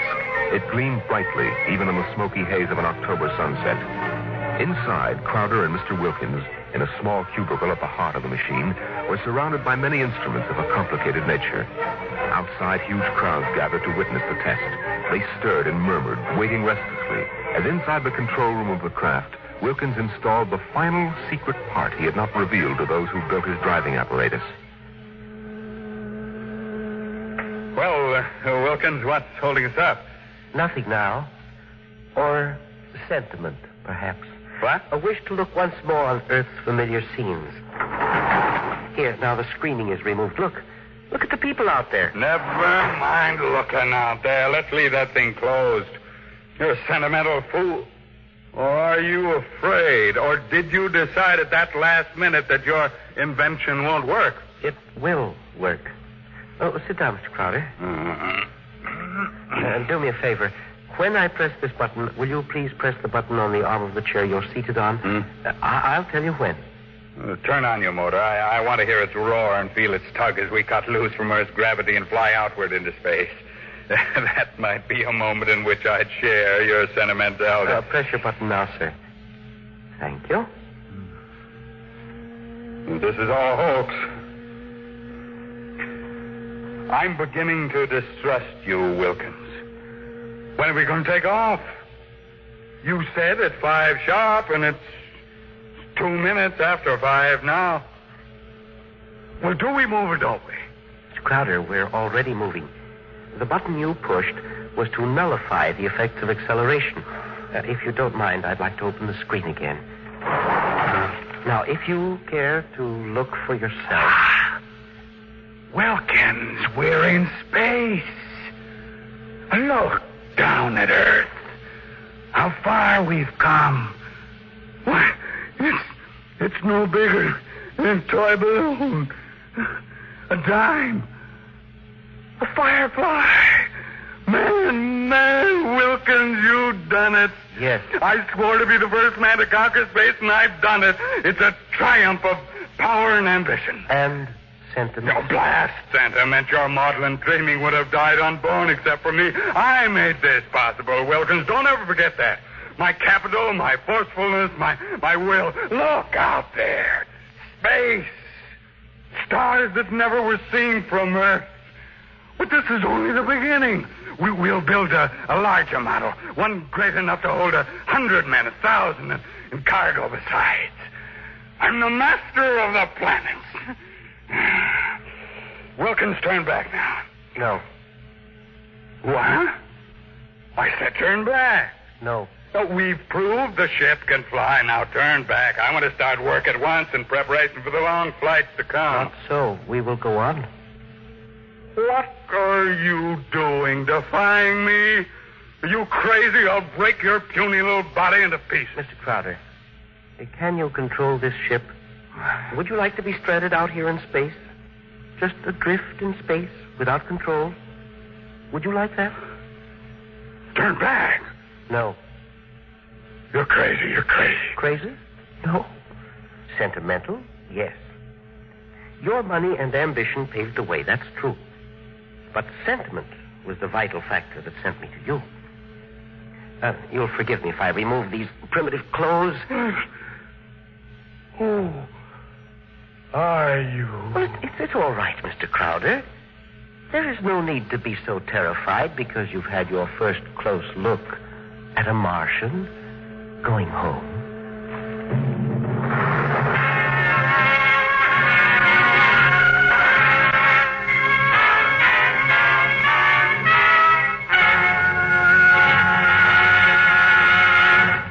You've just heard another adventure into the unknown world of the future. The world of...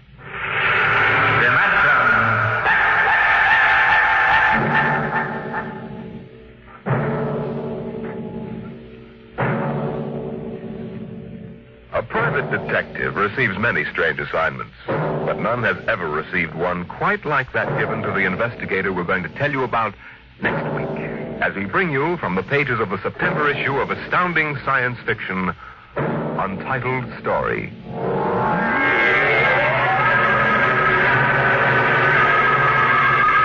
Dimensionx is presented each week by the National Broadcasting Company in cooperation with Street and Smith, publishers of the magazine Astounding Science Fiction.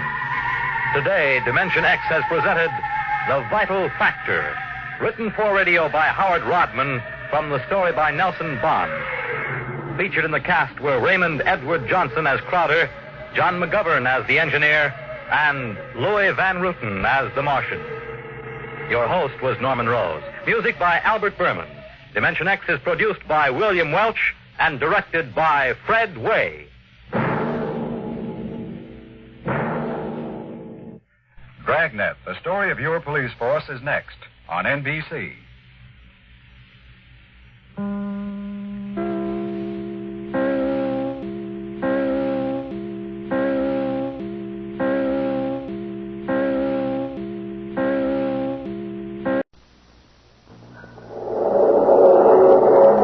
Adventures in time and space, told in future tense.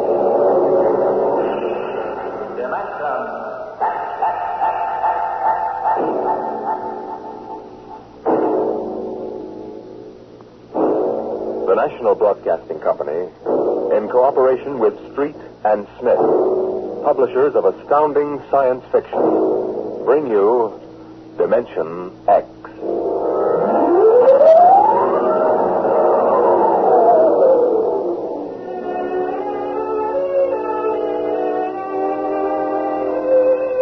My name is Donald Hasten, private investigator. Maybe you heard about me. I cracked the Turner kidnapping back in 1946. It wasn't very hard. I paid off a few stool pigeons and went right to the hideout. It did my reputation a lot of good, though. Enough good for me to be called into the mayor's office down at City Hall to see Big Mike Flaherty himself. Sit down, Hasten. Sit down. Thanks. You'll have to forgive me for speaking so low. That's a bad case of laryngitis. Yes, it is. Hasten, I've been a fool. You didn't get to be mayor of a city like this by being a fool. Well, you know, Hasten, when you get old, you want to believe a lot of things. You want to believe so hard that sometimes you throw your common sense right out of the window. You get hardening of the cranial arteries. You become stupid. Well, what's the pitch, Mr. Mayor? You didn't call me in to discuss the philosophy of growing old gracefully. Hasten, I want you to do some investigating for me. Naturally, it must be confidential. This is a confidential business. All right. Yesterday, a man came into this office and sold me a vial of radioactive water that he called the elixir of life. That's supposed to cure you of any disease and keep you healthy enough so you'll live 100 years. It's none of my business, Mr. Mayor, but how much did you drop on this gold brick? It's about $50,000. You don't seem the type somehow. Come a little closer, Hasten. I'm going to tell you something my political opponents would give their right arms to know. This isn't laryngitis. It isn't? It's inaccessible for surgery. X-rays would be dangerous. How much time I have left, I don't know. But I live like a man who's going to the chair. Hasten, if I want a vacation, I pack up and go. If I want a drink, I take one. If somebody comes to me with a vial of liquid and says it'll keep me alive, I think twice before I throw him out as a crackpot. What do you want me to do? Get your money back? No, the money isn't important. You mean if the loyal opposition got hold of the story, they could use it against you? That's part of it, Hasten. However, you don't have the whole picture yet. Shortly after I bought the stuff, I received an anonymous phone call. I was warned not to take it. I was told it was poison and would kill me in a matter of seconds. Ah, the plot thickens. You can appreciate my position. I feel like a man who can either save his life or destroy himself by taking that stuff. Well, the phone call might be a hoax. Yes. And so might the elixir of life. Yeah, very likely. What do you want me to do about it? Investigate the man who sold it to me. Find out who's behind him, what he knows, where he goes. Nothing else, I want that $50,000 back. What's in it for me? $1,000. If he's on the level. 10% if you get the dough back. Deal? Deal. Here's the vial. And here's his card. Uh-huh. Arthur C. Lehman, longevity expert, 45 Billings course. Okay, Mr. Mayor, you got yourself a boy. Good. Now leave your working name and phone number with my secretary. I'll have her send you a check. Right, I'll call you.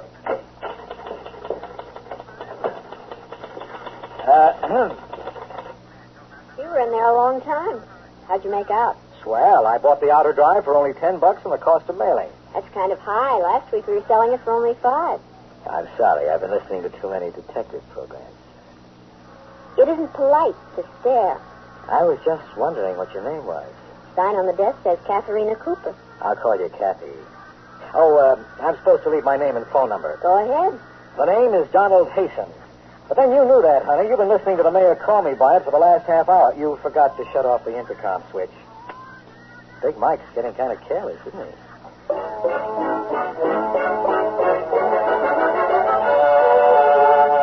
The look on her face said she was feeding me to the vultures piece by piece. I left my card and walked out. By the time I got home, it was dusk. It was the time of early evening when every bachelor wishes he wasn't one, especially after meeting a girl like Kathy. The phone began to ring just as I put my key in the latch. I made it on the fourth ring. Hello? Is this Mr. Donald Hasten? I live alone and don't like it. Were you expecting someone else to answer? This is a warning, Mr. Hasten. Don't touch your bed. I'm sorry, but I don't like to sleep on the floor. The joys of being a private detective. Oh, hello, Jocko. How's my boy? That's a good boy. Now, Jocko, be glad you're not a private detective with all kinds of crackpots calling you up and trying to get your goat. Nice boy. Sometimes I wish I had shaggy ears like you so I couldn't hear them. Come on, boy, come on. In the bedroom for a change or something coming. Matter, boy, you want to go out? Well, you just wait until I sit down here and get these shoes. Hey there, don't jump on that bedspread. Now, you know better than that. Jocko. Jocko! Oh, God.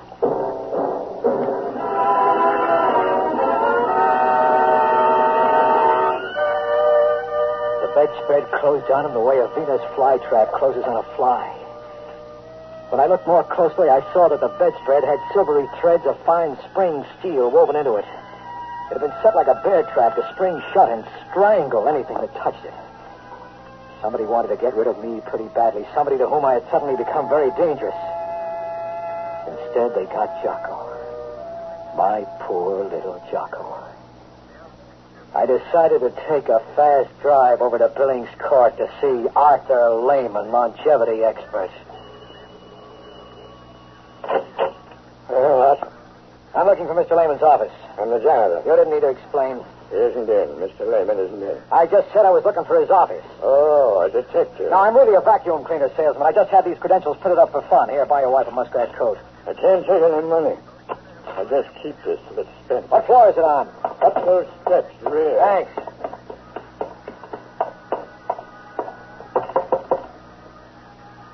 Well, let's see now. I ought to have one that fits this.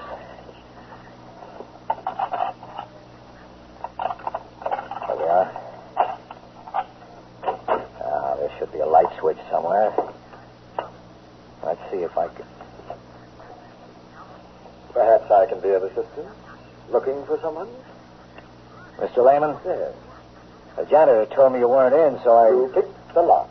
Yes, I hope you don't mind. Not at all. If you'd put down the gun. I like to hold it. It gives me a feeling of power. Now, Mr. Hasten. Mr. Hasten, if you will tell me just who you are and what you're doing here. I couldn't sleep. My bed had a dead dog in it. I thought I should consult a health expert. Who sent you? Nobody sent me. I'm like Topsy. I just growed. I'd like to keep on growing, Mr. Lehman. I don't like people trying to kill me. And I don't like people killing my dog. What makes you think I would try to kill you? Just a hunch. If I really wanted to kill you, I could do it right now, perfectly legally, since you broke in here. That'd be hard to prove. Fortunately for you, Mr. Hasten, I don't have the faintest interest in trying to kill you. On the contrary, it was I who telephoned and warned you about that bed. You know about that phone call? I ought to. I made it. What's the pitch, Mr. Lehman? I can't tell you what the pitch is, Mr. Hasten, but I will tell you this. Give that vial of liquid back to Flaherty and let him cure himself. Or poison himself. Sure. Look, Mr. Lehman, I wasn't born yesterday. Don't give me this elixir of life stuff. There ain't no such thing. And don't try to top me off this case by pretending you're on my side. Mr. Hasten, I warn you, you're playing around with something much too big for you to handle. That vial is the only one of its kind in existence today. The liquid it contains will cure Flaherty if he drinks it. You know, I've seen lots of carnival men peddling flukum and ink sticks, but you're good. You almost convinced me. Almost, but not quite. Oh, a very stubborn fool, Mr. Hasten. Give back that $50,000 and I'll become very unstubborn. I have a suggestion. I'll bet you do. Why don't you siphon off the tiniest drop of that elixir and have it tested on, say, a rabbit? Then, if it's non-poisonous, you can go back to Flaherty and have him drink it. And while we're proving it's Carmel water, you're on a fast boat to Outer Mongolia with 50 G's. Come with me. Where to? A reputable biological laboratory, any one you choose. Suppose I don't want to play. Then I'll kill you. You will feel my gun against your side, so don't try anything. Shall we go? Before we do, just one thing. Well? If you didn't try to kill me, who did? Who else knew about it? Nobody. Nobody except Flaherty, you, me, and Flaherty's secretary. Shall we go, Mr. Hasten?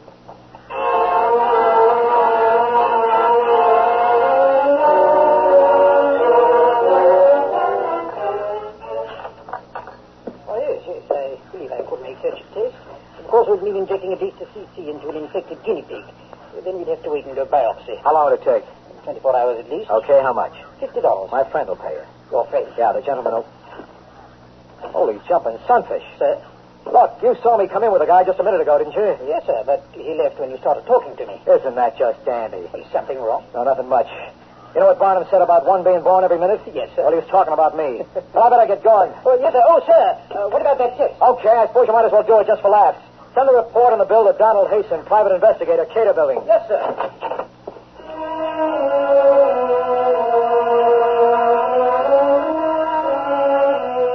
I knew there wasn't much point in going back after Lehman. He was probably well on his way by this time.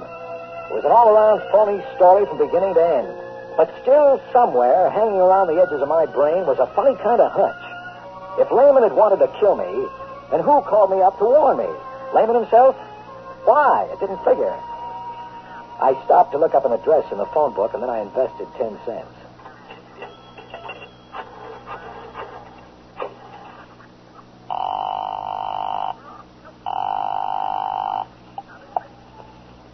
Hello? Kathy?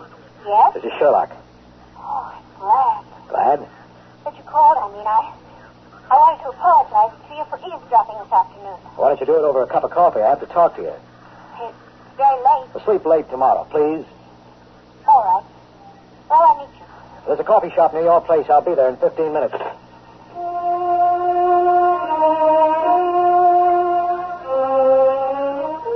She came in wearing a blue nylon dress and a short gray jacket. They went real well with her blue eyes and soft blonde hair. She seemed genuinely happy to see me. It threw me for a few seconds. And then I reminded myself I had already won the P.T. Barnum Award once that night. Sit down, Kathy. What is it? Do you know a man named Arthur C. Lehman?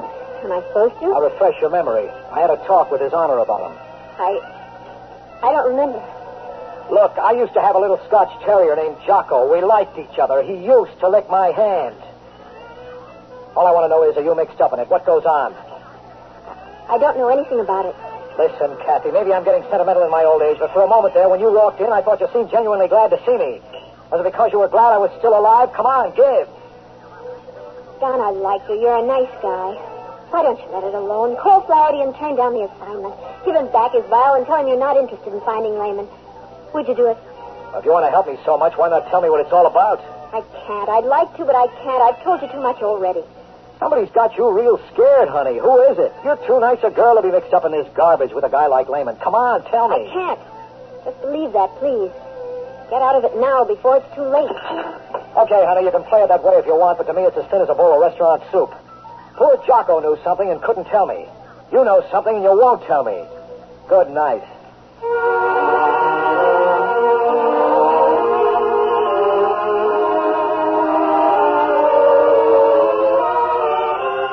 I didn't go home. I spent the night in a local YMCA, and I didn't sleep very well. It went around and around in my brain like a squirrel in a cage, but it didn't add up to anything when it came out.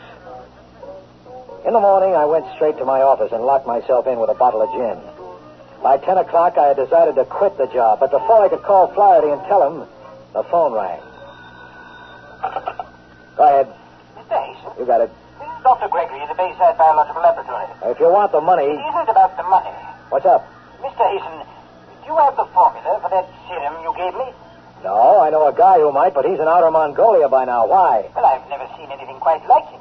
I don't know if it was just a freak of fate or... What happened? Well, that pig, that diseased guinea pig, Mr. Hasten, well, it completely recovered in 12 hours. Not only that, Mr. Hasten, but there is not a trace of the malignancy. That pig looks healthy enough to live another 100 years.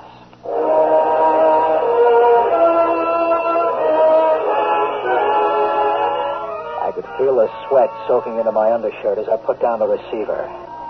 Where do we go from here? Was Lehman on the level after all? The next stop was Lehman's office. Maybe he wasn't in outer Mongolia. It was noon before I got there. The same janitor was on duty in the same dirty lobby. Hello there. Hi. You want something? Lehman. Who? Lehman. Never heard of him. Now, wait a minute, Junior. You remember me. Last night, $5, rear office, first floor. I don't know what you're talking about, mister. Oh, you want another $5, huh, Junior? Well, this time I don't buy. Get out of my way. Now, listen, mister. I can't let you just walk into that office. I'll try to stop you if you want to work tomorrow. But there's nobody in there. That office has... We'll see about that, Junior, right now. Holy mackerel. I told you, mister.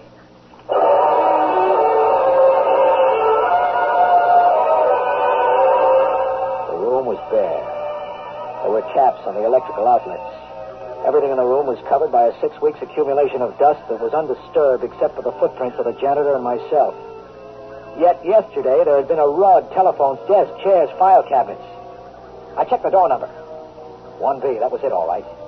Then I checked the janitor. He was standing there just looking stupid. But he looked a little too stupid. I figured I could make him talk, so I tried an old trick. I reached inside my hat band, took out an ordinary pin, and jabbed him hard on the arm. Hey, ow! What's the big idea, mister? Sit down, Junior. Sit down over here on the window ledge. Okay. Now, listen, I don't know anything. Maybe you saw something like this in the movies, Junior. There's this guy, see, a killer. And he sticks another guy with a needle that has a slow poison on the end of it, like I have, right in this little glass vial. See it? And only this killer has the antidote. If the other guy doesn't talk, it's curtains in 1 minute. If he does, the killer will give him the antidote. Okay, Junior. Talk. Well, I don't believe you. There's no poison in that pin. It's a joke. It's up to you, Junior. Don't you feel something different, though? Feel your heart speed up a little from the poison? Now, listen, I don't know anything. It makes you sweat, too. When it reaches the brain, that's when it really begins to work. You got 30 seconds to spill. Otherwise... Please. 25 seconds. Okay. He was here. He gave me $100 to forget it. He rented the office only a couple of days ago, and then last night he said he was moving out. Said I shouldn't mention to anybody that he'd been here. And now our lady was gone. Files, furniture, and all. Don't know how I moved all that stuff out so fast. Now, that's all I know. Honest, that's all I know. Now, for God's sake, mister, give me that stuff. Don't let me just croak. I feel it. Relax, Junior. There was no poison. You're all right. A trick. Yeah, a trick. Thanks for the information. A trick? It's a trick, man. He said he'd kill me. Thanks again.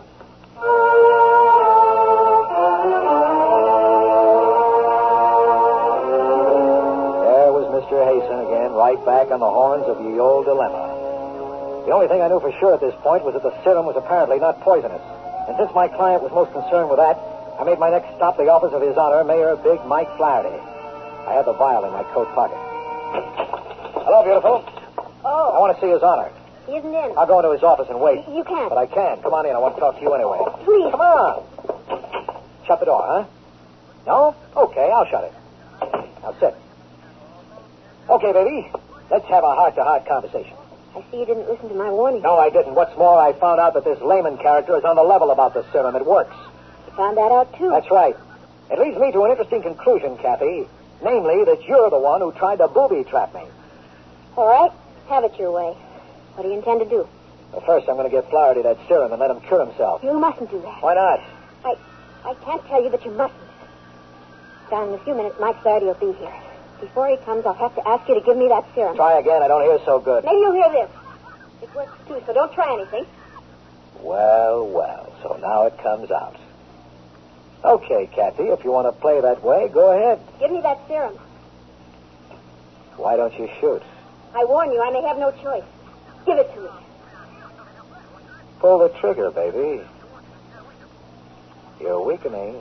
Don, please, don't make me kill you. Please. What is it, baby? True love or just weak in the knees? Oh, You better hand me that gun.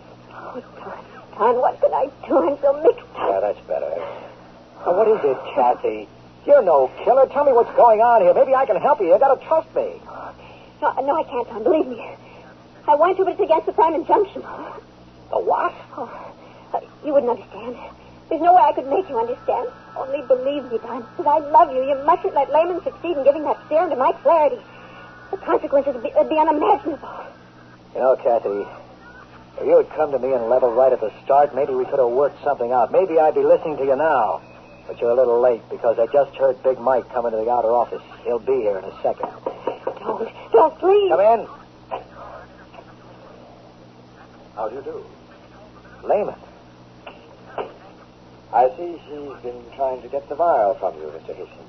I was afraid of that. I came over to make certain that Mr. Flaherty is permitted to drink the serum. Well, that's very noble of you, Layman, but I don't quite understand it. You have your 50 grand. What do you care whether Mike Flaherty lives or dies? Mr. Hasten, if Mike Flaherty dies, the opposition candidate will win the next election. That means a new political party will come into dominance in this city. The next president will be a representative of that party. I am most anxious to see that does not happen. The entire future of our country, indeed, the history of the world, will be affected by it. He's telling the truth, Don. But events must be allowed to take their normal course. Don't listen to her, Hastings. She's tried to kill you once. She'd do it again. You know I'm telling the truth about that serum. She wants to see Flaherty die. Go ahead, ask her. It's true, isn't it, Kathy? You want Mike Flaherty to die. You don't understand. Listen, I'm getting pretty fed up with being told I don't understand. Understand what? I understand that in the past 24 hours somebody tried to kill me. I understand that Layman's serum will cure a guinea pig and probably a human. I understand that unless I'm completely insane, the entire contents of Lehman's office vanish in a few minutes. I understand that you two seem to be more concerned with some nonsense that's going to take place in the future than... Holy smokes. Oh, no, it's too fantastic. Just too fantastic to even think about. Something troubling you, Mr. Hasten? Perhaps I can help you. Perhaps you can, Lehman. I'm going to ask you just one question. Very well. When are you from? That does it, doesn't it, Mr. Lehman? I've guessed your game. I'm afraid you have, Mr. Hasten. I am, as you surmise, a traveler from the future. And since you've stumbled upon it, perhaps Miss Cooper here would like to fill in her part of the story. But before she does, up your hands, both of you. Higher. Don't move. I'll take that gun, Mr. Hasten. Now, Miss Cooper, you may enlighten our backward friend. Go ahead, Kathy. Both Lehman and myself are from the future, Don. Why didn't you tell me? I couldn't. The prime injunction to time travelers is never to reveal their identity. The penalty is death. Since you've guessed it as we feared you might, there's no point in trying to conceal anything further. Go on. Mr. Lehman's a fugitive from the era in which we live. Using one of our time machines, he came back to your time. And he thought to change things so that he'd be in a position of great power in the future. How do you figure to do that? If Flaherty lived long enough, he could dominate the political picture in America. You're almost right, except in one detail, Miss Cooper. Flaherty will not survive. He will live only long enough to gain a position of political dominance. Then I will remove him, and my own ancestor will take over the reins of power, leaving them eventually to me. I get it now. But there's one thing that bothers me. Who was trying to kill me? I was. You see, I was sent here to track down Lehman. I set that spring before I met you, as soon as Flaherty hired you to help him. I did it on orders from the council.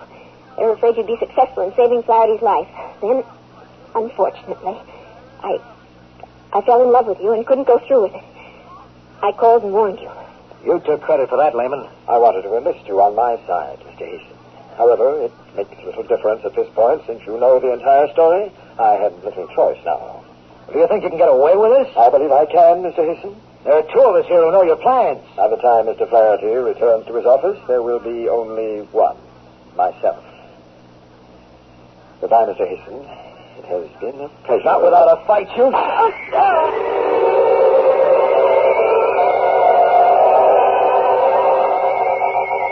Not many people know how it feels to be shot in a forest. I saw Kathy jump toward the desk and push a button I hadn't noticed before. I remember a thud as if I'd been sandbagged, and then watching in amazement as the crimson spread down the front of my shirt. Then there was a loud roaring noise, and everything went black. I died. Don't try to move, Don. Don't move yet.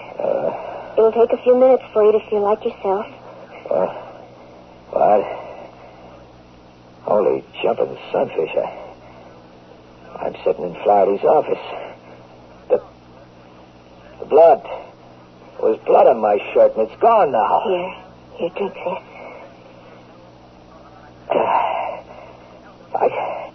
I don't understand it. Have I been dreaming? Is the whole thing nothing but a nightmare? Well, it seemed so real that there was a man named Lehman. He pointed a gun ahead and shot me. I felt it. I tell you, I felt it. Don, listen to me. Listen carefully. There isn't much time. And please, darling, please, this time, believe me. Listen. Go ahead. You were in this room. Lehman did shoot you. He killed you. You're insane. No. What he didn't know was that this office is a time machine. We rigged it that way, hoping to trap him here and take him back to future time. When I saw he was about to shoot you, I jumped to the switch that sets the machine into reverse. We went back into the past, before he killed you. That's where you are now. It's only a few minutes before Lehman is going to knock on that door and come into the office. But it's too fantastic to believe, Kat. It's true. What can I do? Break the vow. Break it now, before Lehman gets here. And then, when he comes, get the jump on him. Since you're the one who went back in time, you'll remember, but Lehman won't. What'll happen to us? We'll appeal to the council. Perhaps they'll let us stay together. I can't make my brain believe this, Kat. You must, Don. Don, for our own sake, for the future's sake. breaks a vial now. In a moment, it'll be too late. Well, I don't know, Kathy. Clarity is life. Depends on this little glass bottle. I'm pleasing. It's late. John, you've got to decide now. Now, quick. Thank God. Come in, Mr. Lehman.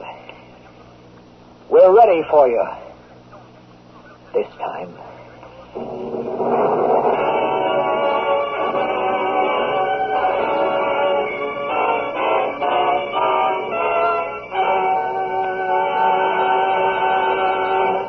You've just heard another adventure into the unknown world of the future. The world of...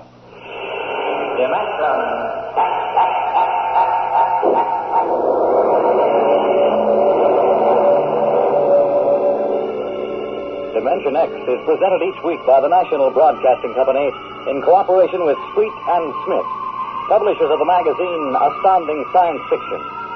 Today, Dimensionx has presented Untitled Story from the current issue of Astounding Science Fiction. It was written for radio by George Leffers from the story by Frank M. Robinson. Featured in the cast were George Petrie as Hazen, Ann Sargent as Cassie, Bernard Lenrow as Lehman. Your host was Norman Rose. Music by Albert Berman. Dimensionx is produced by William Welsh and directed by Fred Way.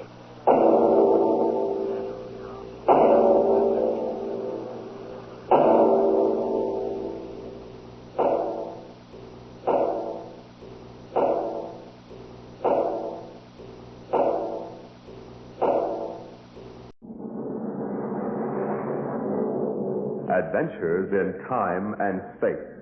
Told in future tense.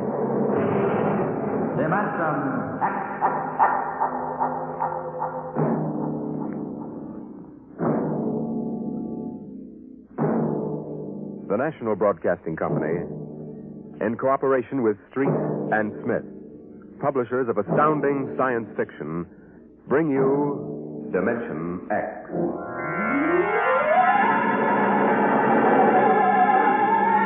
By the year 1990, we should see many amazing technological advances. And yet, in many ways, life will be very much the same. A husband will stop off at a bar on his way home and perhaps unburden himself a little to a friendly bartender. Another one, Mr. Smith? What time is it, Sam? Why, almost 10 o'clock, Mr. Smith. One more. Listen to them. The old songs are still the best, huh, Mr. Smith? Yes, Sam. I remember singing that one back in 1974. Just before I met my wife. Golden days, Sam. Here's your beer, Mr. Smith. Ah, thanks. Ah, that's good. Almost feels as if I can go home and face Nettie now. Wife trouble, Mr. Smith? Wife trouble, Sam. Fight? Oh, never. Nettie and I never fight. Nettie's too mad about me ever to fight with me. She adores me.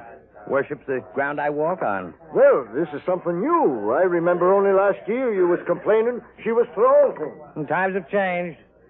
Only wish she was still throwing things. At least in those days I could walk out and slam the door with a clear conscience. Now she's so sweet and loving, I feel like a murderer every time I stop in for a beer on my way home. Tough, Mr. Smith. Tough. Ever hear the expression, love will fly if held too lightly? Love will die if held too tightly? Can't say I ever did. If only she'd relax a little bit. There's a bruise on my lip. She kisses me. Huh? For an hour every night when I come home. Can you do anything for her? I try. I remind her that she really wanted to marry Harvey Tubman. I remind her how we used to have those battles till the neighbors called the robot police. Nothing works. I'm gone for an hour. She cries. Well, me, I ain't got that kind of trouble. I hang around too much, and Mabel calls me a loafer and turns me up. That's a sad state. Can't figure him out. Well, I guess I'll go home and feed myself to the lioness. I tell you, Sam, when Nettie gets finished demonstrating how much she's missed me, I feel like a man who's been stuffed into an electronic washing machine with a dial set at rinse dry. How much do I owe you? 60 cents. Well, if it isn't Henry Smith. Brayling. So I live and breathe Walter Brayling. What are you doing here? Oh, having the night out. Does Gloria know about this? Things have changed, Henry. I thought she kept you chained to the bedpost most of the time. Not anymore, Henry. Not anymore. Oh, you aren't divorced, are you? Oh, no. Gloria's home. What'd you do, put a sleeping powder in her coffee? Oh, goodness, no, Henry. That would be highly unethical. I can't believe you just walked out on her. 10 years of marriage, Henry, and I never had a night to myself. But it'll be different from now on. Oh? By the way, Henry, what time is it? 10 o'clock. Well, I guess I better be going. Scared? No, don't want to crowd my luck. Although, really, there's nothing to worry about. I'd sure like to know how you do it, Walter. Would you really? Yes. All right, Henry. Since you've always been a friend of mine, I'll let you in on it. Come on, my car is outside. I'll drive you home and let you see how it's done. Well, that's nice of you, Walter. Not at all, Henry. We fellows have to stick together.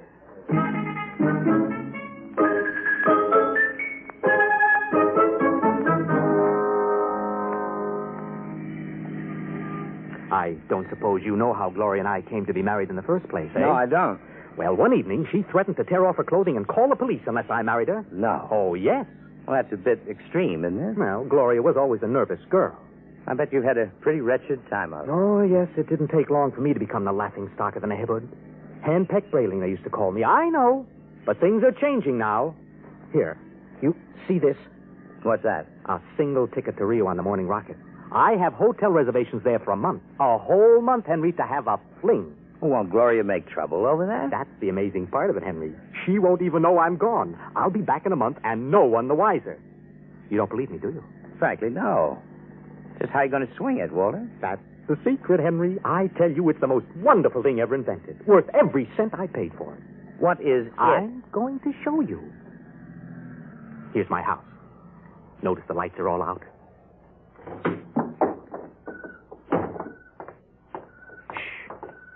We'll wait up there on the front porch. Walter, you haven't gone off your rocker, have you? Now I meow twice. Meow! Meow! Now, Henry, watch the window in my bedroom. Well, it looks as if somebody... Hey, there's a man up there. He's looking out. Good. He sees me. He'll be down directly. Isn't it a bit embarrassing for you, Walter? Oh, not at all. You'll find out. Here he comes. Hello, B2. Oh, good evening, Mr. Brayling. Close the door. Either I'm going out of my mind or there are two of you. You never told me you had a twin brother. I don't. But if this fellow weren't in pajamas, I couldn't tell you apart. That's the secret, Henry. Everything go all right, B2? Oh, just fine, Mr. Brayling. I suppose my wife was in her usual good form this evening? As a matter of fact, we spent the evening playing gin. No screaming? No shouting accusations? Oh, no, sir. It was a very quiet evening. Well, this is even better than I thought. Well, Marionettes Incorporated aims to satisfy, sir. Did he say Marionettes Incorporated? That's right, Henry. Look him over. Isn't he excellently fashioned? You wouldn't dream he was a robot, a marionette, eh? Well, I can't believe it. It's against the law, of course, to duplicate a human like this, but it's well worth the opportunity. Well, I still don't believe it. You can't tell him from a human. Only one way, Henry. Put your ear next to his chest. Listen. That's it. Machinery. Walter, old man, how long's this been going on? I've had him a month, Henry. I keep him in the cellar in my toolbox. Now, tonight I told Gloria I'd like to be excused for 5 minutes to run down to the cigar store. She agreed. I went down to the cellar, took out Brayling, too, sent him back upstairs to sit with my wife until I got home. Miraculous. Of course, it doesn't seem quite ethical somehow. Oh, nonsense. It's highly ethical. I've been home all evening. I shall be home with her for the next month. In the meantime, another gentleman named Walter Brayling will be in Rio having the time of his life. Well, can he walk around without fuel for a month? Oh, he refuels himself, and he's built to do everything. Eat, drink, sleep. You'll take good care of my wife, won't you, B2? Oh, of course. Your wife is rather nice. I've grown quite fond of her. You see? Walter, old man, how long has this Marionettes Incorporated outfit been in business? Secretly, for 2 years now. Why? Well, I wonder, is there a possibility that I might get in touch with them? You? But you love your Nettie. Well, I know, but even so, it's a little respite, a night or two once a month. And she loves you dearly.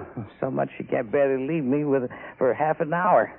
You know that lately she's taken to calling me up at work 10 or 12 times a day to talk baby talk? Your Nettie? My Nettie. What do you say, old man? A favor to an old buddy? Fellow lodge member? Well, I could put you in touch with the man who makes them. Of course, you'd be pledged to secrecy once you learned where he's located. Oh, naturally. Very well, Henry. Here's his card. Marionettes Incorporated, W. Zig, proprietor and owner. New humanoid plastic 1990 model guaranteed against wear. Our motto, no strings attached. Address the Jumbo Shop, 43 South Wesley Drive. And Mr. Zig will take good care of you, Henry. He's a charming fellow, a real craftsman. Wonderful. I'll see him first thing tomorrow. Well, I'd better be getting home now, though. Nettie's probably splitting a gasket. See you around, old man, after I get back from Rio. And while I'm gone, you might drop around regularly, just as you always have. Treat Brayling, too, here as if he were me. Otherwise, Gloria might be suspicious. Oh, I will. And, before I go, these marionettes are safe, aren't they? Oh, absolutely. Oh, tell them, B2. We're guaranteed. Fine. Well, good night, Walter. Good night, B2. Good night, Mr. Smith. Good night, Henry. Ah, well, I'm glad someone else will have a chance at a little happiness and freedom. All right, Brayling 2. Back into the cellar box for you. Come on. Down the steps. That's it. It's very damp down here, Mr. Brayling. Bad plumbing. Well, here we are. Brayling. Yes. Before you put me back into the toolbox, could we have a word? Certainly, old man. This toolbox. What about it? Well, I don't like it, Mr. Brayling. Why not? It's cramped. Oh. Well, I'll try to fix up something more comfortable when I get back from Rio. All right, now, before Gloria gets worried, back Marionettes are made to move, not to keep still.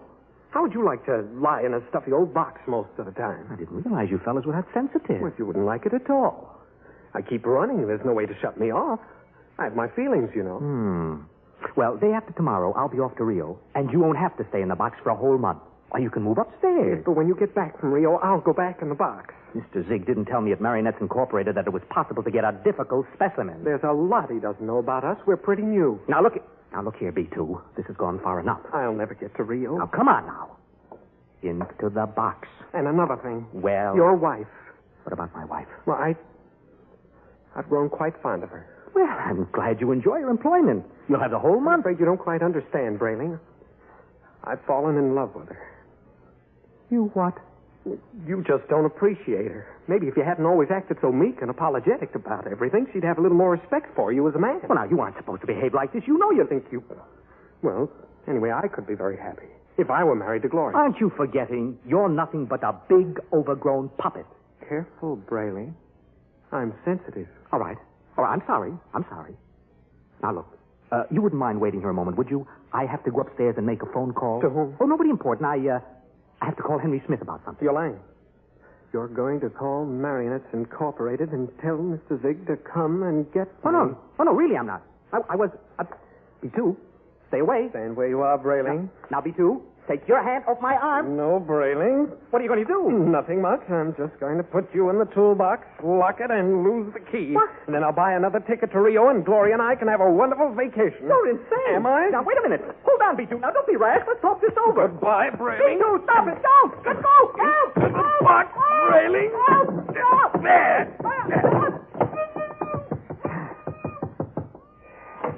Walter. Yes, Gloria? What in the world are you doing down there at this time of night? Oh, nothing, lover. The pipes were knocking. I'm just making sure the boiler hasn't exploded. You go back to bed. I'll be up soon. Well, hurry, won't you? We had such a nice evening. I'm lonesome for you. Oh, you won't ever be lonesome again, darling.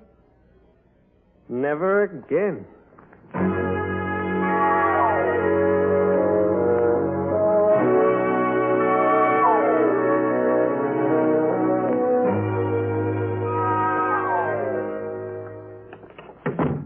Good morning, Nettie. Oh, good morning, darling. How are you? Have a nice time last night? I missed you so. Breakfast ready? Aren't you going to kiss me good morning? Oh, yes, I suppose so. Oh, you're so wonderful, Henry. I guess I'm the luckiest person in the world. Oh. Here's your coffee. And how would you like your eggs? Anyway, it's all. Oh, but I want to please you. Oh, Nettie, skipped the eggs this morning. Oh, but you have to eat to keep well, darling. I'm very healthy. I have an early business appointment. Oh? It's a friend of Walter Brayling's. I met Walter last night, and he... Yes? I'd better be off. Now, Nettie, don't look as if I were on my way to Rio or something. I'm only going to work. It's just that I miss you so. I want to be with you all the time. Do I have to go through this every morning? I'll be back at supper. There's no need to cry now, is there? No, darling.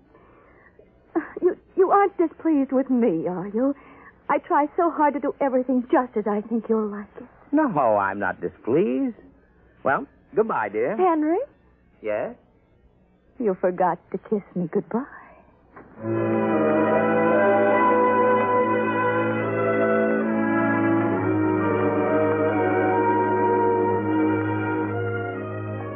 No strings attached, no strings attached. A very nice puppet with no strings attached. Let's see now. The Jumble Shop, 43 South Wesley. That should be about... Ah, here it is. Yes? Mr. Zig? Yes? Walter Brayling recommended me. Enter. Your name? Henry Smith, 55 Evergreen Place. And what can we do for you, Mr. Smith? Well, Brayling showed me his marionette last night. I see. I was intrigued with the idea. And not that my wife is anything like that female meat grinder that he's married to, you understand, but, well, I'm a man who enjoys an occasional evening with the boys. Without complications. Naturally. So I thought... That I could duplicate you. Exactly. I think it might be arranged. You understand the need for secrecy, of course. Although an act is pending in Congress to legalize Marionettes Incorporated, it is still a felony to use one of my creations. Well, I understand. And there is the matter of the payment. How much? $9,000. $9,000? Well, I have an inferior model at $7,500. No, if I go through with this, nothing's too good for Nettie. Nettie's my wife. We've been putting money aside to buy a summer house in Westport. Sometimes we must choose. Yes. Perhaps I could just slip out $9,000. It's a joint account. How soon can I have it? I could construct the mannequin in about 2 months' time. Good. Shall I consider the order placed? At once. Of course, you will have to report here for a body mold, color index of your hair, lips, skin, etc. And I'll have to do a complete electro-emotional calibration. You guarantee that these models are foolproof? As foolproof as I can make them, Mr. Smith, and I've had years of training. No chance of detection? None whatsoever. I've never had a complaint. Walter Brayling seems satisfied enough. I assure you, he's been taken care of in high style. There were some way to be sure. You have our guarantee. Very well, Mr. Zig. I'll get the money from the bank and send it to you. Fine. You'll be just as delighted with yours as Walter Brayling is with his.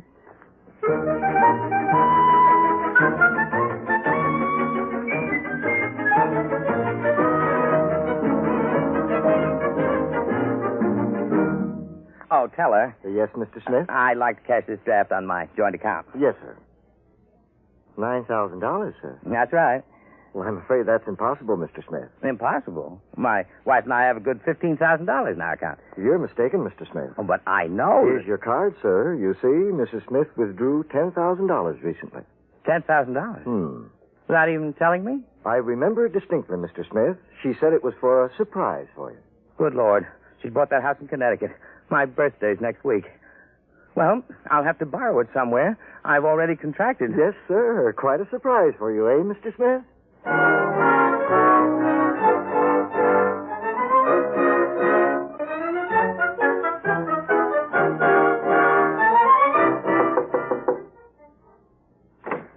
Yes? Oh, hello, Henry. Hello, Gloria. Is Walter home? I'd like to speak to him. Well, come in. Thank you. Is something wrong? Well, just some private business. Matter of a loan. Well, he went down to the travel bureau, but he should be back soon. We're going to Rio, you know. Both of you? Isn't it wonderful? I don't know what's come over Walter lately. He's been so romantic. Last night he came upstairs and said, darling, he hasn't called me darling in years. Darling, we're going to take a honeymoon to Rio. So we're leaving tomorrow. Anything wrong, Henry? No. No, I'm just a little surprised, that's all. Well, he should be back soon. Will you wait? Yes, I'd better. Say, as long as you're over here, maybe you can help me with something. What? Well, I went downstairs to get an old suitcase a little while ago, and I heard the strangest noises near that old tool chest of Walter's. He mentioned that the boiler was acting up, and I'm afraid to go down there again. I wonder if you'd take a look. What kind of noises? Like a thumping sound. Maybe I'd better go down, Gloria. You stay up here. Should I call a plumber, do you think? No, I'll take care of it. Slide down a bed. I'll have a look. Good Lord. Hello in there. Well, just a minute. Keep quiet, for goodness sake. I'll have to smash the lock. Now, what in Henry, thank God you've come. Be quiet. I've been in there all night. I thought I'd suffocate. He tried to kill me, Henry. He tried to murder me. Who? Which one are you? Don't be an idiot. I'm Walter. What happened? B2, the marionette. He stuffed me in the toolbox and left me to suffocate. Well, fortunately, I found an old file in there and managed to get an air hole through the wood. Good Lord. He's taking Gloria with him to Rio. Have they left yet? No, he's gone downtown for the tickets. Oh, good. We may just have time. For what? To get down to Marionettes Incorporated and tell Zig to stop him. Well, you're in no condition. Oh, don't worry about me. We can't waste any time. Come on. But Gloria... I'll sneak out. Tell her you fixed the plumbing. Tell her anything. I'll meet you outside. All right. Oh, what a fool I've been.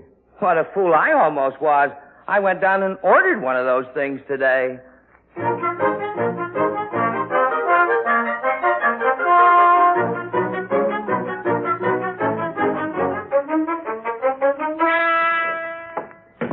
Gloria?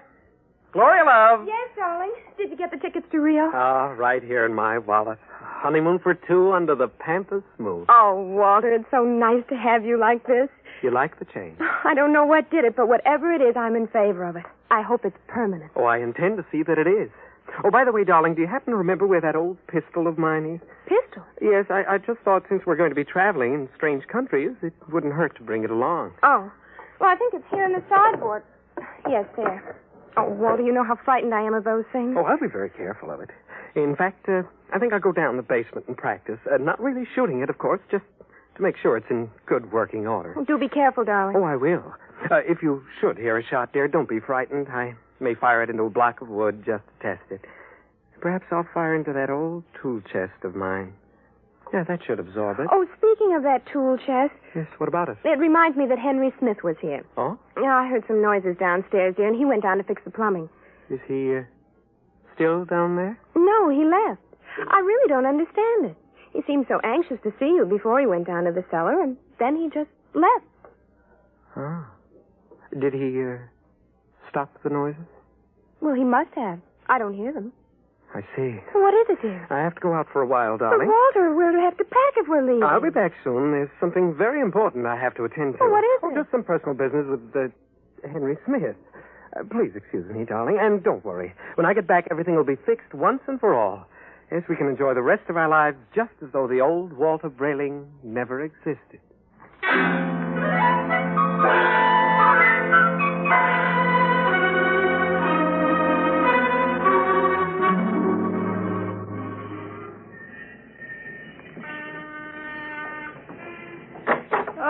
Mr. Brayling and Mr. Smith. Yes, Mr. Zig. Come in, gentlemen. We certainly will come in.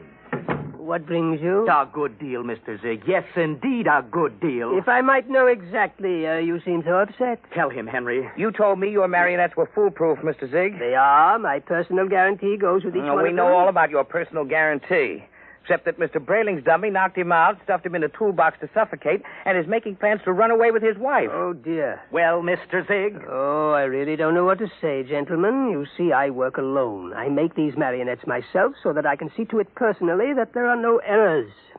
However, even the finest craftsman can make a mistake once in a while. What Mr. Brayling and I would like to know, Mr. Zig, is exactly what are you planning to do to stop this over-ambitious robot? Well, of course, we shall have to recover B2 first, and then I will simply dismantle him. He doesn't seem to want to be dismantled, Mr. Zig. In fact, I think you'll have trouble catching him. Maybe I can save you the trouble, gentlemen. B2. Look out. He has a gun. I thought I'd find you here when I discovered the tool chest empty. Now, look, B2, whatever you're planning to do, you won't get away with it. I think I will. Mr. Zig, can't you do something? I'm afraid I can't think of anything. I'll save you the trouble, because I'm going to kill the three of you. Oh, you won't get away with it. No? You forget that Gloria and I will be on a plane to Rio in a few hours. All right, Mr. Zig. You first. Oh, now, see here. This isn't fair. I created you. You can't do... Grab him. I've got him. Quick. Quick, that hammer.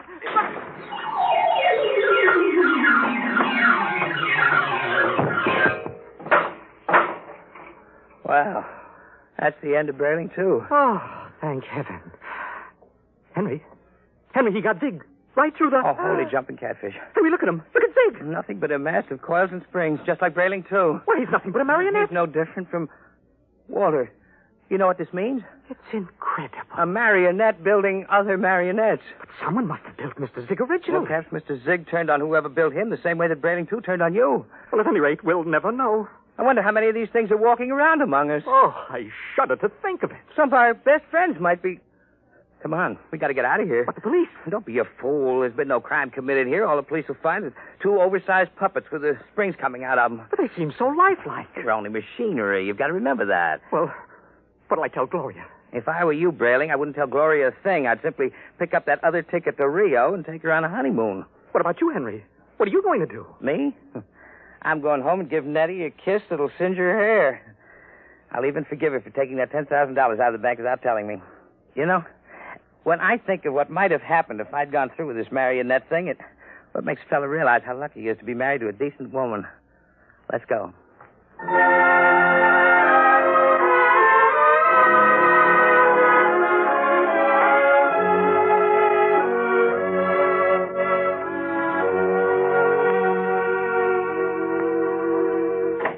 Nettie! Nettie!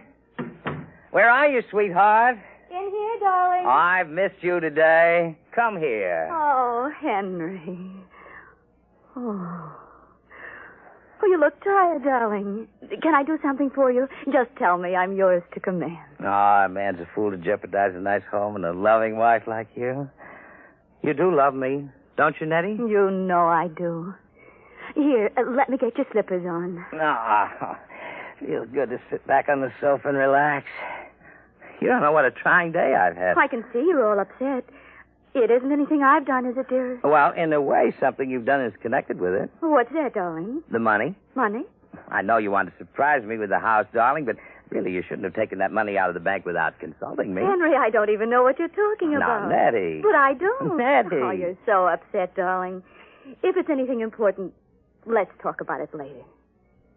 Meanwhile, why don't you just put your head on my shoulder and rest? I must admit that sounds enticing. Here. Let me make you comfortable. There. Now you just close your eyes. That's it. Nettie. Yes, darling. You hear something? No, darling. You sure?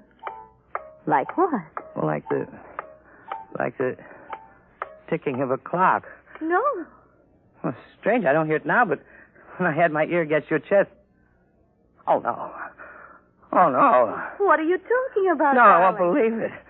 You are my Nettie, aren't you? You're a real live flesh and blood. Oh, she couldn't have done that to me. Not Nettie. But I hear it. And it's coming from you. It's coming from you.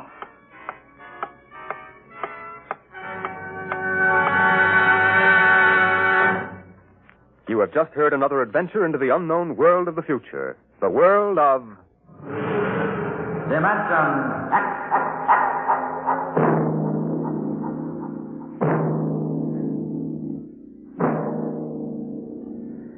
Next week, Dimensionx moves to a new day and time. It will originate in New York on Saturdays from 8 to 8:30 p.m., beginning September 8th. Consult your local newspaper for the exact day and time in your locality. And don't miss Mary Leinster's story of deep space, First Contact.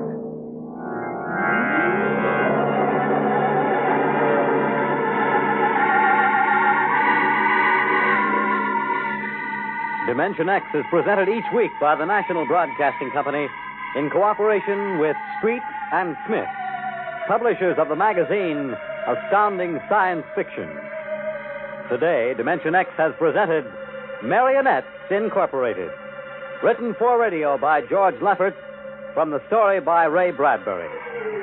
Featured in the cast were Kermit Murdoch as Henry, Martin Rudy as Brayling, and Ross Martin as Brayling, too. Your host was Norman Rose. Music by Albert Berman. Fred Collins speaking. Dimensionx is produced by William Welch and directed by Fred Way.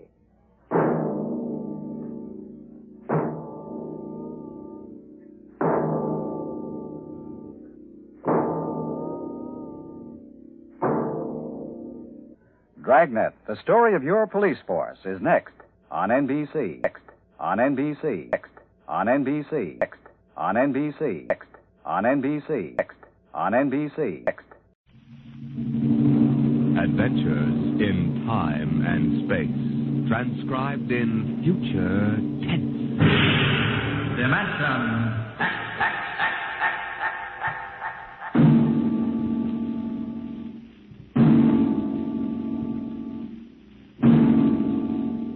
Can you predict what will come in 100 years, or in 10, or in the next minute? Some people think they can. Nuclear science, mathematicians, astronomers, biologists. They'll predict the shape of the future because they make the future, because they see beyond the known dimensions of time and space into the unknown, Dimension X.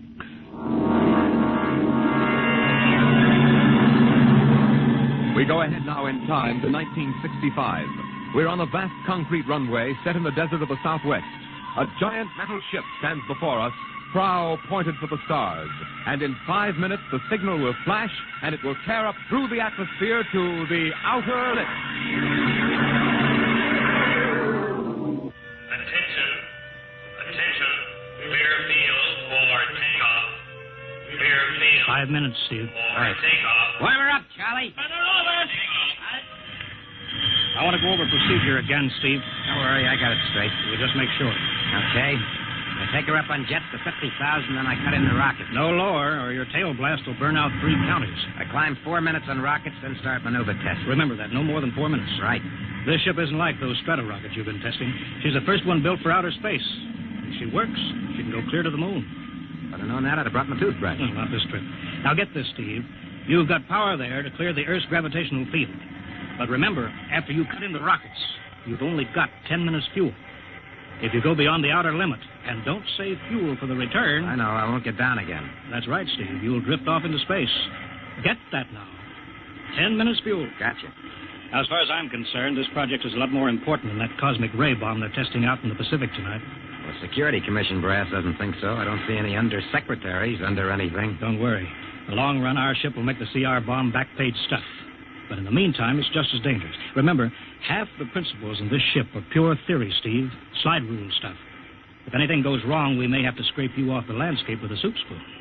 You have a charming sense of humor. Now, here's what I'm getting at. We're risking your neck in this test. If anything blows, we don't want to have the next man pull the same boner. I know, Hank. So keep your mic open and keep talking. If anything goes wrong, we want to know exactly why. And we won't be able to ask you. Let us know before you pull every switch. Before you do anything. You got that? Yeah. Even if you only have to blow your nose. All right, get those fuel lines away. Okay, Mr. Grove. Well, I guess that's about all, Steve. Hey, that reminds me. Look, if Mary calls, I'm just up on a milk run. I didn't tell her today was it. How is she? She's okay, but she's due about now, and I don't want her to be nervous.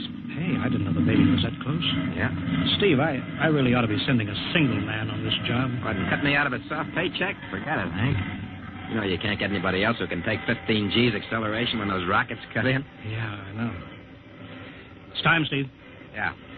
Well, see you later. Don't worry, Hank. I'll sweat for both of us. Button her up, Charlie. So long, Hank. So long. We'll give you the light from control.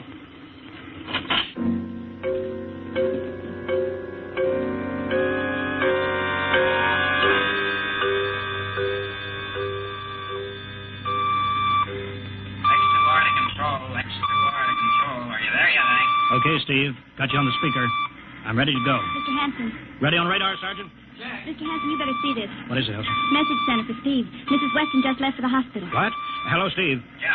Stand by a minute. Shall we hold the takeoff, Mr. Hanson? What? Oh, yes. No, wait just a minute. It's too late now. You going to tell him?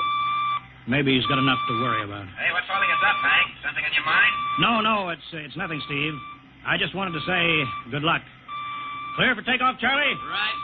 Okay. Give him the light.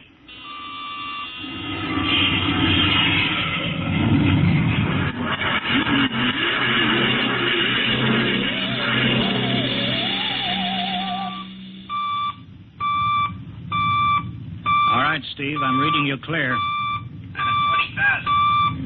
Airspeed 600. She's running fine. Soundproofing works. There's a Third-degree waiver of the AGY pressure. Got that, Charlie? Check. Dead center on radar, Mr. Hanson. 50,000 now. Cutting out the port jet.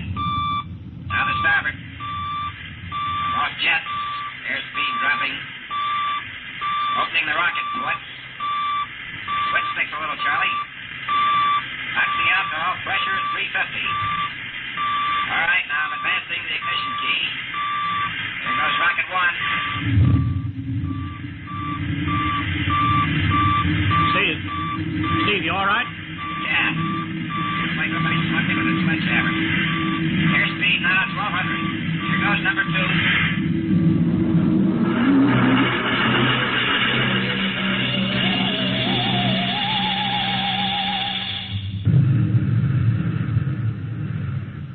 Hello, Steve. Elapsed rocket time is now 4 minutes. What's your altitude? Over to you. Speed 4,400. Still climbing. Altitude 297 miles. All right, you're at the outer limit. Level off for maneuver test. You've got exactly 6 minutes fuel left. Okay. Starting a 3-degree left bank. It's a little sluggish. There, it's all right now. There's a low vibration someplace. Maybe the cockpit hatch. Now I'm straightening out. 5 minutes fuel left. Now I'm starting a 3-degree... Hey! What's the matter? What's wrong? There's something up here. Something shining. What are you talking about? There's something above me, Hank. I'm going to chase it. Steve, you're at the outer limit now. I can see it plain now. Steve, don't go any higher. You've only got 4 minutes left. You've only got... Getting static. I can't hear you, Hank. It's dead ahead now. I'm going to make a pass at it. Get a good look. Hey, it's swerving to meet me. It's dead ahead now. It's dead ahead.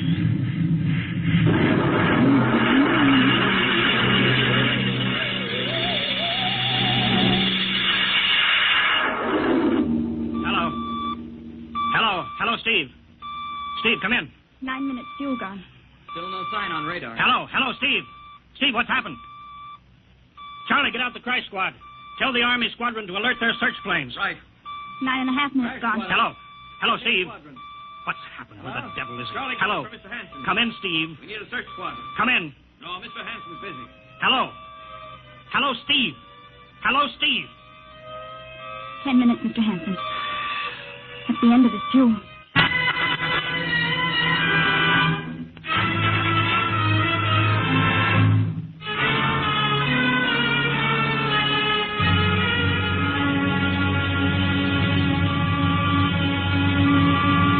How long's it been now? 10 hours, Mr. Hanson. Nothing more on radar, Sergeant? Screen's blank. Colonel Corelli called in. Search planes are back. They didn't find anything. Should be some trace. Couldn't have bailed out, could he? You don't hit the soak at 4,400 miles an hour. Either went past the outer limit, ran out of fuel. Something blew, and we'll find the pieces scattered from here to the coast. Why does it have to be the best man? Always the best man. I'll get it. Charlie, we've got to figure out what was wrong. All right, I'll tell him. Something must have blown. Hanson, Yeah? There's a message from Northside Hospital for Steve. Oh, what is it? Mrs. Weston's fine. It's a boy. Thank you, Elsie. It's a boy, Charlie. Oh. Fine. It's a boy. He didn't even know she went to the hospital. How am I going to tell Mary that? Wasn't your fault, Mr. Hanson. Ship had to be tested. Yeah, we'll build another one, and some other flying fool will shoot past the outer limit into space. Oh, I'm getting old, Charlie. You can remember when I used to take them up myself. Now I've got to send other men. It's a job, Mr. Hanson. Now I'm afraid. Every time I hear a jet go off, I jump. Every time I have to send someone up in a new model, I start to sweat. Mr. Hanson. Yeah? I think there's something on the radar. No flights scheduled in, are there, Elsie? We have the whole day cleared. It's coming in behind us. Here it comes over the building. What crazy jockey is buzzing the field like that? Is that an Army plane, Charlie? I can't see. It's turning. Charlie, alert the field. I know that engine. Steve! That's impossible. Look, that's his ship. It can't be. Well, there's no other model like that. It's Steve, all right. It's coming in. Thank God. Thank God.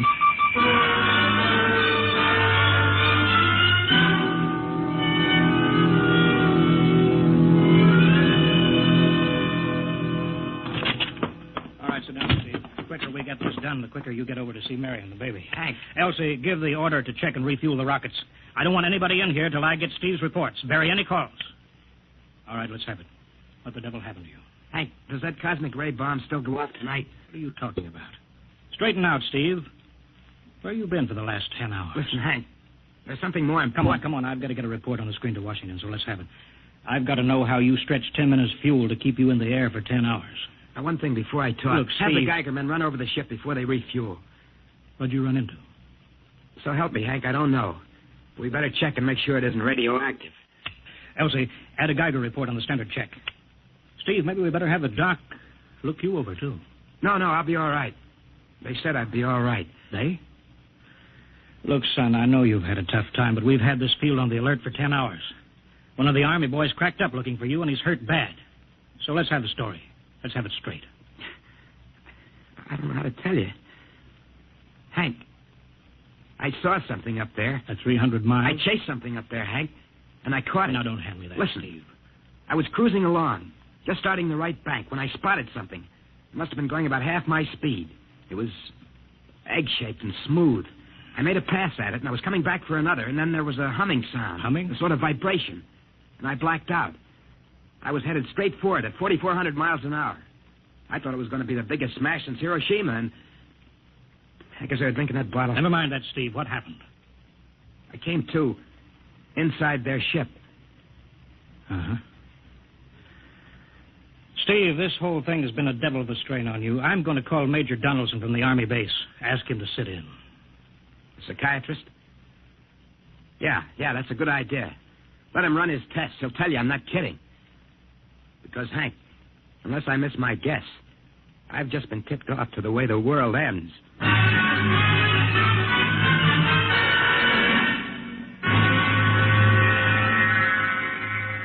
All right, Mr. Weston, suppose you continue your story. Yes, let's have it, Steve. You woke up inside the ship? Yes, and the place was jammed with machinery. Dials, blinkers. I couldn't recognize anything. And you were surrounded by these men from Mars? I didn't say anything about men from Mars. I didn't even say they were men. I couldn't see them clearly. They were just there. Where did they come from, then? Another galaxy. Millions of miles outside of our solar system. That's all I know. You figure out where they came from. And they came all that distance to find the Earth? Yes. Did they tell you that? Yes. You mean they spoke English to you? No, they didn't. It's funny. I hadn't thought. They didn't really speak to me at all. They just planted the thoughts in my mind. You mean thought transference, telepathy? Yes, that's right. Well, Steve, what brought them here? We did, Hank. We rang their bell. We brought them in. Well, how? With our atomic explosions. Hank, that's why you've got to stop that bomb test tonight. I give up. But you've got to believe me, Hank. Oh, how can I make you understand? Maybe I can help, Mr. Weston. Would you submit to narcopsychometry? What's that? Under proper drugs, I can put you back in this ship by suggestion. Then we can get a playback record of your memory pattern on the audio circuit. And how long will that take? Half an hour. We'll have to go over to the lab. Will you believe me if it checks? It will give us an accurate memory picture of what your mind reports. All right, let's go. Hank, you got to believe me. We haven't got much time.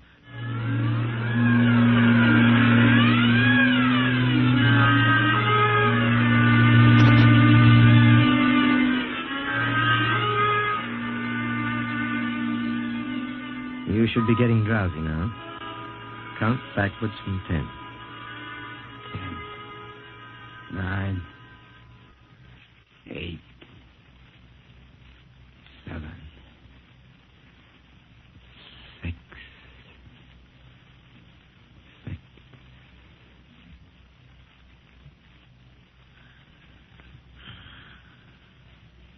He's under. Now we attach the head plate electrodes. The cortical pickup. Look out for that wire, Mr. Henson. 3.0 setting. 31.3. Now throw that switch, Mr. Henson. I have to start him off by suggestion. All right, Steve. You're in your ship now. You're in the rocket. You're in the rocket. You're in the rocket. And you've just sighted something strange. Now Now I'm starting at 3 degree right. What's that? Hey, there's something up here. Something shining. His memory pattern. We're picking it up electronically. There's something above me, Hank. I'm going to chase it. It's piped through the audio circuits. I'm getting static. I can't hear you, Hank. This is where we lost contact with him. I'm going to make a pass at it and... Hey, it's swerving to meet me. It's dead ahead now. It's dead ahead. Now what? This is where he blacked out. There's no telling how long, minutes or hours. What's that noise? I don't know. Quiet. Where? How did I get in here? What? Who are you? Is he seeing things? Intergalactic Patrol. What's that? What are they saying, Steve? What are they saying? It's about nuclear fission. They know about it. They know the danger of it. Long ago, they had wars that almost destroyed them. But finally, they learned. Now they've outlawed war. Go on, Steve. They patrol space. When their detector picks up an atomic explosion, they send a patrol. What are they going to do? They've quarantined us. Quarantined? They've isolated the Earth. Because we don't know how to control ourselves yet. Until we learn, we'll be a menace to the whole universe. What is this nonsense? Quiet. How are they going to do it, Steve? They've spread a layer out here of... I don't know how to call it. All around the Earth. It's miles deep. When there's an atomic explosion on Earth, the radioactive particles will drift up to this layer and set off a chain reaction. It'll go around the world in microseconds. And that's the end. The end? What's he... Wait. Yes. Yes. I understand. I've got to bring back the warning. You're going to put me back in my ship to bring the warning.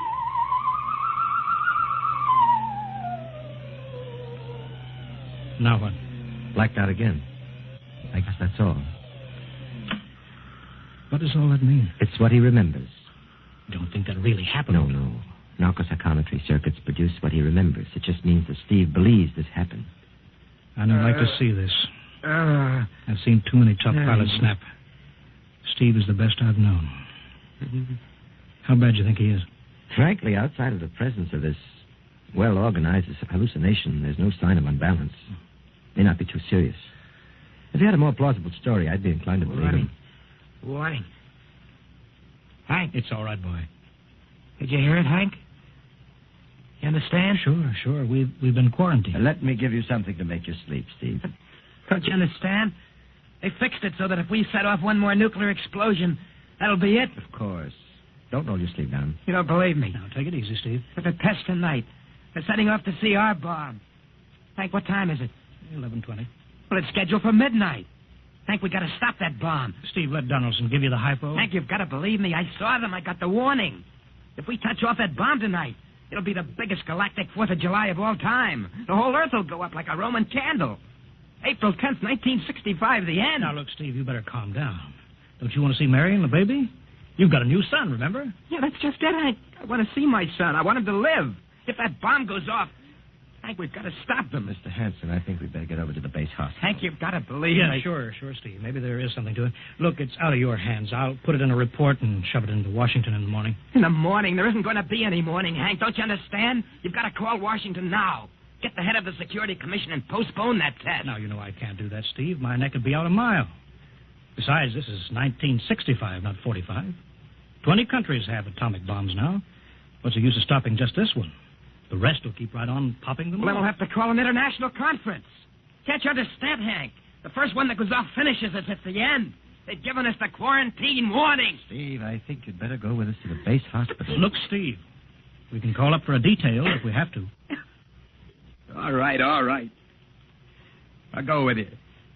You don't need a straitjacket. That's the way, Steve. You'll probably feel better by morning. Let's go.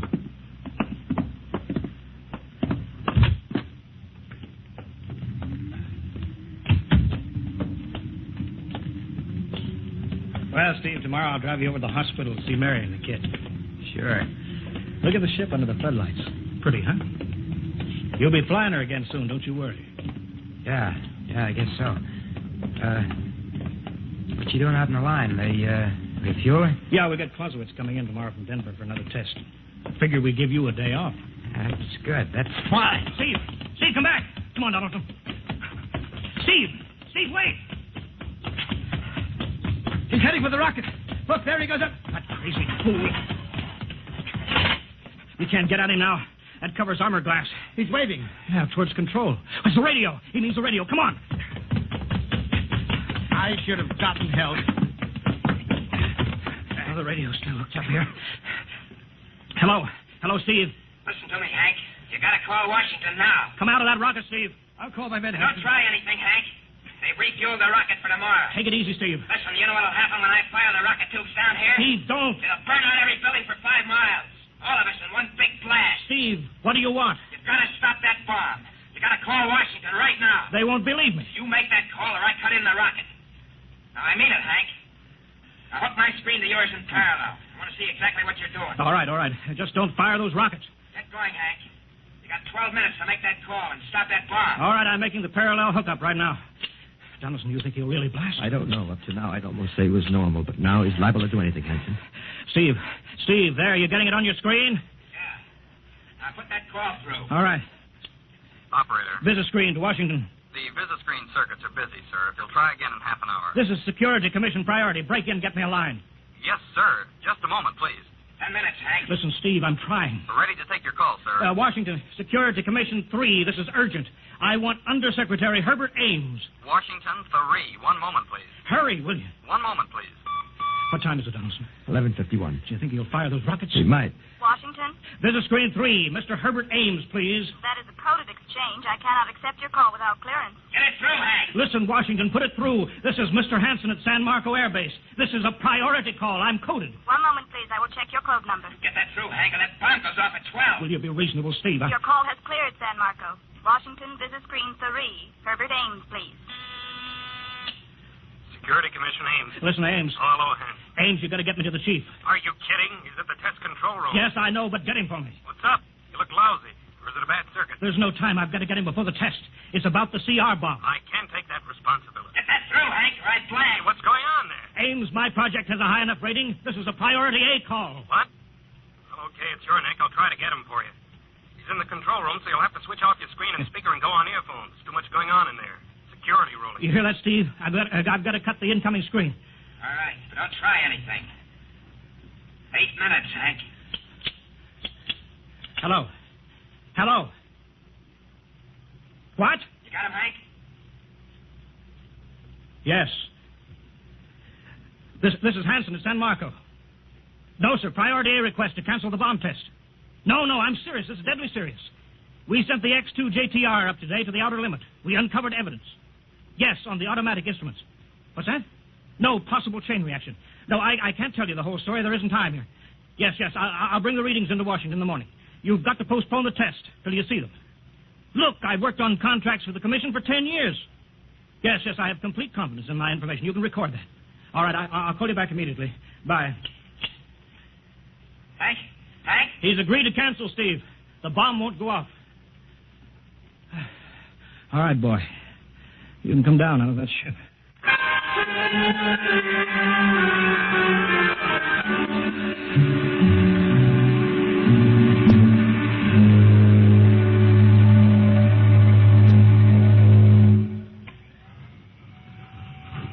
He's opening up.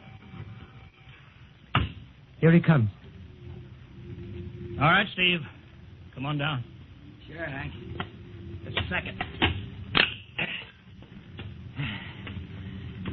Hank, I was scared. I was plain scared. Easy now. It's all over. The bomb won't go off. Thank God. Look, I want to see Mary and the baby. Can you get me transportation now? Oh, wait a minute. It's almost 12. They won't let you in the hospital now. I want to see the baby. Sure you do, but you've been under a strain. I've got a shot for you here, Steve. Give you a good night's sleep. All right. Roll up your sleeve. Yeah, here. There, that'll make you sleep. Sergeant will find you a bed. Yes, sir. Come on, Mr. Weston. Okay. Good night, Hank. I'm kind of beat. It's been a tough night.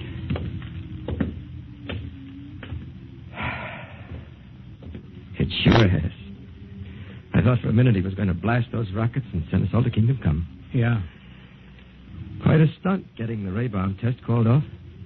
It isn't called off. But the chief said... Ames couldn't get the chief. I was talking to a dead circuit. Bomb goes off in a couple of minutes. Oh.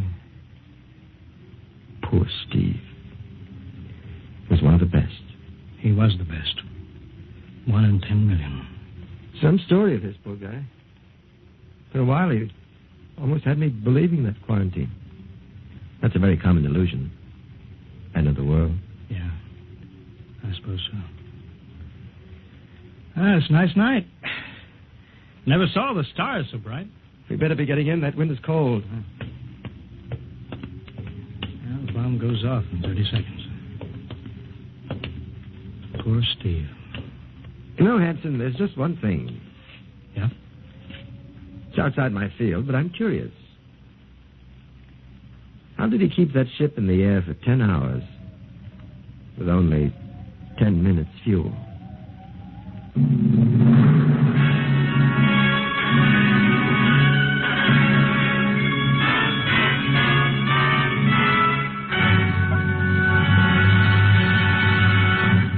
You have just heard another adventure in time, space, and the unknown world of the future.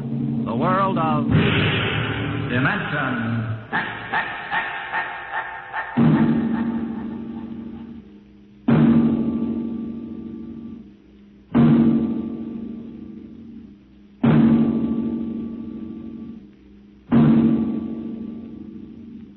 Next week, a star of the future appearing on the program of the future, Dimensionx. Next week, Miss Nancy Olson, the talented young actress whose performance in Sunset Boulevard marks her as one of Hollywood's most promising young actresses, becomes the first of a group of rising young artists of stage and screen who have been invited to make an appearance in this series. So listen then for Hello Tomorrow, starring Nancy Olson on Dimensionx.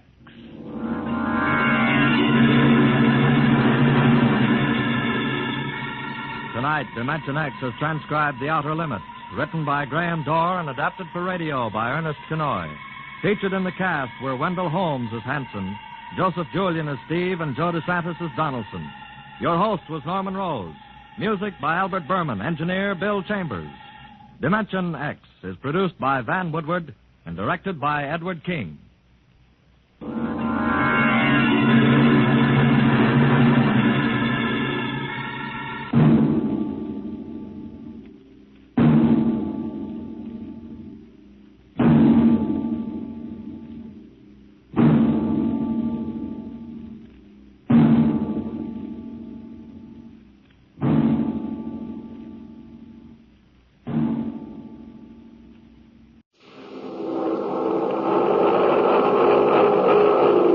Adventures in Time and Space, transcribed in future tense.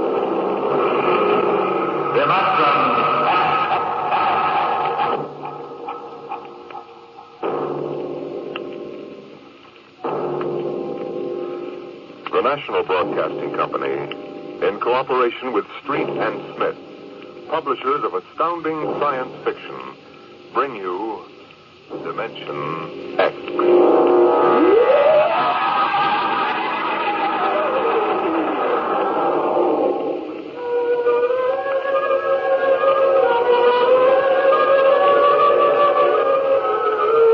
The rocket drove through space like a silver fish in an endless tank, the stars in flat velocity swirling by.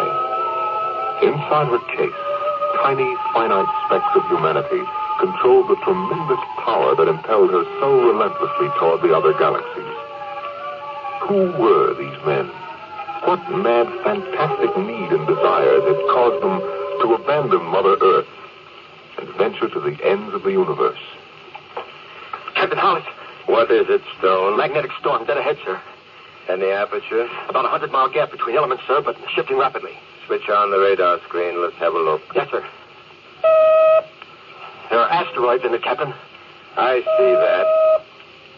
Thank you, Stone. Sir? What? Any change in course? What for? The storm, sir. If I decide to change course, I'll issue the order. At the rate we're approaching, it'll be too late to issue an order. Mr. Stone, do I need to remind you who's master of this ship? Look, sir, there are 25 other lives to be considered besides your own. Those asteroid ships are our course. That's enough, Stone. It's not enough, Captain. Return to your post. Captain, for God's sake, don't be pig-headed about this. There's a magnetic storm dead ahead.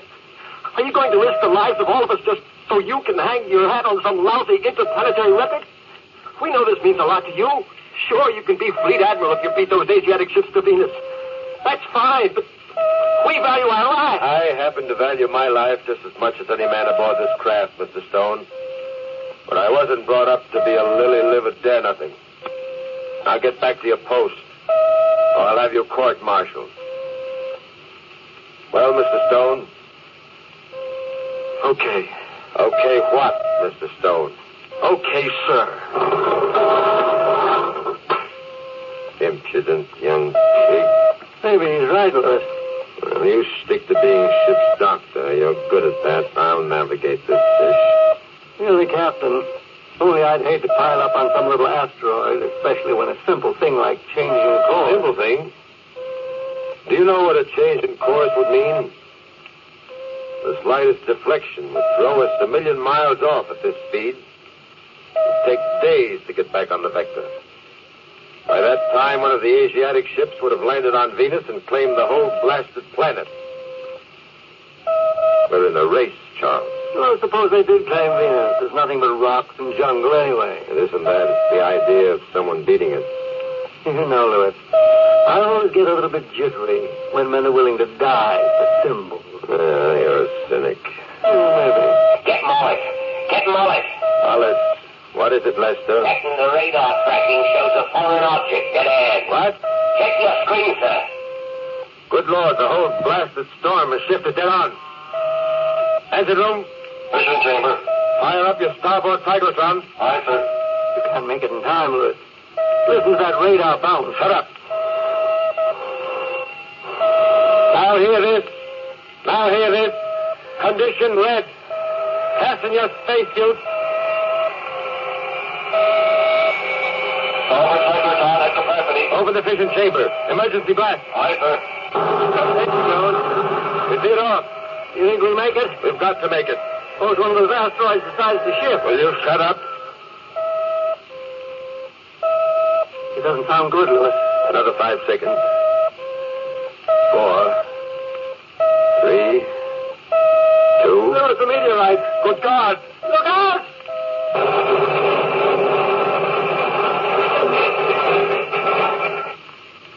Hello? Hello, anyone? Can you hear me? I can see you floating out there. Can you hear me? For God's sake, answer if you can. I don't want to just float out here alone. Stone, is that you? Who is it? Captain Hollis.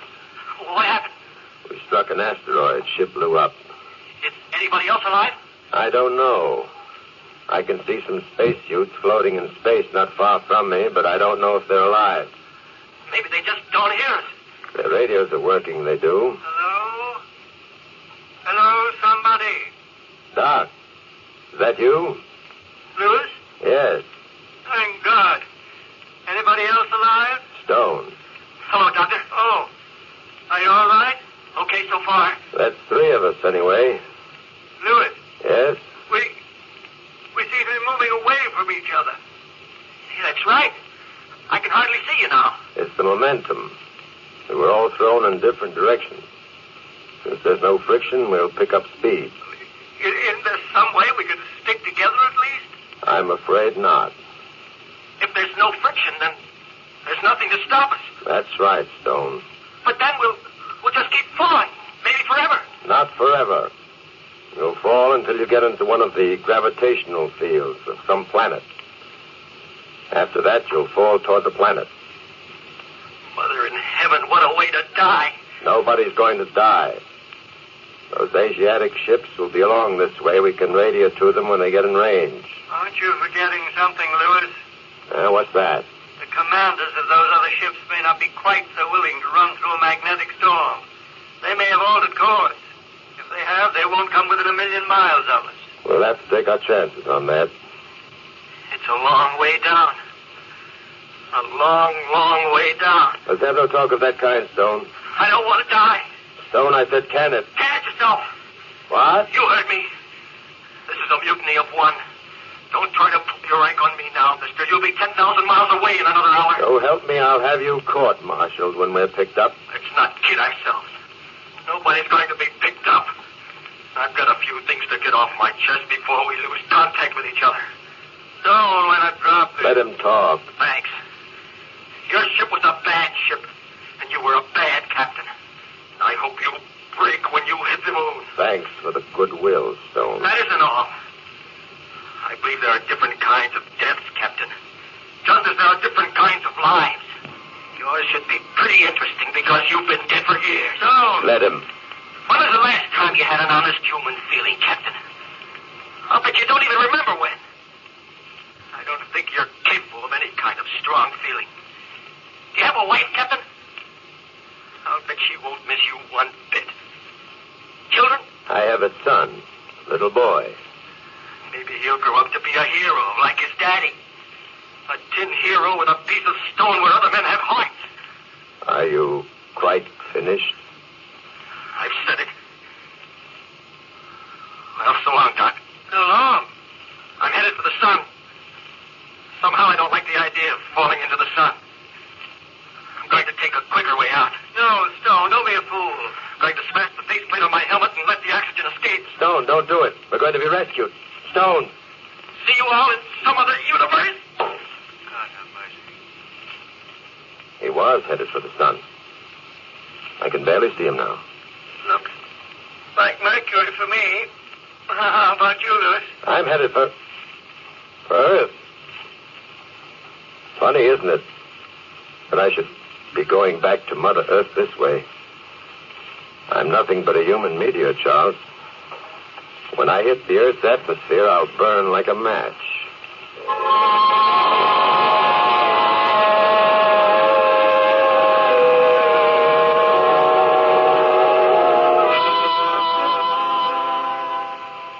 Charles.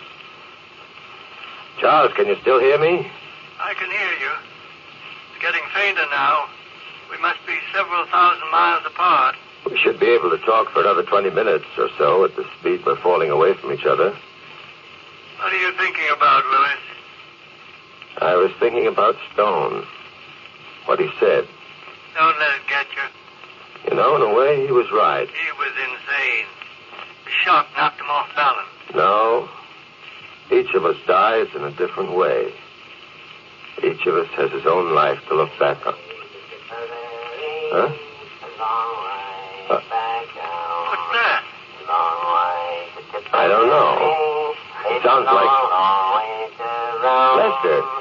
Hello? Hello, Lester. Can you hear us? I don't think so. It's possible that the sending unit of his radio is working, but the receiving unit is damaged. We're singing good stuff to keep up his nerves. Right there. Hello? Hello? Anybody alive? This is engineer's mate Harry Lester. Hello? Mother of heaven, ain't there somebody that talks to me at least? Lester, can you hear Hello? Listen, anybody. If you can hear me, this is engineer's mate Harry Lester. We had an accident. We were... Oh, what's the use? He doesn't even know we can hear him. Poor devil may have forgotten to switch on his receiving unit. Well, there are three of us again anyway. Isn't much comfort. Maybe Stone's way is best. Don't be a fool. They're going to be picked up. I doubt We it. must. I must. I've too much to accomplish in life to die like this. A fellow like Stone or Lester, they come a dime a dozen. But I was in line to be commander of the whole fleet. You know what that means, Charles? Commander of the hemisphere. No, I don't know what it means. I never wanted to be commander of anything but myself. And I never even came close to that. Helen was counting on it. Stevie, too, in his own little way. It's hardest for Helen. Steely's too young to understand. He'll know. He'll know his daddy went out with a ship. Like a man. They'll give him a medal. Louis, I'm beginning to think that maybe Stone was right about you. Huh? What do you mean? Oh, nothing. No, Charles. I want to know. We've shipped together a good many years. You never told me what you really think of me, whether or not you've envied my success. I'd like to know now. We've nothing to do but talk anyway. I've never envied anything except the fact that you're falling back to earth, Louis. I've admired you as I admire some sort of perfect machine. But that's where it stopped. You know the trouble with you, Louis? Well? You can't cry. What? You can't cry. Well, men don't cry, only children. That's what I mean, Louis. You can't cry. I don't know what the devil you're babbling about. Well, skip it. Now, look here. There's one thing. I had a wife on Mars. I had a wife on Jupiter. And I had a wife on Venus. Everyone I met money and treated me swell. What's he babbling about? I don't know. He seems to be reminiscing about his life. I had some nice times, I did. Oh, Roxy. She didn't know about any of them others. Roxy. Married 15 years and she still looks like a schoolgirl. And there's a boy, too. I wonder what he's doing now. Like he's not in some mischief. I remember when I kissed him goodbye. I said to him, I says, now, my son, take good care of your mom and don't get fresh with the girls. He'd slap me if he didn't wink at me and smile that winning smile of his and say, all right, Dad, take care of you, come back well. Oh, no, we miss you terrible much. Oh, well, Eddie, Lister, you can't complain. You've had the best of it and some to spare. Simple soul. Too simple. I envy him. Why? Because he has all that to hang on to. Women always frightened me. I ran from them. Always wanting them and jealous of men like Lester for having them. And jealous of him for being able to spend money without fear and for as much happiness as he could have in his own wild way. Haven't you ever wanted that? Don't be a fool. The difference between us and Lester is that he lives in the present. He gets into the experience of the moment. You and I, Louis, we live in the past and in the future, but never in the present. Could we change the subject? I thought you wanted to talk. Well, let's talk about something else. Charles? Charles? Charles, are you there? Charles, answer me. I just switched to my auxiliary battery. I'm sorry. Well, don't do that. Afraid to be alone? I've never been afraid of anything in my life, and you know it. I wonder. It's a long way back down. Why doesn't he shut up? Louis. What? Louis, I got myself into a meteor swarm. Some little asteroid. Meteors? I think it's that Myrmidon cluster that goes out past Mars, then swings in towards Earth once every 5 years. I'm right in the middle of it now. It's like a big kaleidoscope. All kinds of colors and shapes and sizes. God, it's beautiful, all that metal. I'm going with them. They take me with them. Well, I'll be doggone. Remember when you were a kid, Louis? Held a kaleidoscope to your eye, gave it a twirl? That's what I'm part of now. Keep talking. I can barely hear you now. They're taking me off, Louis. So long. Charles! Charles, don't leave me alone like this. Charles! Charles!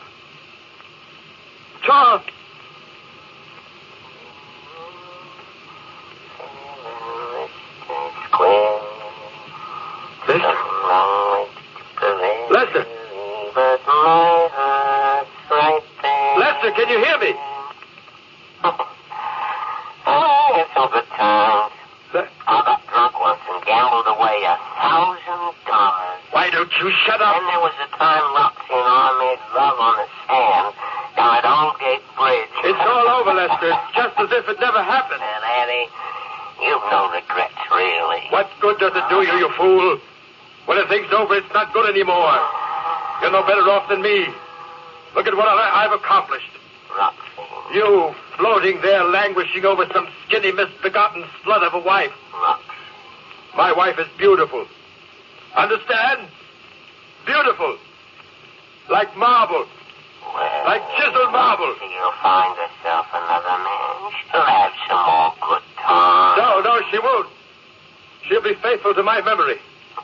Helen, you will be faithful, won't you? You'll never forget me. I won't listen. I'll switch off my radio.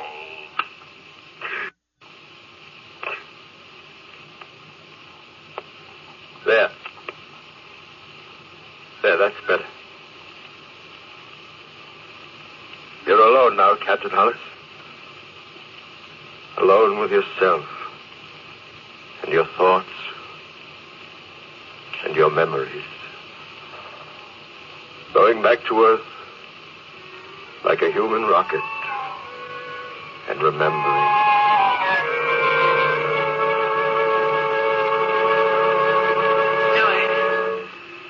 Louis, is that you? Yes, Helen, it's me. I missed you. Have you? Didn't you know? But I thought... we quarreled. Oh, I've forgotten about that. I had some trouble, Helen. We won't talk about it. You're home now. That's the important thing. Stevie is so excited. Stevie, where is he? Right here, darling. Stevie? Steve? Daddy! Hello, son. You're going to stay with us this time, aren't you, Daddy? You're going to stay home and we'll go fishing and play ball together, just like you promised. Well, Stevie... I'm catching fish out there. I've got a whole collection of all different colors. Would you like to see them? Yes, I would, son. I'll go up and get them. I've got them in my room. Don't go away, Dad. I'll be right back. I won't go away. He's, quite a little guy, isn't he? I'm glad you're finally getting together with him. What? What do you mean, Helen? You've always seemed so, detached from him. Steve is a sensitive little creature. All he ever wanted from you really was just a little affection and respect, Louis. Just a little respect for the things he felt and wanted. I've been a good father. Nobody can ever say I haven't been a good father. Certainly not you, not after what happened. Don't get defensive, Louis, please. I'm trying to bring us a little closer together. I've given him everything a boy should have. Toys, boxing gloves. I've taught him to hunt and take care of himself. Yes, you've done all those things. Well, then. It's just, sometimes when he's come to you, he feels so alone. All he wants is for you to put your arms around him and reassure him, that's all. He's going to be a man. I don't want him to be soft. What is it, Louis? What is there about being soft that you despise? Sissy's a soft. Christ was soft. Now, don't start that business again, will you? I'm trying to make you understand, please. I understand what you're trying to do. You're like all of them. They want to make you a woman. Like them. They want to drain you of your manhood so they can control you. Manipulate you. You won't understand, will you? You won't trust me or anybody else, including yourself. Now you're talking belly wash again. Oh, let's not build that wall between us, Louis. Not this time. I have it all planned when you came back. We'd go down to the beach. Remember the spot where we used to swim? In the moonlight, you can see the water all luminous and green. And then we could have picnic supper there, just you and Stevie and me. Stevie could sleep on the blanket. We could go for a swim. Maybe we could recapture it, Louis. It wasn't always like this. Maybe if we went back. I'm sorry, Helen. I'd like to, really. But, I'm shipping out tonight. Tonight? I've got a new command, new ship. Having lunch with the Admiral this afternoon. But you said you'd stay. This is an important thing, Helen. This is the most important thing that ever happened to me. More important than going for a swim. You don't get a chance of being fleet commander every day. You can go for a swim anytime. Yes, but we never do. Now, look, honey. Ever since I was a cadet, I've been pointing toward this job. It's big. If I'm a success, you can name your own ticket. Big house up in Connecticut. Chauffeur. Finest goons for Steve? I want you, Louis. Now, don't be unreasonable. Don't you be unemotional. What? I said don't be unemotional. I don't understand. No, I don't suppose you ever will. Let's not quarrel. Why do we always end up quarreling? Well, it's almost time now. Louis, let's try once more. Goodbye, Helen. Say goodbye to the boy. All right, Louis. Goodbye. Helen. Where are you, Helen? Helen. Oh, no, I must be going out of my mind. The whole thing was nothing but a dream. If only I had someone to talk to. Captain Hollis, is that you? Lester? Yeah. No, it's just another part of the same nightmare. Captain Hollis, sir. Can you hear me? Why must I be tortured like this? Captain, if you can hear me, for heaven's sakes, answer. I found a tube loose in this receiver. I can hear you talking to yourself. Lester, is it really you? Yes, sir. Thank heavens, Captain. Are any of the others still alive? Stone went to the sun. Dr. Carter went off with a meteor swarm. The others are scattered all over the universe by now. I'm headed right for Earth. I'll be in the orbit soon. Well, it's good to hear your voice, sir. I was going insane all by myself here. Seems like I've been singing and talking the old bloody night. We heard you. I'm glad we can reach one another. Yeah, me too, sir. Are you really glad, Lester? I should think you'd hate and despise me. Why, sir? I could have saved us all by changing course. Well, the way I see it, Captain, you did what you believed in. That's the way each of us has to do. Thank you, Lester. Yeah, how long do you figure we got, sir? Not long, I'm afraid. At least not me. It's a terrible thing, ain't it, Captain? I mean, knowing you're going to die and not being able to do anything. At least you've got pleasant memories. Me, sir? No, I never married to a hell of beans. I should think you'd have some good thoughts to remember yourself. I never lived, Lester. Sir? It's true, I never lived. But you were wise. We were strangers. We never knew each other. A son? A son.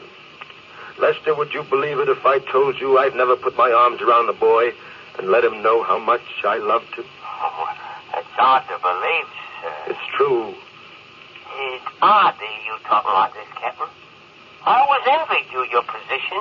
You were commander. I thought so, too, but I know better now. My whole life was nothing but a running away from my own feelings. I had everything I really wanted. All I had to do was reach out my hand. There was Helen, Stevie, pleasures. And I turned my back and looked at the stars. When they came to me filled with their love and their warmth, I ran. I fled to the stars and to the ends of the universe. It was all so wrong. How do things like that happen to us, Lester? I don't know, sir. We were going to be divorced, Helen and I. Oh? Stupid, idiotic. Well, maybe you'll be picked up, Captain. There's lots of spaceships taking off from Earth.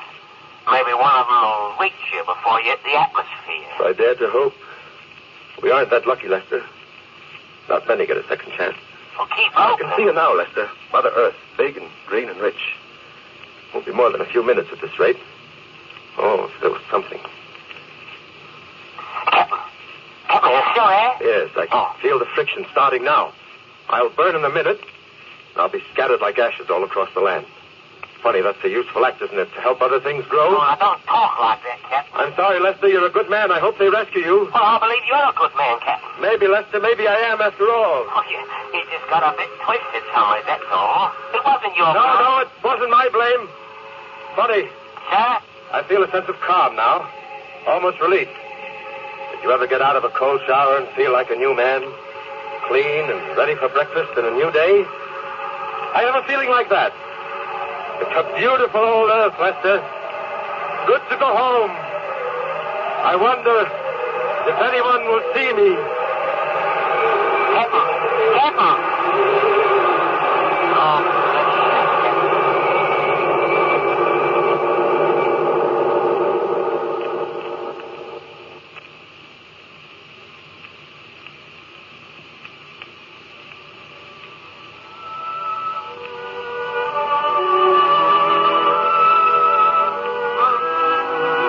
What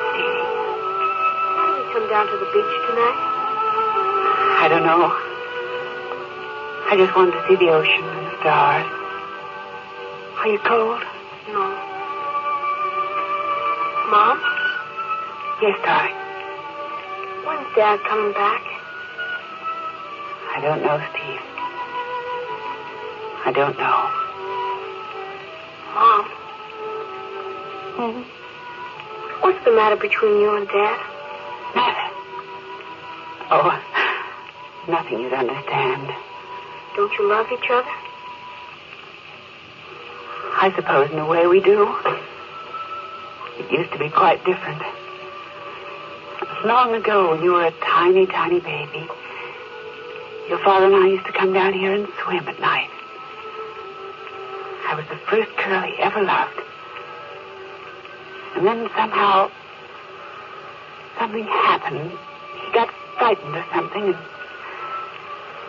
we sort of lost each other. Oh. Come here, Steve. What's wrong, Mom? Oh, I just feel a little chill.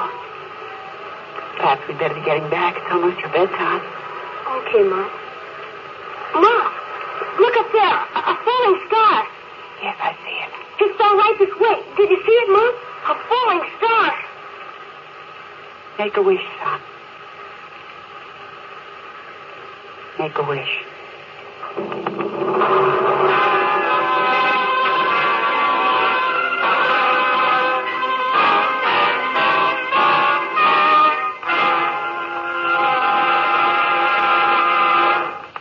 You've just heard another adventure into the unknown world of the future. The world of...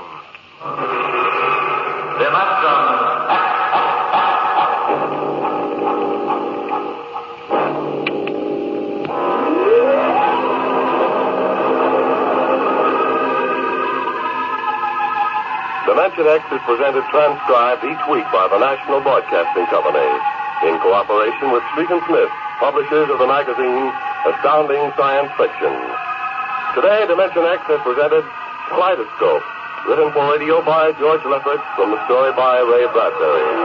Featured in the cast were Joe DeSantos as the captain, Leon Janney as Lester, and Joan Alexander as Helen. Your host was Norman Rose.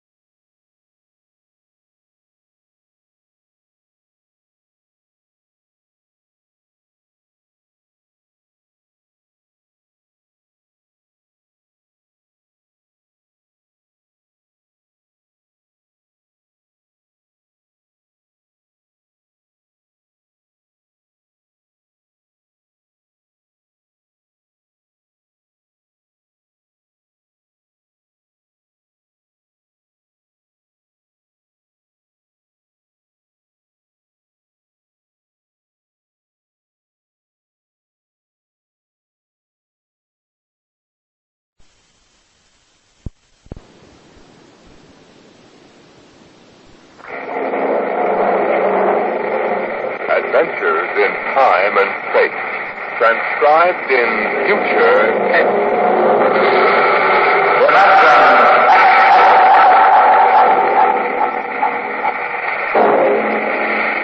The National Broadcasting Company, in cooperation with Street and Smith, publishers of astounding science fiction, brings you Dimensionx.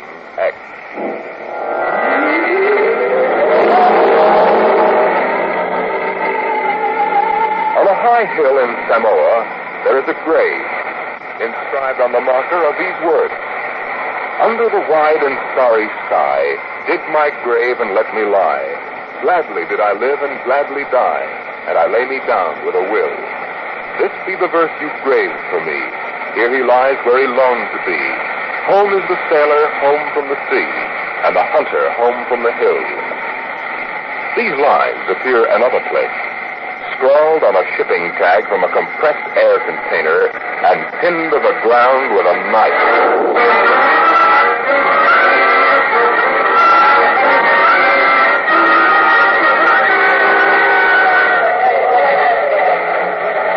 It wasn't much of a fair, as fairs go. The trotting races wouldn't be held till 8 o'clock at night. The flags and bunting drooped in the gray afternoon, and the pitchmen seemed discouraged. A large black cabriolet limousine stood at the side of the road, 32 cylinders purring quietly. And over the dust and the clatter of the fair, a bullhorn blasted its highest pitch. Hurry, hurry, hurry, this way to the moon rocket. The moon rocket. See it fly. The actual type rocket used by the first men to fly it. Chills, thrills, the romance of space. You can ride in it for only $25. Hurry, hurry, hurry. Henry. Yes, sir. I'm getting out. But the board meeting, sir, you're due in Kansas City at 4. You think I need another $5 gold piece? Oh, no, sir. You trying to tell me what to do? No, sir. Of course not, sir. Then get this confounded buffalo robe off my legs. Yes, sir. Get it off. Just a minute, sir. I'll help you. Let go of me. Of course, sir. Yep. But there, watch your head on the door, sir. Let go of me. I'm sorry, sir. Yeah. That's the ship. Rotten old tub. Single jet type with fractional midriff controls. Stay here, Henry. I'm going over.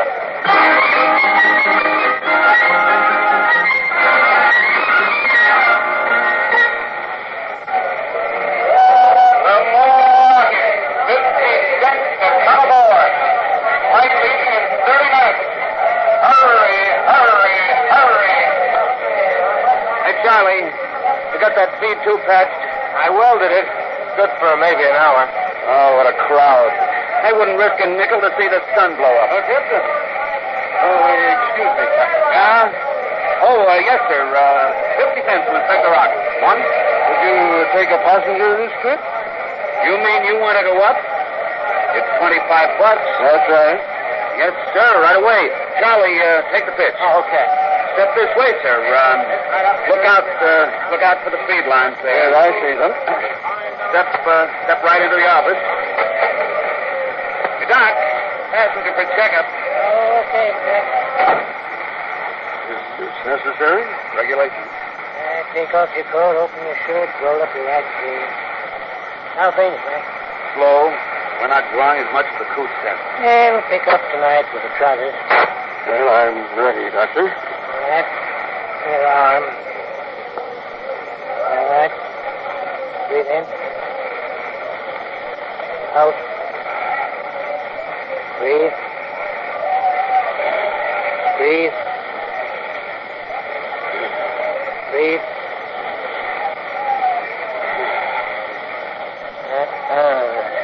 Sorry, Mac. No go, Doc? Cardiac condition. I couldn't certify him. Sorry. You mean you won't take me up? He's the doctor. I couldn't even guarantee you'd live through the takeoff. It's not only your bad heart, but with heavy acceleration, your whole circulatory system would be in danger. And at your age, bones are brittle, highly calcified. You could snap one on the takeoff. Stop. Well, I rather expected it. I'm sorry. Between you and me, we could have used the 25. Excuse me, Captain. Yeah? Could you and your engineer have dinner with me after your flight? Dinner? At my home. My car is over there. That's your car? Yes. You're serious, Mac? You want Charlie and me for dinner? Yes. Okay. I don't see why not. Thanks.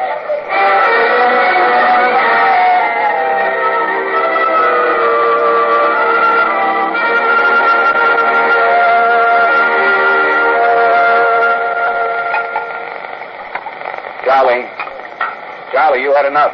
Oh, lay off, man. That's perfectly all right, Captain McIntyre. Cigar? Thanks. Light? Yes, thanks. It's hard for me to see why any holder of a master's ticket would quit the Earth-Moon run. I didn't like it. Yeah. Don't hand us that. It was Little G walked you out. All right. So I took a few drinks. I could have squared that. Too many regulations, red tape. Yeah. Would it help you to get back to the moon? Sure. I could get a short haul job hopping ore. If I kept my nose clean, I might even get back on the run. Captain, would you be open to a business proposition? What is it? You own your rocket, barring a couple of liens and anything.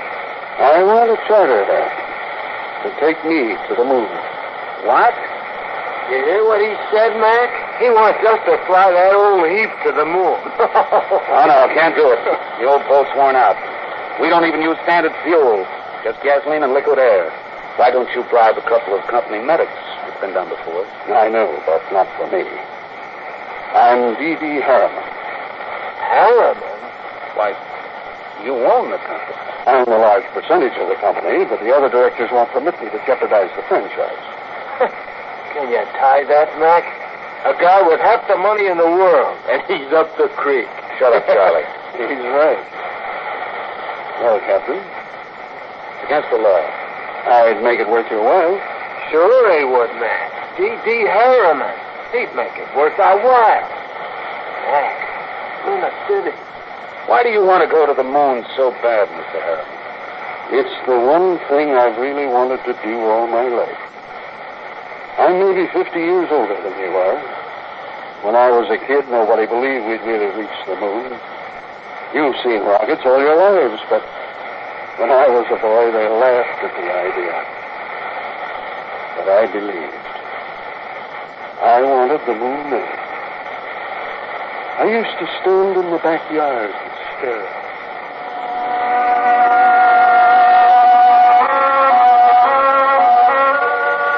How far away is it, Mom? The moon? Far enough. Why don't people fly to the moon? They can't. Why not? They just can't. Not now, anyway. Someday I will. What? Fly to the moon. Sure. Come on now, Dell. Inside. Way past your bedtime.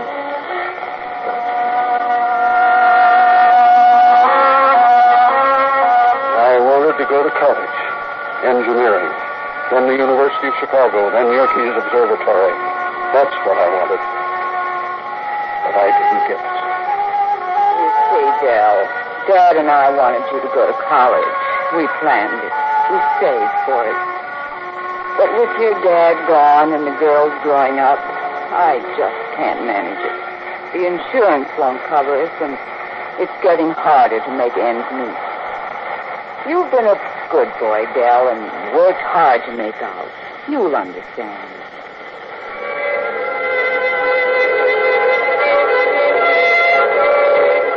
I understood, and I worked. Stock boy at the old Ford plant in Detroit. Accountant. Credit manager for a mail order house. And then New York. Wall Street. And then transportation. The monorail line between New York and Chicago. The Atlantic Pressure Tunnel. And then Harriman rockets. Dell, I want to talk to you. But I'm working, Charlotte. You talk to me now, Dell, or you may not get another chance. What is? Fred Lockwood. You've sold out again? I run the business, Charlotte. Well, I'm fed up with it. Up to here. I married you because I love you. I still love you, but I'm fed up. Now, what is it, Charlotte? We're not young anymore, Dell. I'm tired. I'm not asking for millions, just a little life for the two of us. I'll pull the money out. I know you will. 20 hours a day on benzodrine to stay awake and neobarbital to sleep. Oh, Dell, I can't stop you from doing this to yourself, but I won't let you do it to me.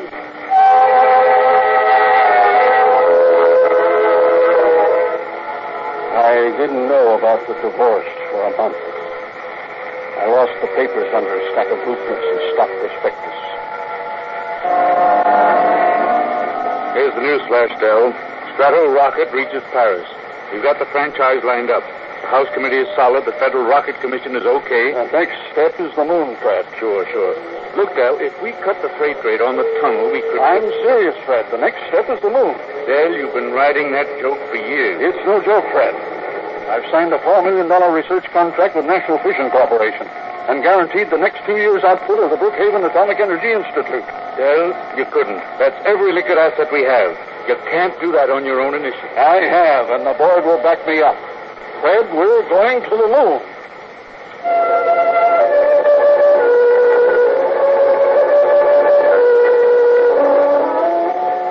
It took 2 fraudulent bankruptcies and an investigation by the Securities and Exchange Commission before we did it. There were 3 injunctions on the rocket before it blasted off. I was going on the second trip, but my considerate board served a court order on me. You can't go, Del. Fred, I'll break you if it's the last thing. You've got a bad heart. That's no secret. If you die out there, the whole card house comes down. We've got an equity in this corporation, and we're going to see it protected.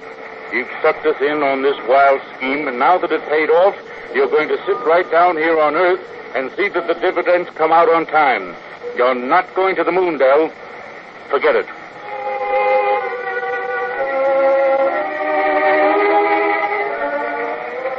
I never went. By the time my lawyers shook off the restraining orders, the first cargo rocket had crashed into the Pacific, and Congress rushed through the Space Precautionary Act. My heart was earthbound, but now I'm moved. But I will not die until I have set foot on the moon. There, Captain McIntyre. You asked why I want to go to the moon? Well? You find a ship, Mr. Harriman.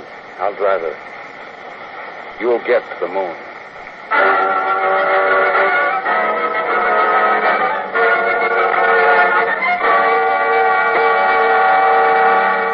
What, Mr. Harriman? You heard me. Sell out my holdings. I want every share I own realized in cash as soon as possible. But it'll depress the market, sir. You won't realize the full value of your holdings. Don't you think I know that? I was juggling stock before you were born. I can afford to take the loss. Yes, sir. Oh, Mr. Harriman, there are 2 men outside. Who are they? Captain McIntyre and Mr. Schwartz. Well, send them in, Henry. What are you waiting for? Yes, of course. This way, gentlemen. Mr. Harriman. Well, Captain McIntyre, glad to see you. And Mr. Schwartz, come right in.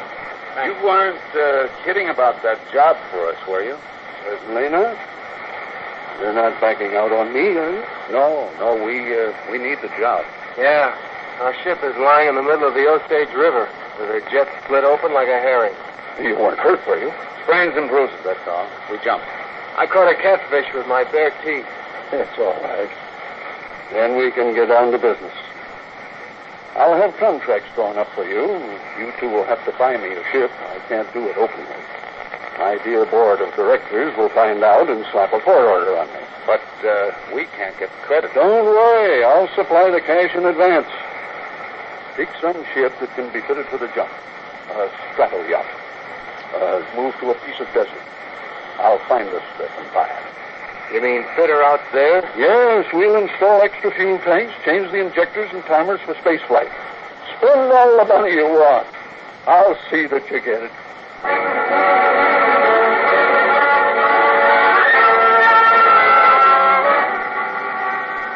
132 shares of Apex holding at 60% of par. Check. 52 preferred of Spaceways fuel, 50% of par. Check. And that is the list. Mr. Harriman, there's a process server outside. What is it? I don't know, sir, but I think it's a subpoena. I was expecting that. Henry, get Mr. Cammons on the phone. Yes, sir. I think it's time for my lawyer.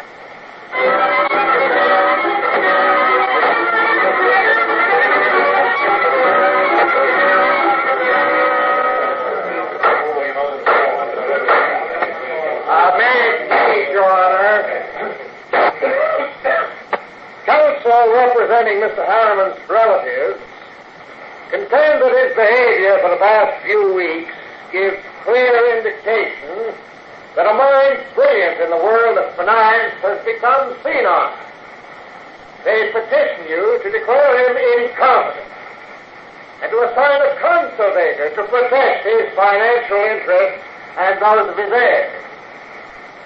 May I suggest that in his last few words, my opponent gave away his entire thesis.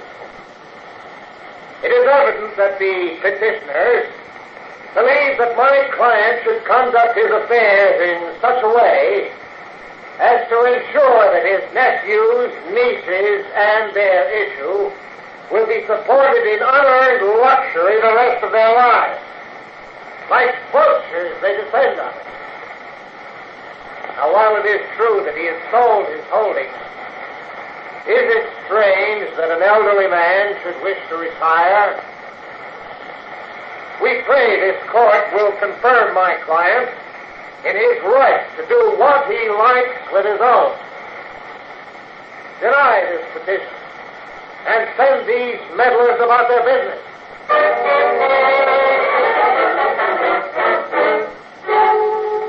Well, Clemens?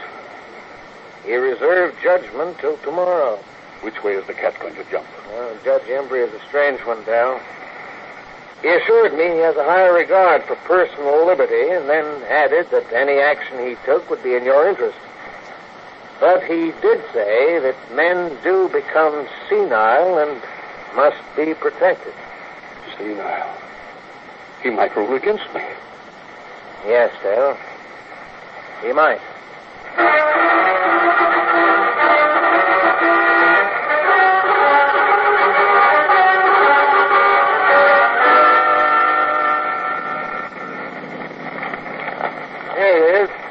Eccentric millionaire disappeared. Are you eccentric, Mr. Harriman? Well, they used to call me crazy. It depends on your credit rating. A bench warrant under contempt proceedings has been issued. They won't find me out here. How's the work going, Charlie? Oh, my end's in pretty good shape. We finished the second pressure test on the new tanks and fuel lines today. The ground tests are all done except the calibrations. Take about 4 hours unless I run into bugs. How about supplies? Food and water on board. 3 vacuum suits, a spare, service kits. I'm short navigation equipment, but give me a sextant and I'll get you down on the moon at any spot you name. Just from a general knowledge of relative speeds in orbit. All right, Columbus. We know you can hit the floor with your hat. Are you ready to go? My nephews will have detectives out looking for me. Well, I could run those calibration tests tonight. Take till midnight. After that, it's up to the Commodore here. There she is, Miss Harriman. That's the job that'll take you to the moon. It's a good ship.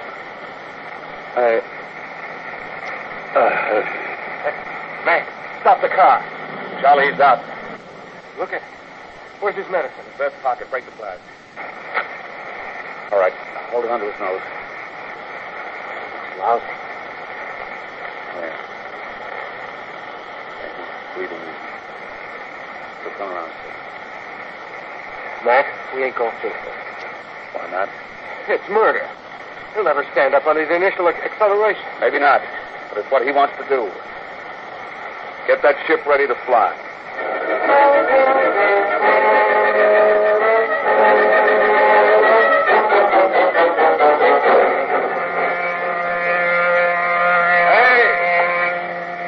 Hey, you.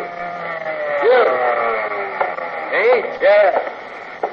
How many other people are there out here on this desert? What can I do for you? You James McIntyre? Hey, Mac. Yeah? What's the matter, John? Oh.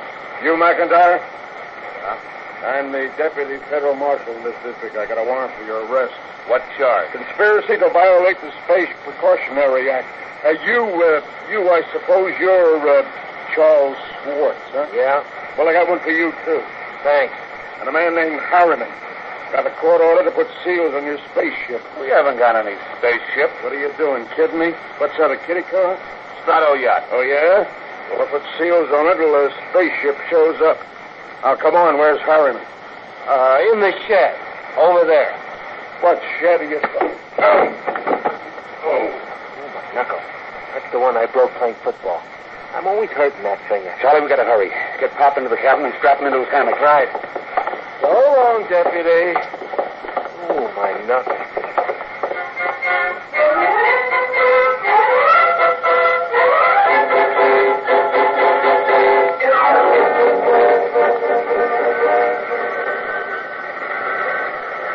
She's warm, Charlie. Everything set back there? How do I know? I didn't have time to run tests. Self. You all right, Mr. Harriman? I think so. These straps are tight. Have to be when we blast off. All set, Charlie. Give me control. Check. Test keys. 1 bank. Check. 2 bank. There's an auxiliary out. We don't need it. All right, boy. Hang on. Let's go.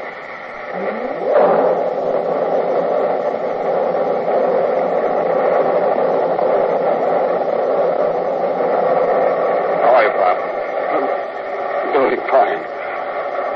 Couldn't be better. You better stay in your hammock. I'll loosen the straps a little. What is it? Nothing. Just go easy on that side. Pop, you ain't fooling me, man. You got a couple of busted ribs. Well, there isn't much I can do until we ground.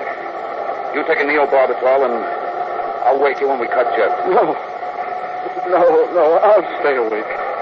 Okay. Just as you say, Pop.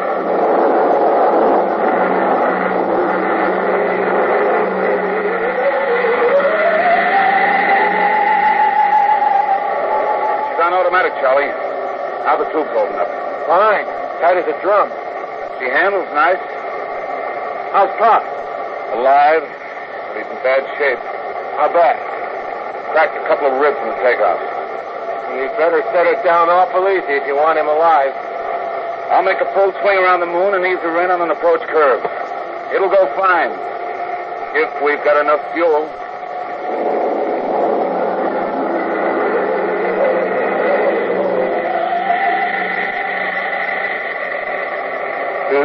What? Who called me? Something wrong, Pop? I thought somebody was calling me. I must have been asleep. I swung your hammock around. We're breaking now. There she is ahead. The moon. I've seen 1,000 photographs. There. That's Copernicus. Tycho. The Minerva Mines dome. You know it all right, Pop. Where are you landing? Marionettes, between Aristoteles and Archimedes. That's about 40 miles from Luna City, isn't it? Sure. It won't be easy landing with a ground approach radar, will it? I've done it before. Not without a second pilot to punch the statometer. Pop, you ought to have a mate's ticket. You know the whole routine. You must have really studied up. Yes, that's all I could do. Study till now. Oh, look at her. The moon. I feel as if I were coming home. Yeah. Charlie. Yo. I'm taking her in. Cut in full power. Make it good, Mac. Pop can't take a rough one. Shut up and give me the power. I'll do my best. Okay, statometer setting punched. Hang on, here we go.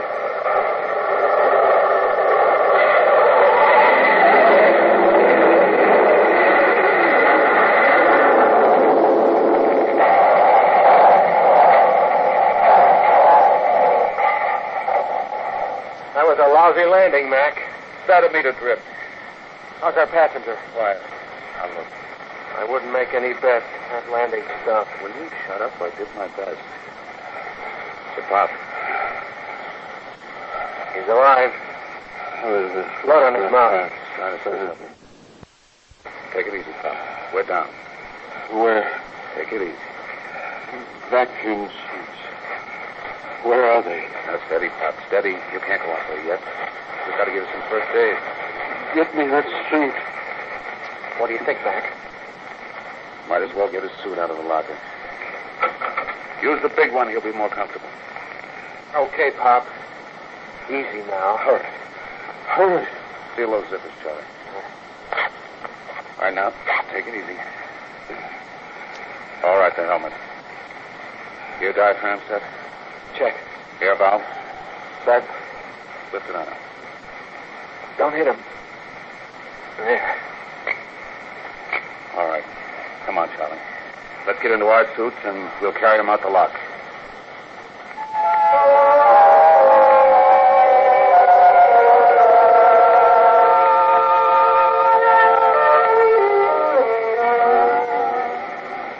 Easy. Easy with him. Okay. Okay. You all right, Tom? Outside. Can't be outside. Your left leg is going. Get your shoulder under. Right. Open the lock.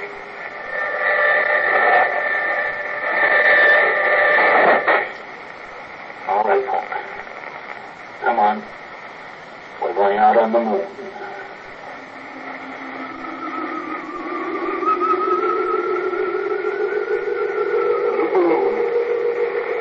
All right.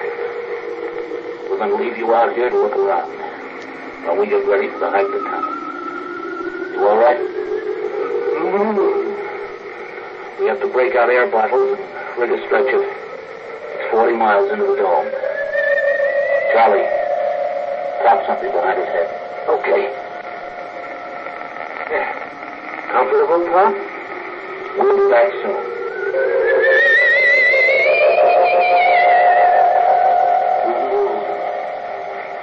I can feel the pumice dust. There's the earth overhead. The earth in the sky. Green, blue. I'm on the moon.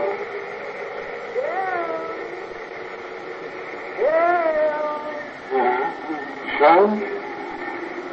I thought somebody called my name. I'm getting old. My mind wanders.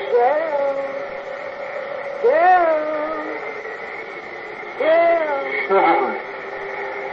That's you, isn't it? I made it, Charlie. I'm on the moon.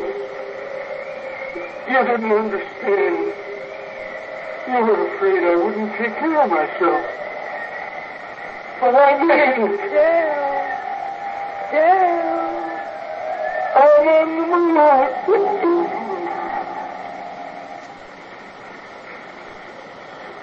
Come on, Charlie. You'd better get Pop going. Here, give me a hand getting him on the stretcher. Never mind the stretcher, Mac. What's the matter? He won't need it. He's dead. Oh. We'd better get out the pumice skis and the air bottles. It's a long walk to town. Yeah. What about him?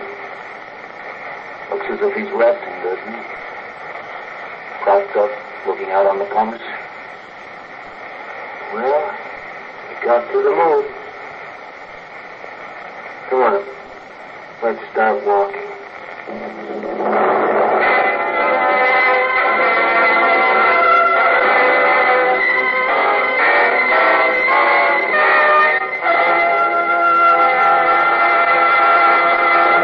You've just heard another adventure into the unknown world of the future. The world of...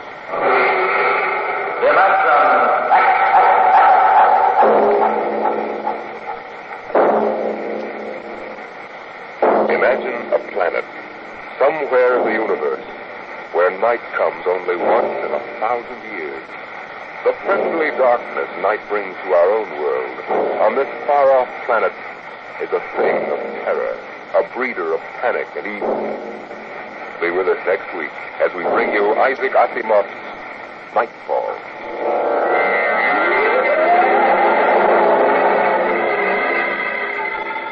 dimensionx is presented transcribed each week by the National Broadcasting Company in cooperation with Street and Smith, publishers of the magazine Astounding Science Fiction.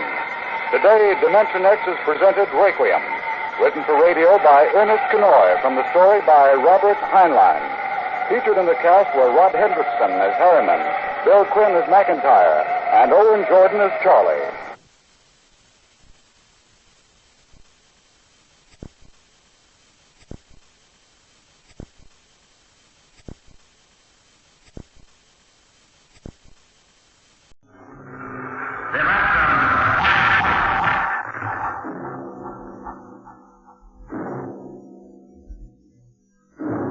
The National Broadcasting Company, in cooperation with Street and Smith, publishers of astounding science fiction, bring you X.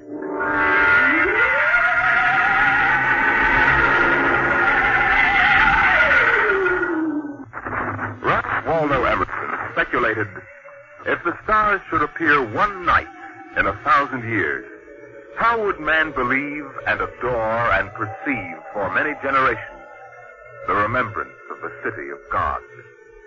Now, this was philosophically interesting. But on the edge of the galaxy, there is a planet which swings on its orbit in a cluster of 6 suns.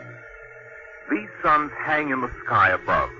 Never less than 2 shine down through the entire 23.8 hours of the planet's day. The yellow light has burned down on the planet continuously into the past, till the mind of man runneth not to the contrary.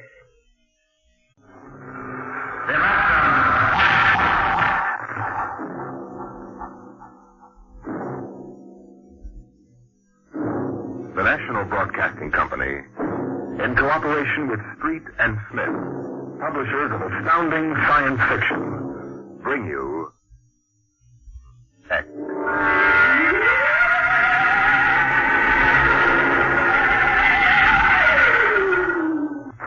Ralph Waldo Emerson speculated, if the stars should appear one night in 1,000 years, how would man believe and adore and perceive for many generations the remembrance of the city of God?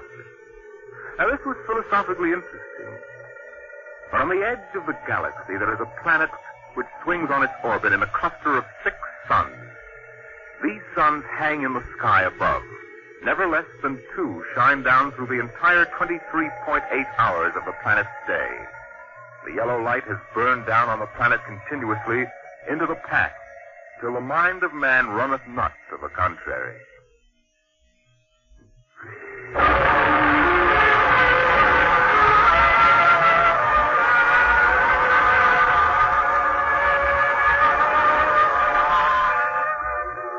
Ferriman was a reporter for the Cerro City Chronicle. He covered them all, from the night police beat, the politics, to the sports page. And the city editor wanted him to cover the biggest story of the year, perhaps of all time. It was an interview, a particularly difficult interview. But then, since his first days as a cub, Ferriman had specialized in difficult interviews. He didn't expect violence, though, from an astronomer. You're from that newspaper?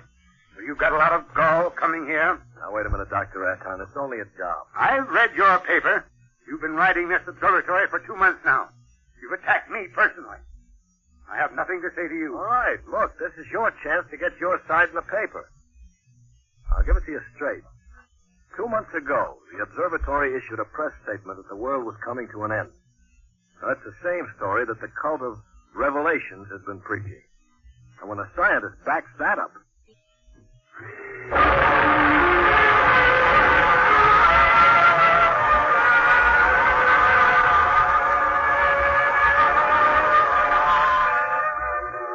Ferriman was a reporter for the Cerro City Chronicle. He covered them all, from the night police beat, the politics, to the sports page. And the city editor wanted him to cover the biggest story of the year, perhaps of all time. It was an interview, a particularly difficult interview. But then, since his first days as a cub, Ferriman had specialized in difficult interviews. He didn't expect violence, though, from an astronomer. You're from that newspaper? You've got a lot of gall coming here? Now, wait a minute, Dr. Aton. It's only a job. I've read your paper. You've been writing this observatory for 2 months now. You've attacked me personally. I have nothing to say to you. All right, look, this is your chance to get your side in the paper. I'll give it to you straight. 2 months ago, the observatory issued a press statement that the world was coming to an end. Now, that's the same story that the cult of revelations has been preaching. And when a scientist backs that up, it's news. Our conclusions have nothing to do with the cult. The cult of revelations is full of superstition and mysticism. We are scientists. Yeah. And you got the people pretty angry. That does not matter. You know, if I can't get the story from you, I'll have to go somewhere else. Go ahead. All right. You know, Dr. Aton, the paper can be pretty rough on someone who doesn't cooperate. Young man, if you're not out of the observatory within 5 minutes, I shall call the police. Now get out.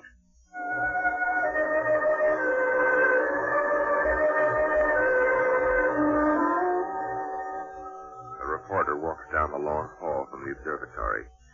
The light filters through the high windows, the yellow light of Gamma, the brightest of the 6 suns in the planet's sky.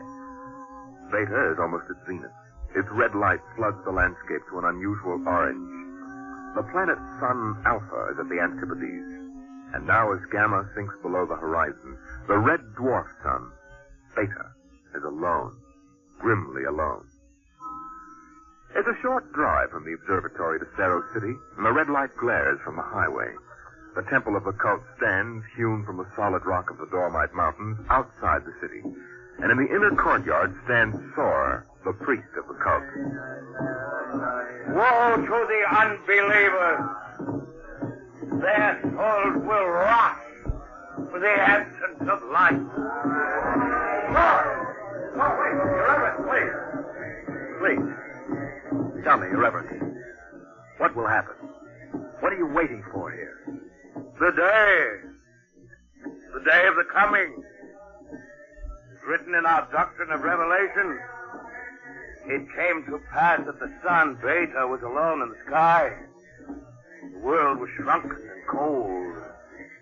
Men did assemble in the public squares and highways. Their minds were troubled and their speech confused, for the souls of men awaited the coming of the stars. The lip of the cave of darkness passed the edge of Beta, and loud were the cries of men. There was no light on the surface of the world. In this blackness there appeared the stars in countless numbers. In that moment the souls of men departed from them. Their abandoned bodies became even as beasts. And the stars then reached down the heaven's flame. Where it touched, the cities of the world flamed to destruction. So that of man and all the works of man naught remained.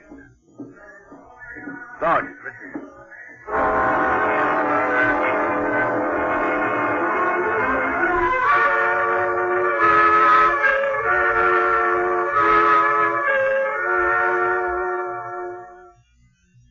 Mr. Sharon, you're the only scientist I could find in the city. Where is everybody? In the hideout. In the hideout? The place bored me. I wanted to be out here where things are getting hot. I want to see the stars the cultists are talking about. Besides, they don't want me at the hideout. I'm too scrawny to survive. Well, wait a minute. What is the hideout? Well, we professors have managed to convince a few people that our prophecy of doom is valid. We've got about 3,000 people. They're supposed to hide where the darkness and the stars can't get at them. We hope they'll survive and leave records. Survive? Survive what? Oh, there are lots of names for it. The cultists have their myths. Oh, yes. What about that? What is there to these myths? As a matter of fact, what is there to this doctrine of revelation? I'm a psychologist, not an archaeologist. How true it is, I don't know. But the cultists say that every 2,050 years, all the suns disappear, and there is a total darkness. And then they say things appear called stars. Of course, men go mad. They mix all this up with a lot of religio-mystic notions, but that is the central idea. Yeah. Well, that's impossible, isn't it? I mean, there are always at least 2 suns in the sky, most of the time 4 or 5. There are not now, only Beta. Dr. Sharon, you mean that there's going to be worldwide darkness tomorrow? That all mankind will go violently insane? What's behind that? Well, for one thing, the history of civilization of the world. We've located a series of cycles of civilizations comparable to our own, all of which, without exception, were destroyed by fire at the very height of their culture. All right. But is there any scientific theory behind this that would explain it? The university observatory finished their calculations 2 months ago. Tomorrow there will be an eclipse of Beta so that the planets will become dark.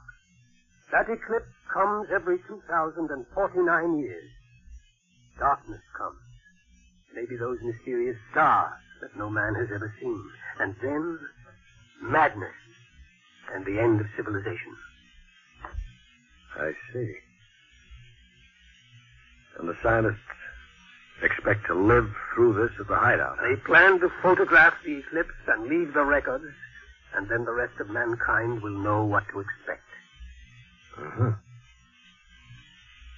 Dr. Sharon, what is there in darkness to drive men mad? Have you ever experienced darkness, young man? No, but I know what it is. It's just... well, no light. Draw the curtain. Well, what for? If we had 4 or 5 suns out there, we might want to cut the light down for comfort, but with only beta... That is the point. Just draw the curtain and then come here and sit down. All right.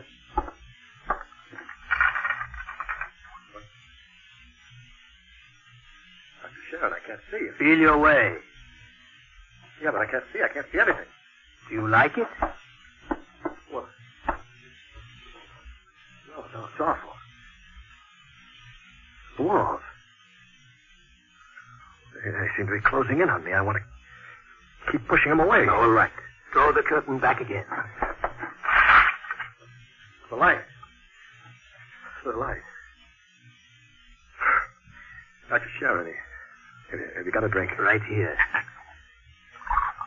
That was just a dark room. Yeah. Yeah. It wasn't really so bad. You're afraid.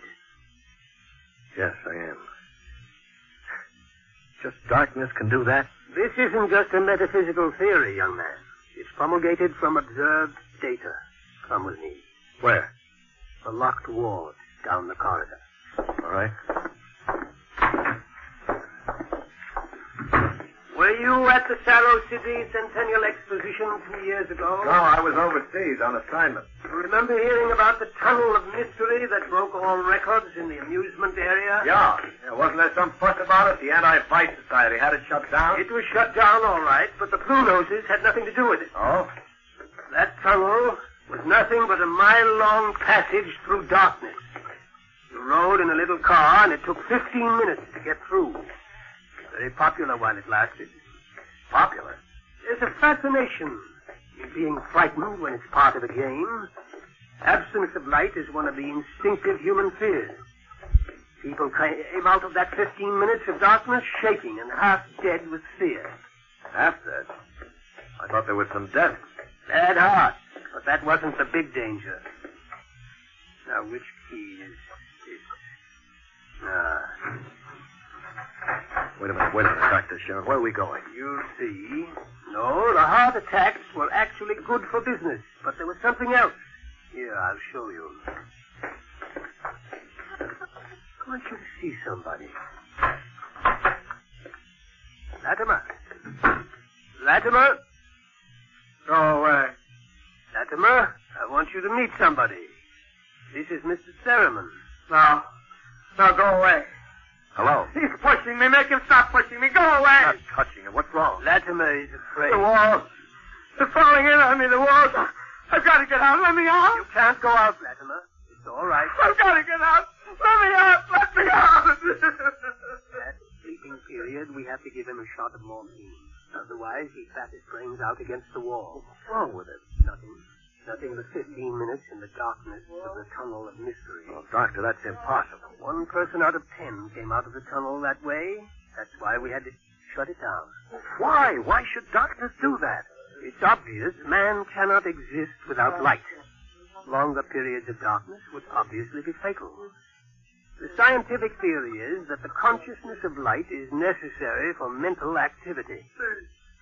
Please, Doctor, let me outside. Let me outside. Please, I can't breathe. They're pushing me. They're always pushing me. I can't stand it. I can't stand it. There you are, Theremin. That's what 15 minutes of darkness will do. Man just wasn't built to operate without light. There are always at least 2 suns in the sky, most of the time more. Yeah. Just 15 minutes of darkness. Now then, look out of that window. Imagine darkness everywhere. No light as far as you can see. Black. Everything black. And the stars whatever they are. Well, can you conceive it? Your mind wasn't built for that conception. When the real thing comes, you go mad completely and permanently. There's no question of it. Tomorrow there won't be a city left standing in the world. Well, why, Doctor? Why should the cities be destroyed? If you were in darkness, what would you want more than anything else? What would it be that every instinct would call for? Light. And how would you get light? I don't know. You'd burn something, and every city in the world will go up in flames. Shall we go back to my office, Mr. Ferriman, and have another drink?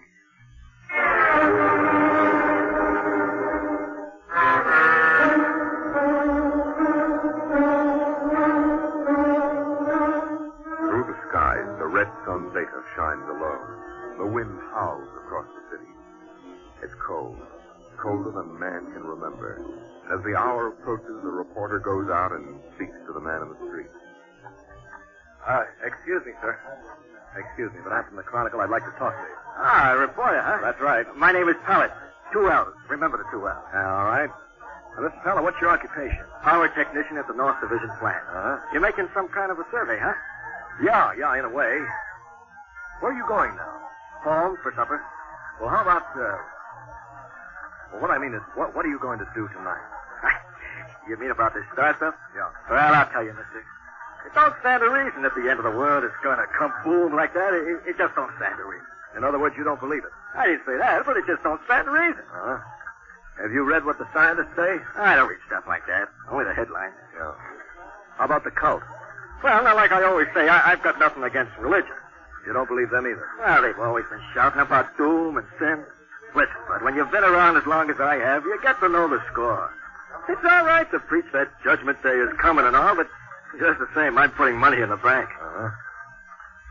Well, tell me, how about darkness? About what? How would you feel if there was no light?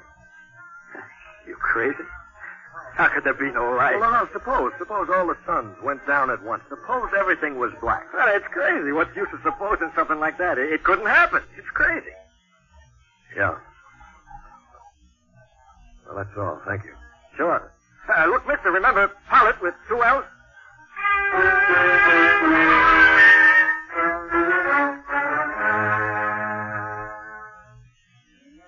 Excuse me, sir, but I represent the Chronicle, and we're conducting a poll to determine public opinion with regard to the predicted end of the world. How do you feel about it? Oh, this talk of scientific explanation. It's sinful. That's what it is. Oh, I see. Well, then you're a member of the cult, sir. I sure am. Been a member since I was a boy. My daddy was a member, too. I've seen the books. It's all written down in the books. Well, don't you believe the scientist's explanation? Don't need it. Going to save my immortal soul.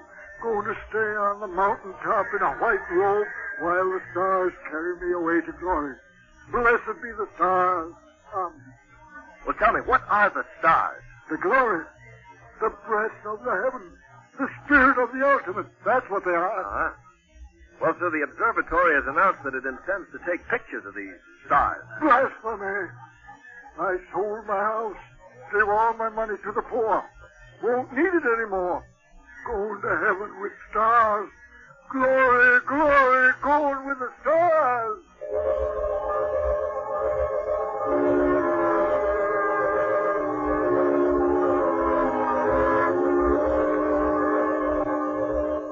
The reporter checks the stock exchange, the stores. Business at a standstill. Doesn't pay to buy anything today, not if the world's going to end tomorrow. There are predictions of economic collapse in the financial section. Layoffs at the factories on the edge of the city. Through the streets, the people mill and turn, unsure, crying in fear or shouting with bravado. But the story isn't here in the city. And so as the hour approaches, the reporter goes again to the observatory high in the hills. Now, look, Dr. Ratdown, if you are right, if the world is going to be destroyed, what's the difference if I stay here and observe and take notes? Oh, nothing, I suppose, but you'll be in the way. We have work to do. All right, if I stay out of the way. I can't be bothered with you. You'll have to leave, Mr. Salmon. Hello. Oh, hello, Dr. Sharon. Yeah, this place is like a morgue. It's freezing outside. The wind is enough to hang icicles on your nose. Beta doesn't seem to give any heed at all. It's so far away. Why aren't you in the hideout, Sharon? Me? I'm part of the race that isn't worth perpetuating. Who's got a bottle? There will be no alcohol today. It would be too easy to get my men drunk. I can't afford to tempt them. Well, all right, Sam, and you can stay, but keep out of the way. Well, thank you, Doctor. Well, gentlemen, I think it's time we took our positions. The observatory dome is up these stairs. Yes, sir. After you, Doctor. What's that? Dome, quick! What is it? The plate. Photographic plate fell all smack. There he is. A cultist. He's going for the telescope. After him. I've got it. This must be destroyed. It must be. It's all right. It's all right. He didn't harm anything. Let him up. Well, that's the high priest, Dr. Adams. Thor is his name. I was talking to him yesterday. What do you want, Thor? Nothing that you would give me of your own free will. I made a bargain with the cult to give me certain data you had. In return, I promised to prove the essential truth of the creed. There's no need to prove that.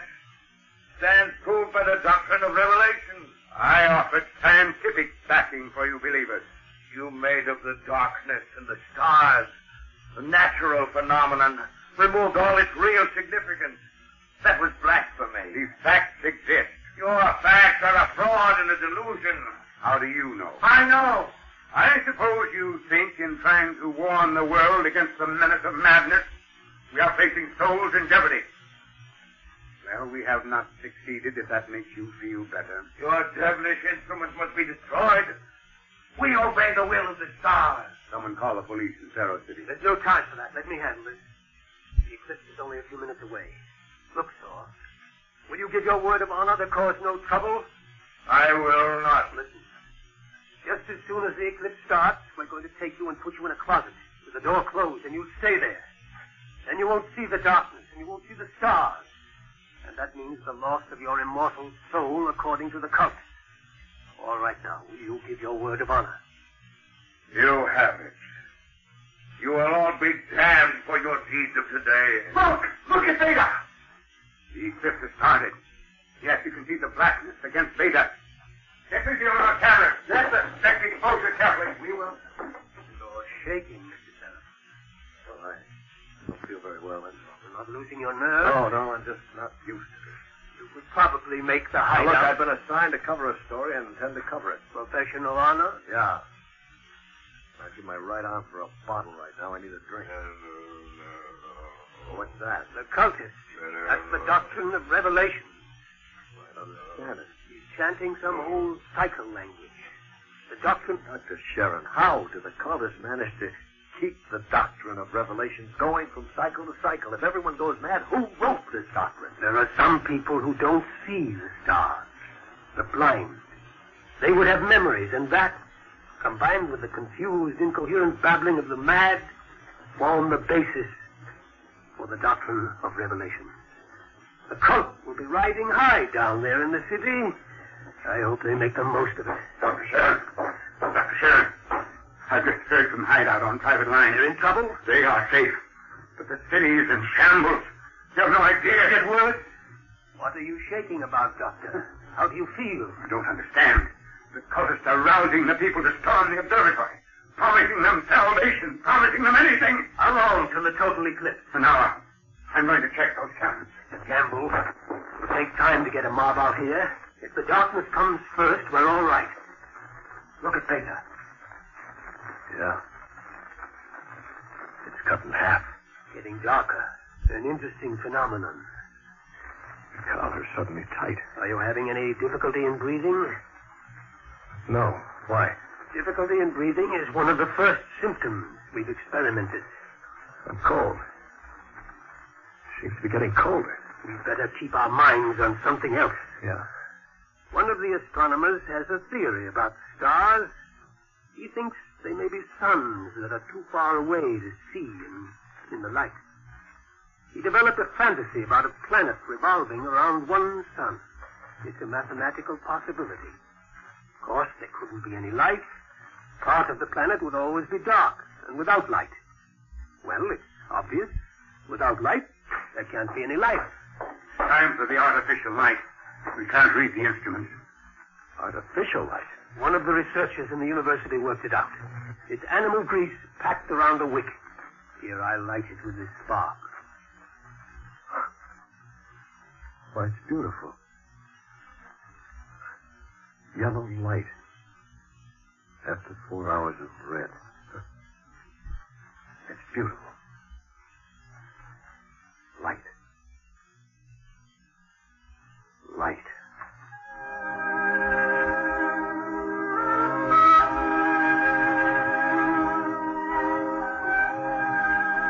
The dome is quiet.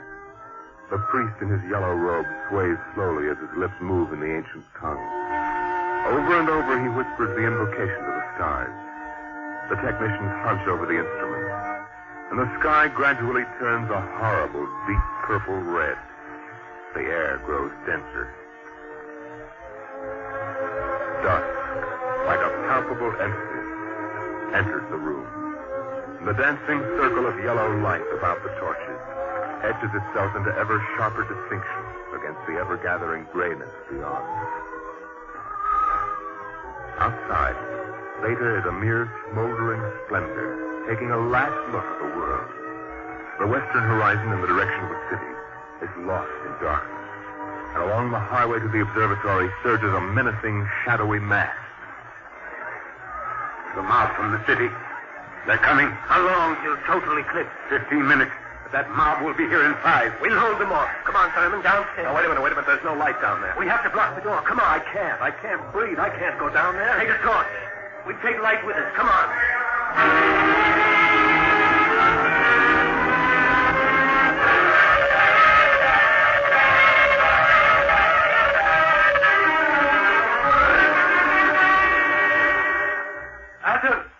Atom! I'm here. Did you bar the door? They won't get in. All right now, everybody. 1 minute till totality. 1 minute. Just before totality, I'm changing the plate. That will leave one of you for each camera. Now remember, if you feel yourself going, get away from the camera. It's dark. It's getting dark. Sean, where are you? I can't see you. I'm out here. 30 seconds. Ah! Look out, the priest. I can't see it. And the wicked shall perish. And the souls of the true believers shall be transported in glory to the stars. You can see him against the torch. Don't let him get to the telescope. From the stars there reach down a heavenly flame. And where it touches, the cities of the world flame to utter destruction. Grab him! I'll take care of him. The world must be destroyed by the stars. I got it! 5 seconds to totality. 4, 3, 2, 1.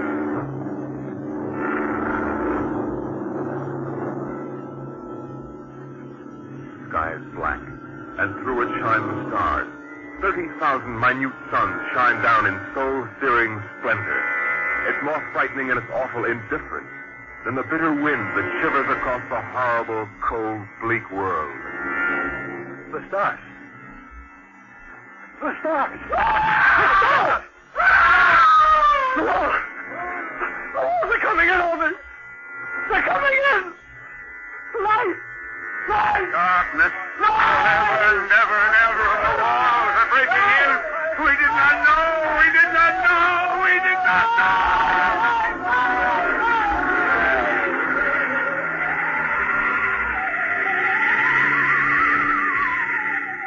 On the horizon, in the direction of the city, a crimson glow begins growing. 1,000 fires strengthen in brightness that is not the glow of the sun. 1,000,000 fires, as a world mad in the darkness screams in terror for the light.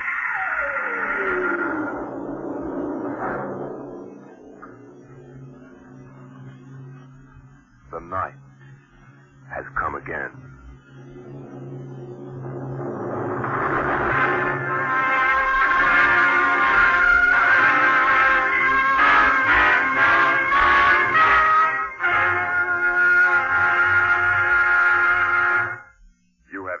Another adventure into the unknown world of the future.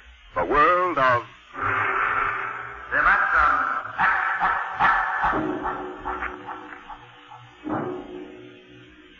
With this program, Dimensionx concludes the present series. We hope to return to the air in the near future. Watch your local newspaper and listen to your local station for the resumption of the series.